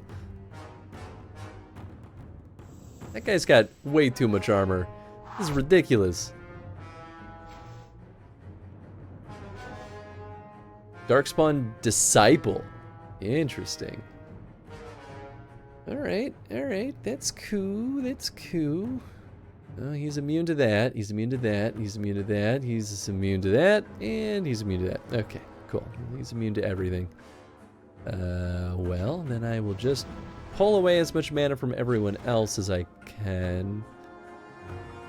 Although, who's this? Okay, it's him. Good.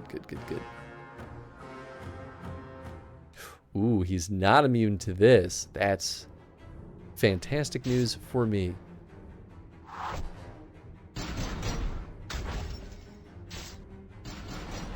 Now Mana Rasp was absolutely worth it.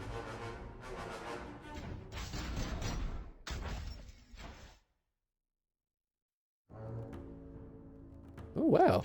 Didn't think that would just do it. Sweet. Well, now it's just him. It's you and me now, bub. Interesting. So the poison bombs he's immune to, but not poison daggers.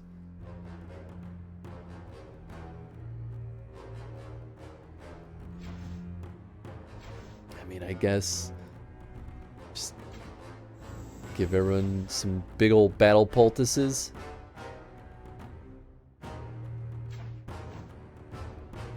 Sure. Oh, actually, maybe that's not bad though.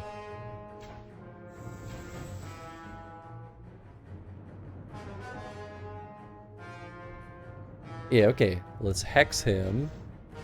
Then send bees at him. So much armor. This is unreasonable. Ooh, that's pretty good. Should be using items though. Okay. Yeah, there we go. Holy Smite. Let's give you a battle poultice also. Yeah, we can leech your health away. He gets armor back every time he does that too. Oh, that's a nightmare. Oh, I wonder if I can use Ice Breath on him. I cannot. Oh. Oh no. Oh no. Sure, I guess Shale can get that. Steal some of that mana. So is it bad then for me to take his mana?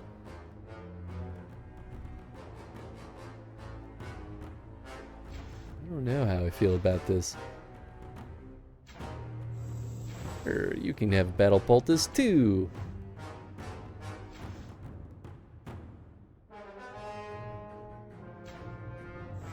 Yeah, just keep drinking mana potions. Any and all damage is welcome here.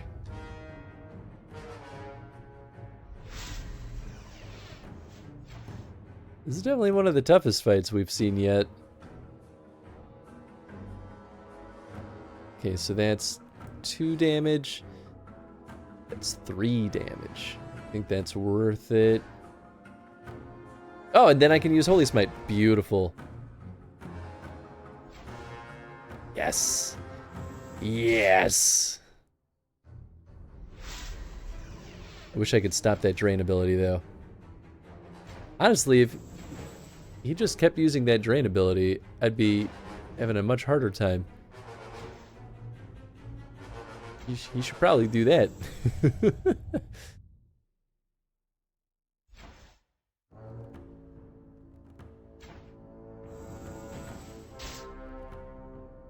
Okay, we got this. He escaped? You dare make me fight him a second time? Are we gonna be dancing around this guy a bunch? I've learned enough here. Do what you will. He's gone. Ravi, player, come quickly. Thanks for the pile of money. The dragon was animated by the Pride Demon, the one that possessed Kedra. What? No, we defeated that demon years ago. It can't be. So, okay, so this finally ties into the intro cutscene now. The demon's soul was shattered, but the pieces embedded themselves in other beings. One in the bone dragon, Tian, Daemor, and Solil. There's yet one more. Oh! Yet one more. So, okay, that means we'll fight one more thing with the demon's piece and then probably fight the demon, right? That's good news for us. They probably should have told us this a long time ago, though. I think that'd be a lot more compelling. You and your companions are back at Play's Villa, but there is still much to be done. The Pride Demon that was defeated by Ravi and his friends have returned to the world. It must be destroyed. Here's 5,000 gold and 20,000 experience.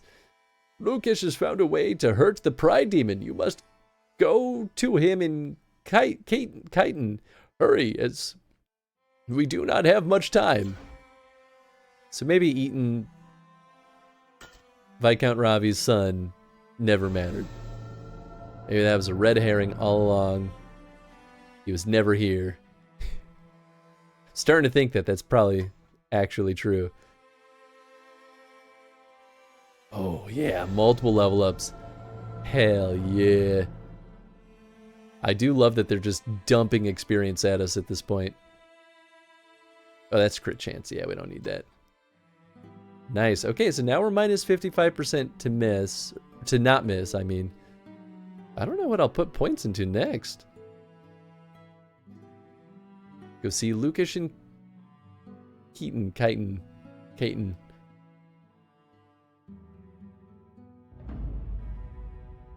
Evra's armor.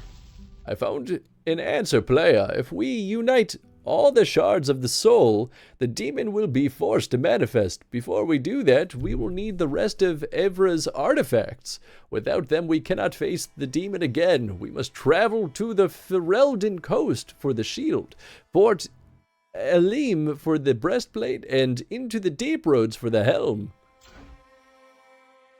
Okay. So, okay, so we can't go this way. So this is where the final fight will theoretically be? Will they... Should I... Ah, okay. Interesting. Well, I mean, I guess to Orzammar? Oh. Oh, all the fights are back. Oh, okay, no, this is just a different spot, I guess.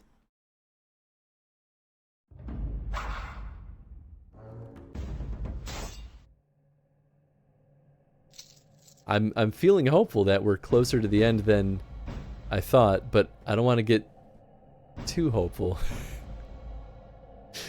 I don't know at this point. Anything's possible.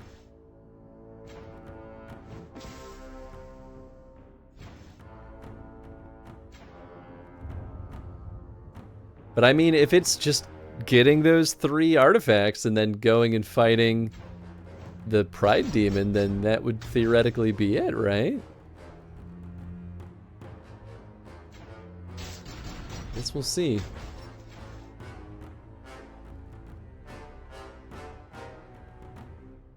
I think he's poisoned. I don't think that matters too much. Yeah, sweet. Okay, 4 waves. How funny would it be if we beat the game tonight? I don't think that's gonna happen, but how funny would it be though? These guys have 1,000,000 armor. Oh, well, they still go down pretty quick.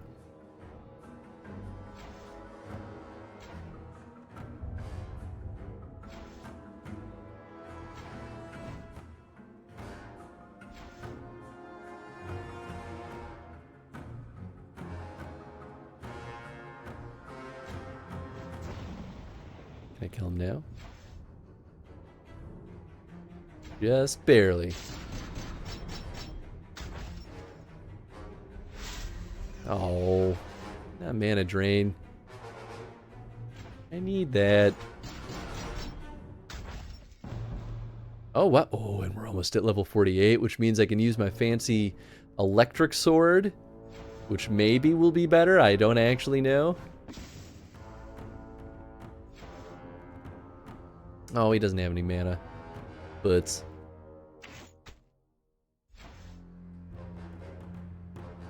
oh, we still have Sendis as our party leader.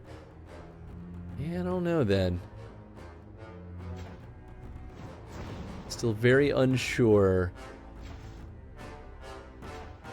what else. I mean, probably there will be a complication and then we won't be as close to the end as I want to think.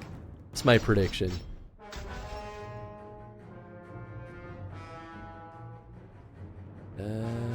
Yeah, everyone gets mana. And then I bop them. Bop it. Twist it. Pull it.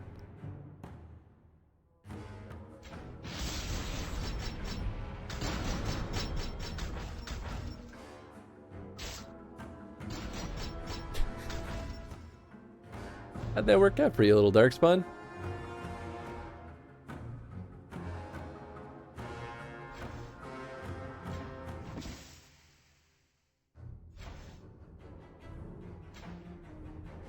Oh, I should have hit the mage.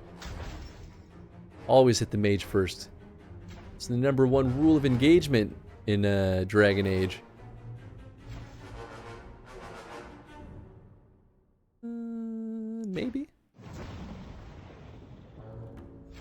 Say, did you watch the State of Play? I sure did. I finally caught up on it today. There's some pretty good stuff in there, though. I'm genuinely excited for a lot of it.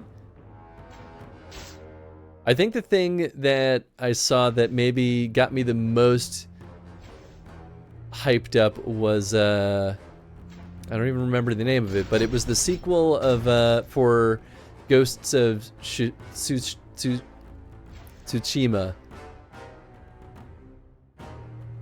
I forget what they called it though. But I mean, it was only a cinematic trailer really, but like, it's a good cinematic trailer. How about the Darkspawn? I mean, that was pretty cool. That's right, I kind of forgot that Veilguard was part of that. But yeah, they had that really cool combat sequence with the dragon and all the like Ghost of Yotai, that's right. It looks really good. I even sent it to Jen because I knew Jen would be like, oh. At least the bandits are gone. Where did we find Evershield? In the old watchtower. It should be in the upper room under the floorboards. And you just left it sitting there? But yeah, the Veilguard stuff looked really good. It honestly is making me more and more excited for it because it looks so slick. Nice, like, fast-paced kind of action going on there. I was really happy they showed the interface for like selecting what your party members do, because I think that design so far looks like the best freaking version of all of these games that I've seen, because it's such a pain in the butt to like navigate to each person and then select what they do. Letting you just like select it all from one interface, top tier choice. That UI UX designer deserves a raise. I mean, I guess I'll see how I truly feel once we're in there, but I don't know. That has been one of my biggest gripes about Dragon Age so far, is like it's too tedious to bounce around between each of the party members. And to be fair, you generally don't have to, but it feels like I'm not utilizing the game's systems by not doing it, and I feel like I'm being a bad player. So it seems like that was a very, very good focus area. Confuse, terror, weaken, mana drain. Stop it. I'm gonna just heal all of that because I don't want to deal with any of it.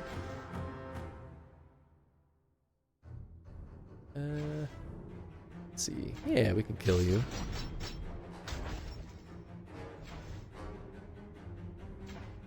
Looks really good. Yeah. Yeah, there was some good stuff in there. I still gotta catch up, though, on some of the bigger hits like Astrobot. Because that's one that folks have been saying a lot of really good things about. I don't want to drag my feet on that too long.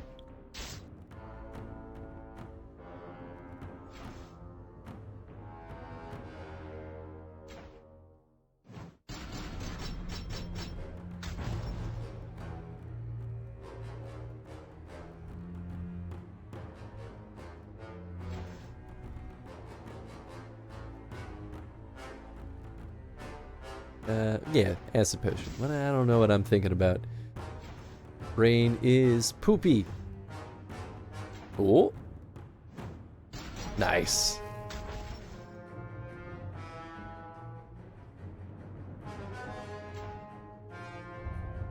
Pretty excited about the Lunar remasters. I was also pretty excited. I've never played Lunar, but I've always wanted to. But I was always intimidated because some of the older Lunar games are really expensive to get physical copies of. I'm sure you probably can get digital versions, right? But I don't know. I feel like a pseudo remaster is kind of a nice way to kind of like experience those games for the first time. Can imagine, yeah. Yeah, I feel like I don't hear folks talk about those games a ton, but every now and then I'll catch folks streaming them, and I always think they look kind of cool.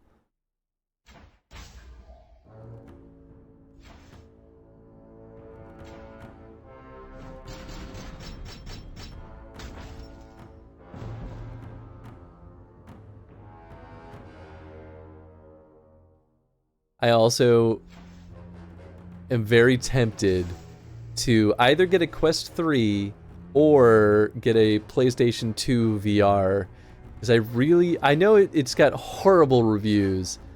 I don't care. I kind of really want to play Hitman World of Hitman World of Assassination VR. I just feel like that game could be really cool in VR, or real clunky, but it almost doesn't matter to me because I think I'll still have fun.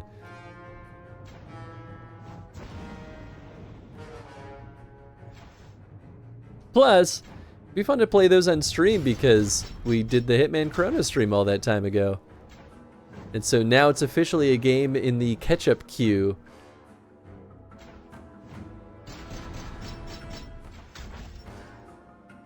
If we ever get around to the catch-up queue. But we shall see. Also very excited for the Soul Reaver remasters. I've never played any of those games, but I've definitely had some folks in the community try to get a... I think it was a Legacy of Kain Chrono stream, which I'm definitely all for, because I've never played any Legacy of Kain or Soul Reaver or any of that whole franchise. But they look pretty cool. In Soul Reaver, that character's design is pretty gross looking. I'm like, wow, man, they really went wild with that one.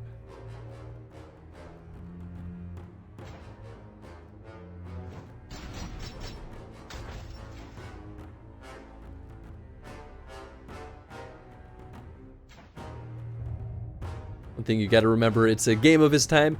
I mean, I kind of got that vibe from it.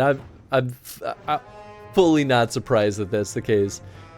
Story is where it's at, to be honest. Okay, cool. I can get behind that.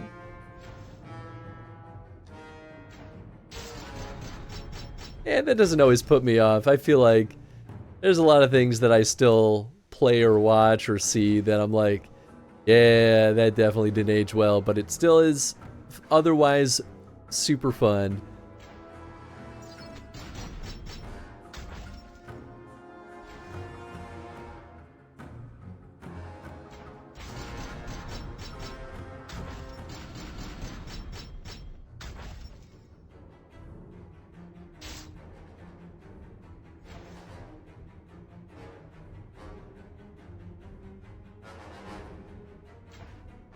Yeah, I guess the walking bomb wasn't the right choice, but it's whatever.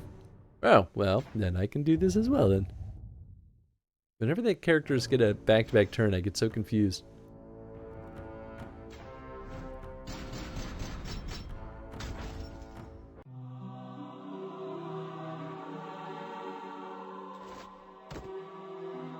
So close to level 48.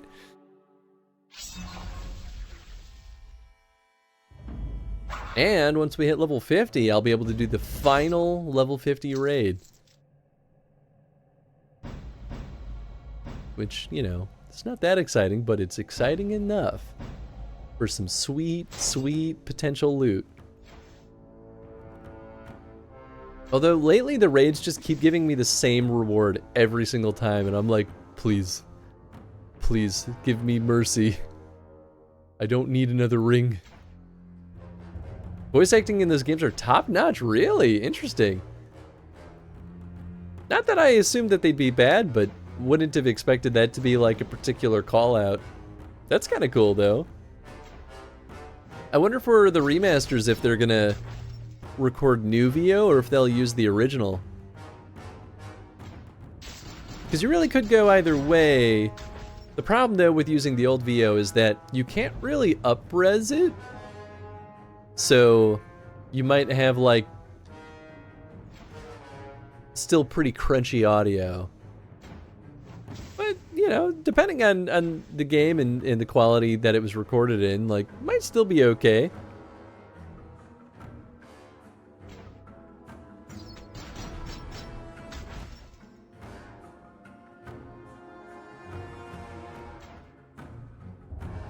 I think it's mostly a graphical update and hopefully fix the camera issues. Yeah, I could see that. And that's probably the easiest version that they could do, other than just doing like a very basic, like, I don't know, just up-res everything. Because some people do that and they think that it'll fly, and it usually doesn't. Because people want some nice like graphics updates going into their remasters. Why is nothing happening? This feels wrong. Oh, he's shielded, that's why. Oh, clever.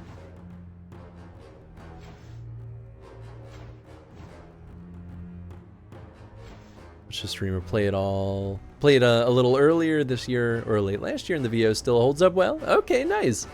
I mean, that's always a good sign. Then yeah, they'll probably be fine with the old stuff then. Oh, we have a lot more waves. I don't know why I thought that was the last wave. I was like, yeah, we've been in this long enough. Surely that's about it.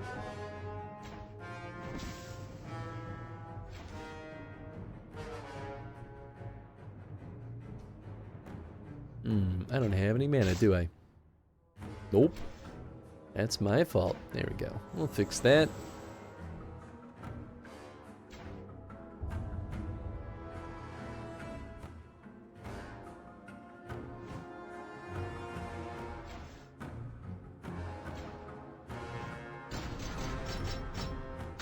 Yeah, I think we're due for a game reset. Getting a little chuggy.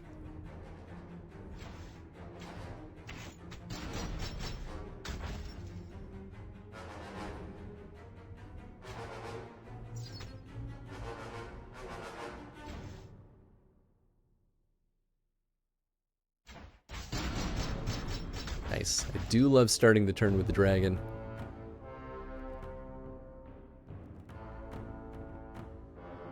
Then I can just do this and this. Perfect.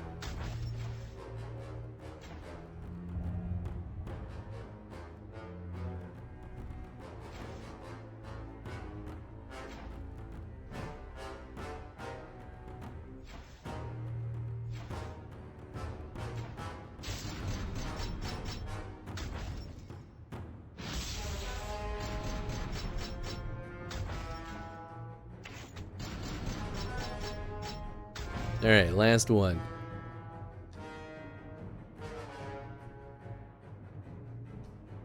Spicy looking shade. What's your opinion on point-and-click games? Oh, I think they're great. I've got absolutely nothing against them. Truthfully, I like just about any game.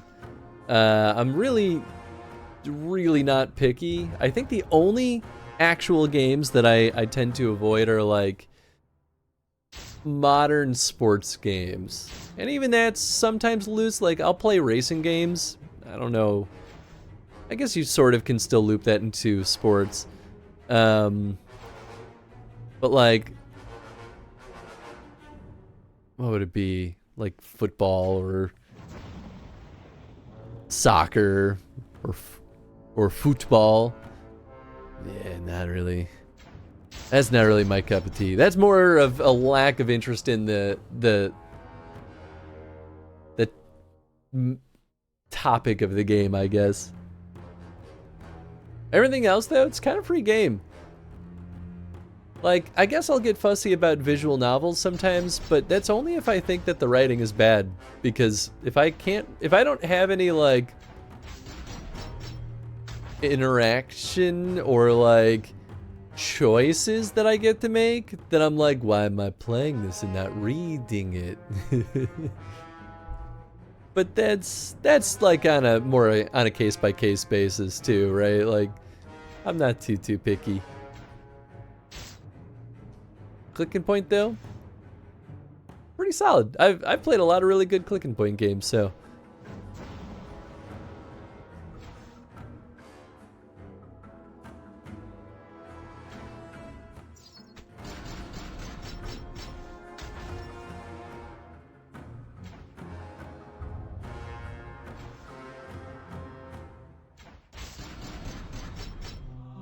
Currently playing Grim Fandango. I've heard nothing but good things about Grim Fandango other than the occasional, whoa, Blade of the Clairvoyant. I think that was a sword that was in the shop, actually. That's pretty beefy looking, though. I've heard that Grim Fandango, some of its objectives or puzzles are very convoluted, but people seem to like it otherwise, though. I think we're at that point where I want to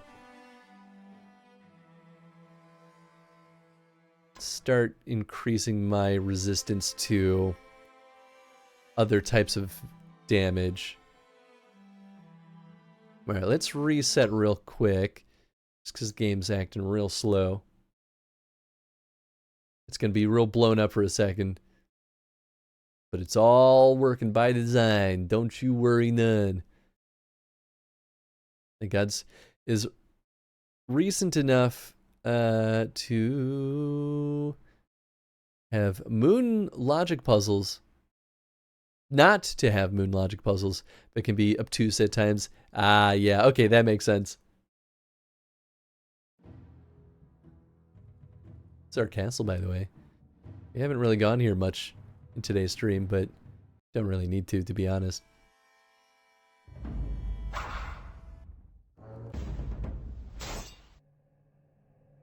But a lot of the progression is pretty open-ended. Oh, okay, nice. I've seen a Let's Play of it once, but truthfully, I don't really remember any of it. So if I were to do my own playthrough of Grim Fandango, I would have basically no knowledge. Which is kind of the beauty of having a horrible memory sometimes.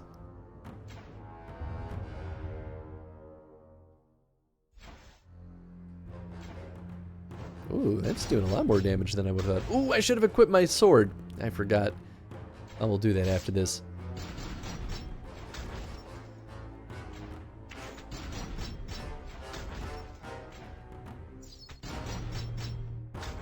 Suggest having a guide on hand just in case. Yeah, that's fair. I can be a little bit stubborn sometimes when it comes to that. Anyone who watched the Silent Hill chrono stream can attest to that. There are some puzzles in the older Silent Hill games especially that were like genuinely some of the hardest puzzles I've seen in a game in a long time. Did not expect that, but they're very obtuse. I otherwise loved, I mean, even then I still loved Silent Hill. That didn't like soil the experience for me, but whew boy, some of those puzzles though. That's what I've heard. Yeah. Yeah. And as soon as you solve it, you're like, oh, I'm just an idiot. That's actually the problem here. But it's okay. It's still fun.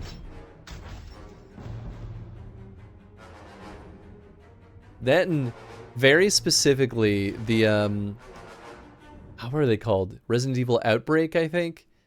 The like online multiplayer PlayStation 2 era Resident Evil games. Had plenty of those moments. Oh yeah. It happens even more when you're on stream too, where it's like, come on brain, don't embarrass us. We're in front of a handful of very smart people and I gotta look smart too.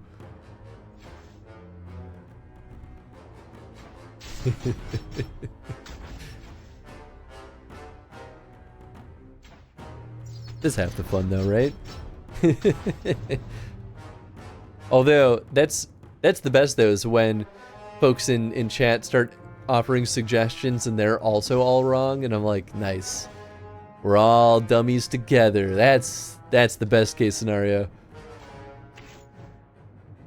Oh, I don't have any more mana. I'm a dummy. I've only heard of the Outbreak game. So I actually really liked it for what it's worth.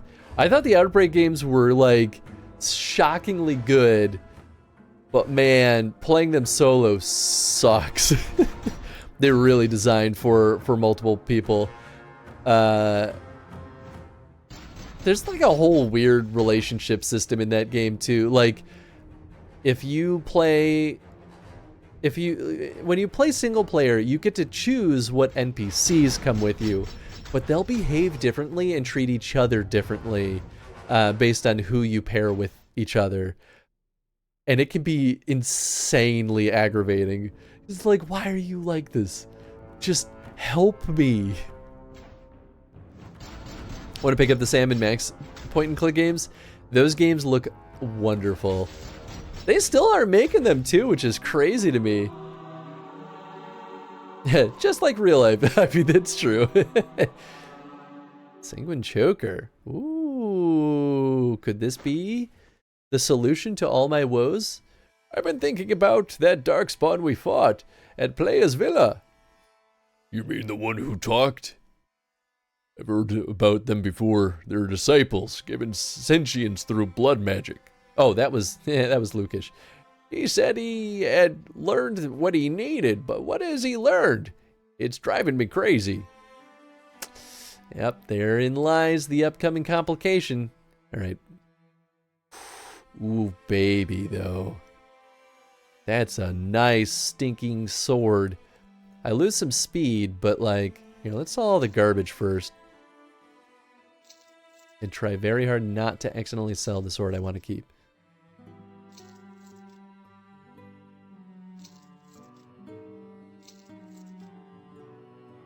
Although I guess if I sell that, I can actually just rebuy it. Because I know that one's in the shop. Actually, this might even be a loot drop from the level 40 raid. Okay, so we've got the Light Piercer, which does electric damage. And we've got Blade of the Clairvoyant, which does 25 attack. I'm going to equip this just because I want to see... Oh, it's one-handed. Oh, that changes some stuff. Okay, 17 attack, 9 agility. I did not expect that. Yeah, I think with my shield, which is this guy, it's 6 attack. Can I not unequip it? How do I unequip this? Give it to me. I can't. Do I really have to put something else there? I gotta get another shield first? Why are you like this? No. I really can't just grab it? Alright, well. So with that shield, it'll be 23 attack and plus 9 defense. Not that I need the defense terribly, but so slightly less attack. I don't get the stamina or the luck. Feel like that's going to be good. But for now, we'll use Blade of the Clairvoyant. I guess I don't have to put that mask on it.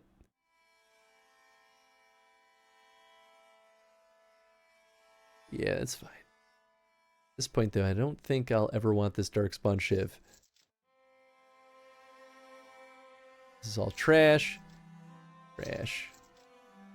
Trash. Those were pretty good. Okay, this one. Oh, baby. We lose agility again, but we gain luck. It's not worth much, shockingly, but we get 10 attack. I think that's definitely worth it. Cool. It's a lot of agility, but not much else going on there.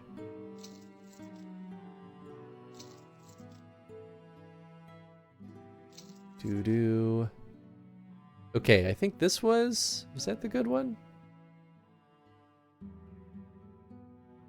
Definitely not that. Not that. Nope.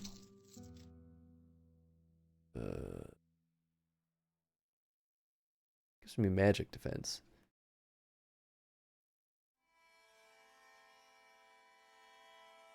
One of the interesting things about the world of Thetis is the dwarves all have American accents instead of Scottish accents. Oh yeah, I guess that is true, isn't it? That is kind of interesting. Huh. Minus 75% mischance. And then I have minus, what, 55 from my skills alone? So we should be in pretty darn good shape then.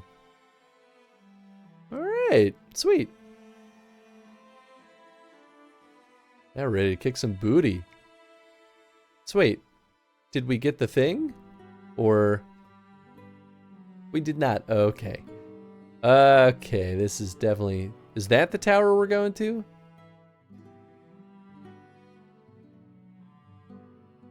Wish there was a way to zoom out on... oh wait, I can. Ah, man, I've been dumb this whole time. I don't know how I didn't see that button up there. Yeah, okay. I guess we're probably going that way then.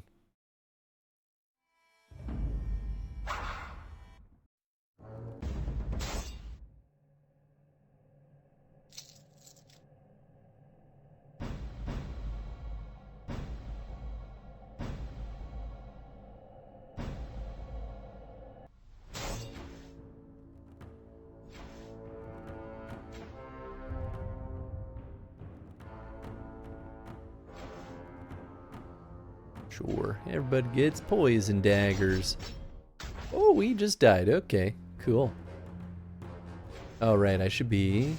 some acid bombs.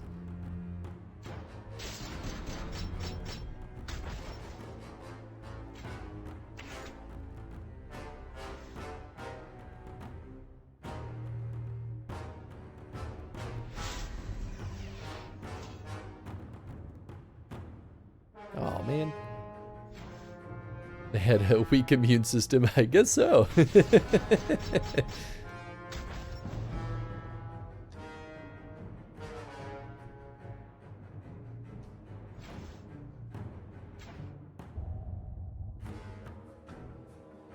More poison daggers. Nice. Love to see a crit. This feels like a waste, but like... who's this? Oh, it's the big guy up here. Okay, well then I probably can... oh, well everyone only has 1 HP. Yeah, whatever then. Oh yeah, they're all poisoned anyway.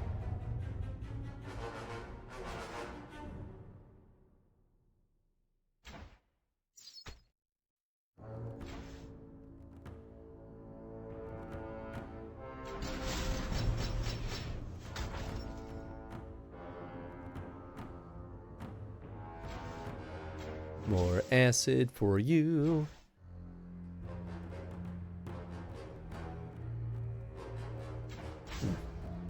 Praise that mage is still alive. We're like, was alive, ha ha ha ha ha.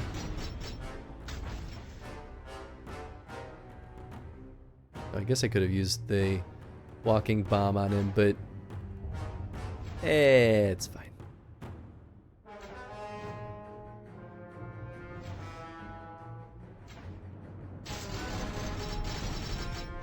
Ooh, that was pretty good.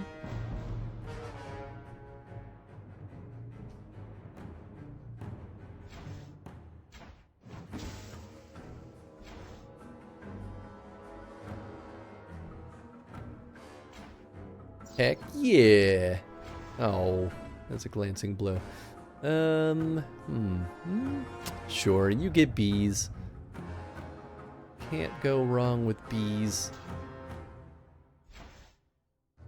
I gotta watch myself though. You can't overthink this. The moment you start overthinking any of these fights is the moment that they take 10 times longer. Sometimes you just gotta run with it. See what happens. Sometimes people die. That's just the nature of life.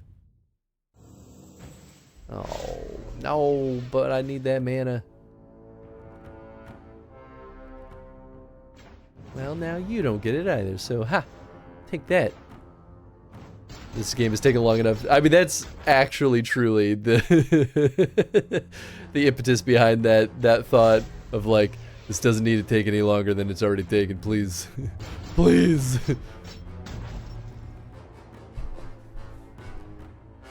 I still love the joke though that I could submit a speedrun time for this and no one will ever want to contest it. #1 speedrunner for this game alone. Although that would be kind of a fun shtick as a speedrunner, is to like only speedrun horrible games to speedrun. Think of the acclaim.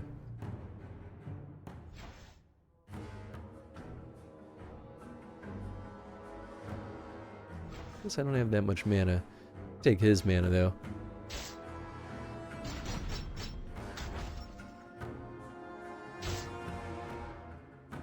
It would be an interesting accolade to have. Yup. It sounds impressive until you actually look into it and you're like, oh. Be like, oh yeah, I have the #1 speedrun in 100 different games.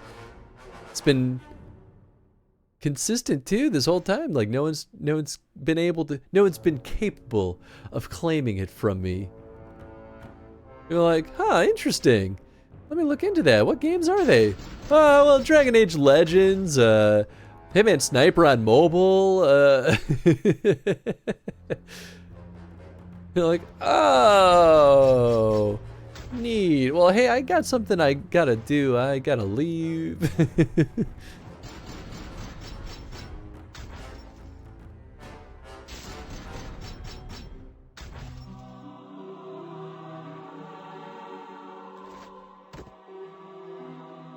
Exactly.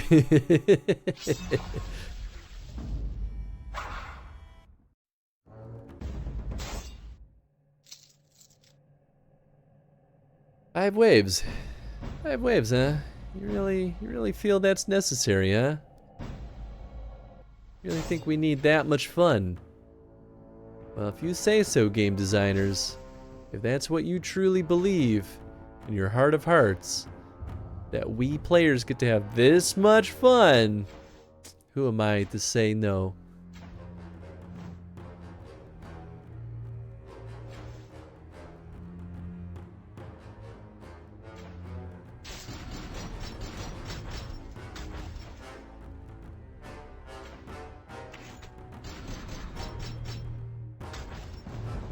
You know, it has been a long time since I've gotten another shield.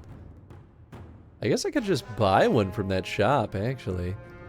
Maybe I'll do that, because then I can have a good shield on both my weapon slots. Oh, but we have all these points in two-handed fighting. Ooh, I don't know if that's worth trading out then. Doing plenty of damage as it is. But electric damage sounds so nice. Well, maybe I'll muck around off stream and see.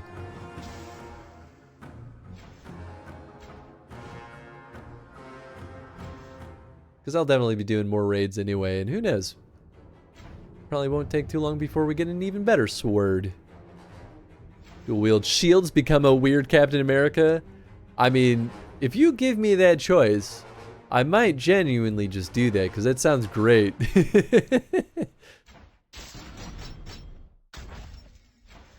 I did once play a tabletop RPG where I didn't have a weapon and only had a shield. And you know what? It was a lot of fun. Of course, they have battle mechanics built out for shield combat, but still, it's neat.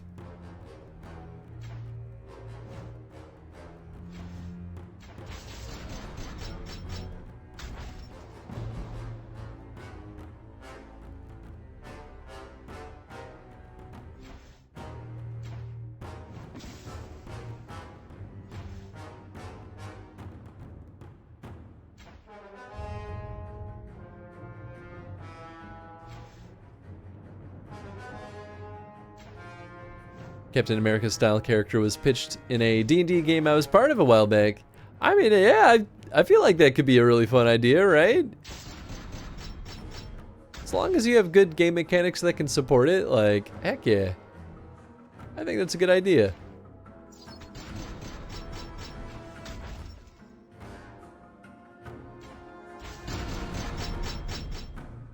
Well, that worked out shockingly effectively. DM even gave the player a magic returning shield, if I recall correctly. Oh, nice. I like that. That's really nice. Good to have DMs that are like open-minded and interested in exploring things.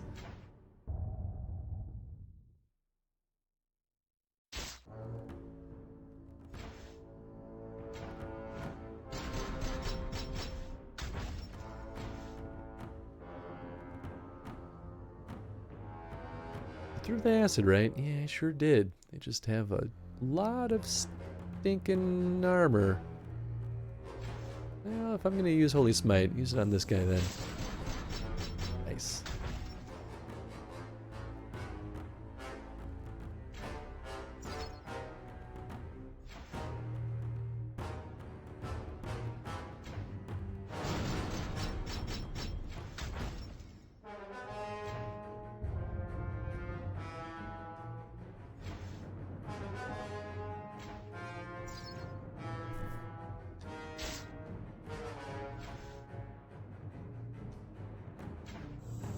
Oh, I wasted a potion, but whatever. I have a character in mind to play eventually, a Forge Cleric whose mission is to create a weapon that could cut a god.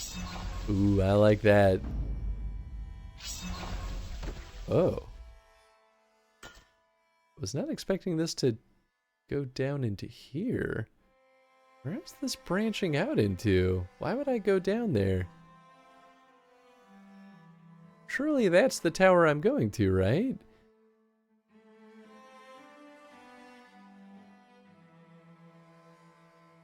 Fort Alim. Unless Fort Alim is... No, that wouldn't make any sense. This is definitely weird. I don't think that these paths were here before. I'm pretty sure. It is a secret tunnel. I mean, you are absolutely right. I'm tempted, but gotta stay focused on the task at hand. Otherwise, we'll be in this game forever. I mean, we probably won't be going too much later tonight. Depending on how this goes, this might be the last encounter. I guess we'll see. I do find it funny though, every time I look up any kind of YouTube Let's Plays of this, there's one channel in particular that has a full playthrough, and it's the only one that I've been able to find of a full playthrough. 99% of their video footage is sitting in combat. I'm like, yep, that's the experience of this one for sure.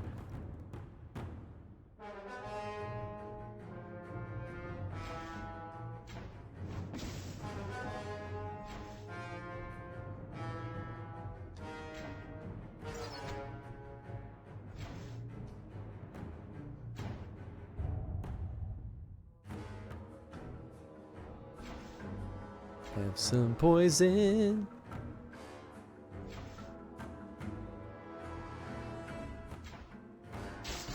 Nice.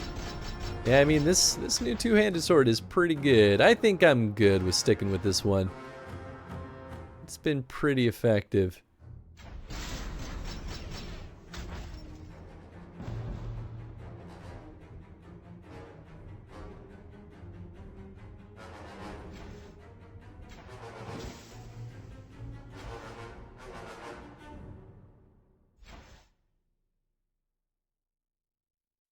Yeah, throw a rock. Nice. At least these goons aren't, like, hyper resistant to everything. It's always a pain in the butt.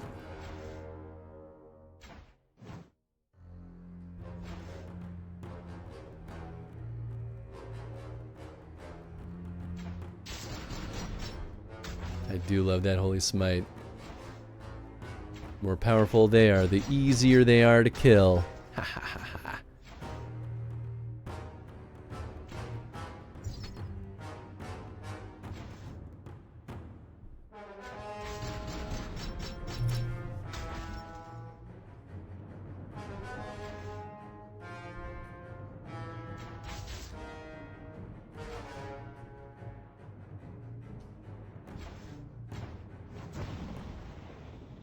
Probably. Oop, I already used an item. Just kidding.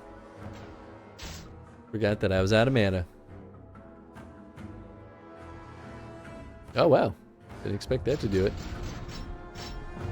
Another character I want to play is an Eldritch Knight. Basically, they come from a family of mages, but they themselves are not a mage. Essentially, a joke in a family of nerds. That'd be kind of fun. Yeah, I don't know too much about Eldritch Knights, but I like the concept at least. I've always truly wanted to play Necromancer. Which, to be fair, I think you get some stuff. You just play a wizard. Jock. Okay. That makes a lot more sense. I totally could see that.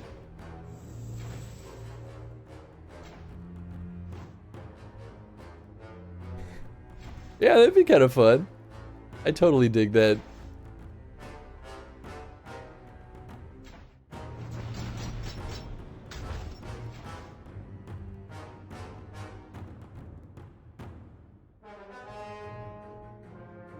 He does have a decent bit of health left. Probably do that. Yeah. Eldritch Knight is a magical fighter. Gotcha. Okay, cool. I had a feeling that might be the case, but I didn't want to incorrectly assume.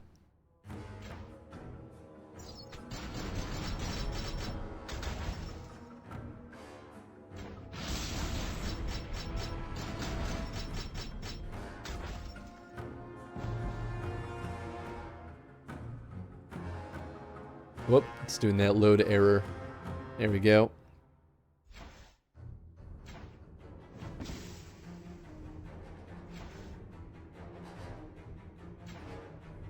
I guess we'll focus on those two.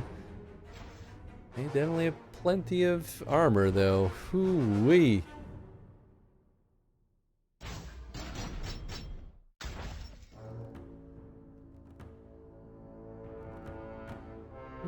Yeah. Seems like the right time.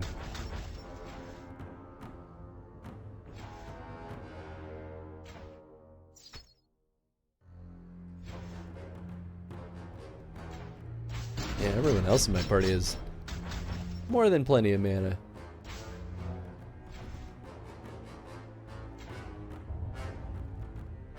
Necromancers in D&D are okay. It takes a little while to get the whole skeleton summoning spells and such. Yeah, that makes sense.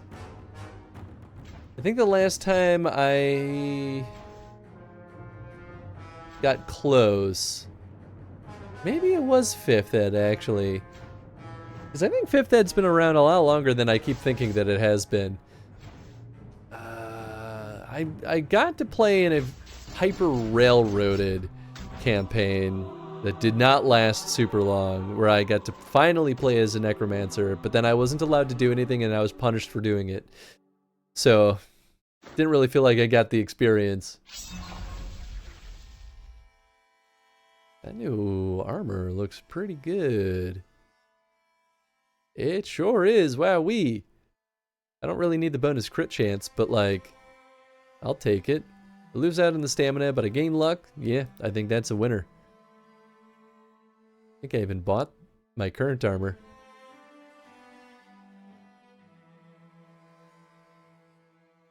It has been, yeah, a little while. Well, I don't think there's anything else going on here. You know what, maybe we'll stay on this screen then. But yeah, I think we're gonna wrap this bad boy up here. But thank you folks for hanging out tonight. I hope hope you all had fun. I know, don't get me wrong, I know this game is not the most interesting thing in the world to watch, but I appreciate you all chilling and hanging out with me nonetheless. And it's exciting that we're kind of entering the final stretch, I think. I mean, you know, maybe 20-ish hours left.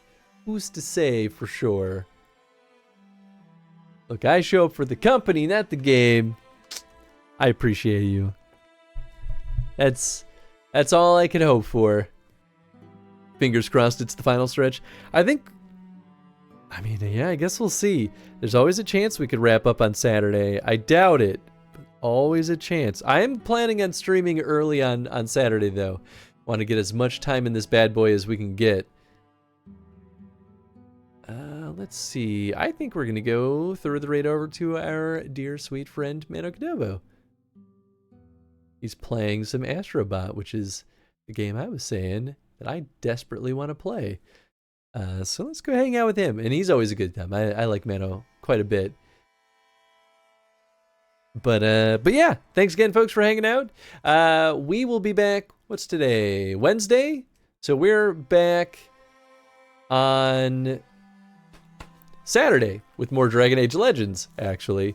Normal start time would be 5 o'clock. I'm going to try to start earlier, though, because I want to get, if I can get like a full 10-hour stream of this bad boy, I'm going to do it. Because I'm determined to get this thing wrapped up.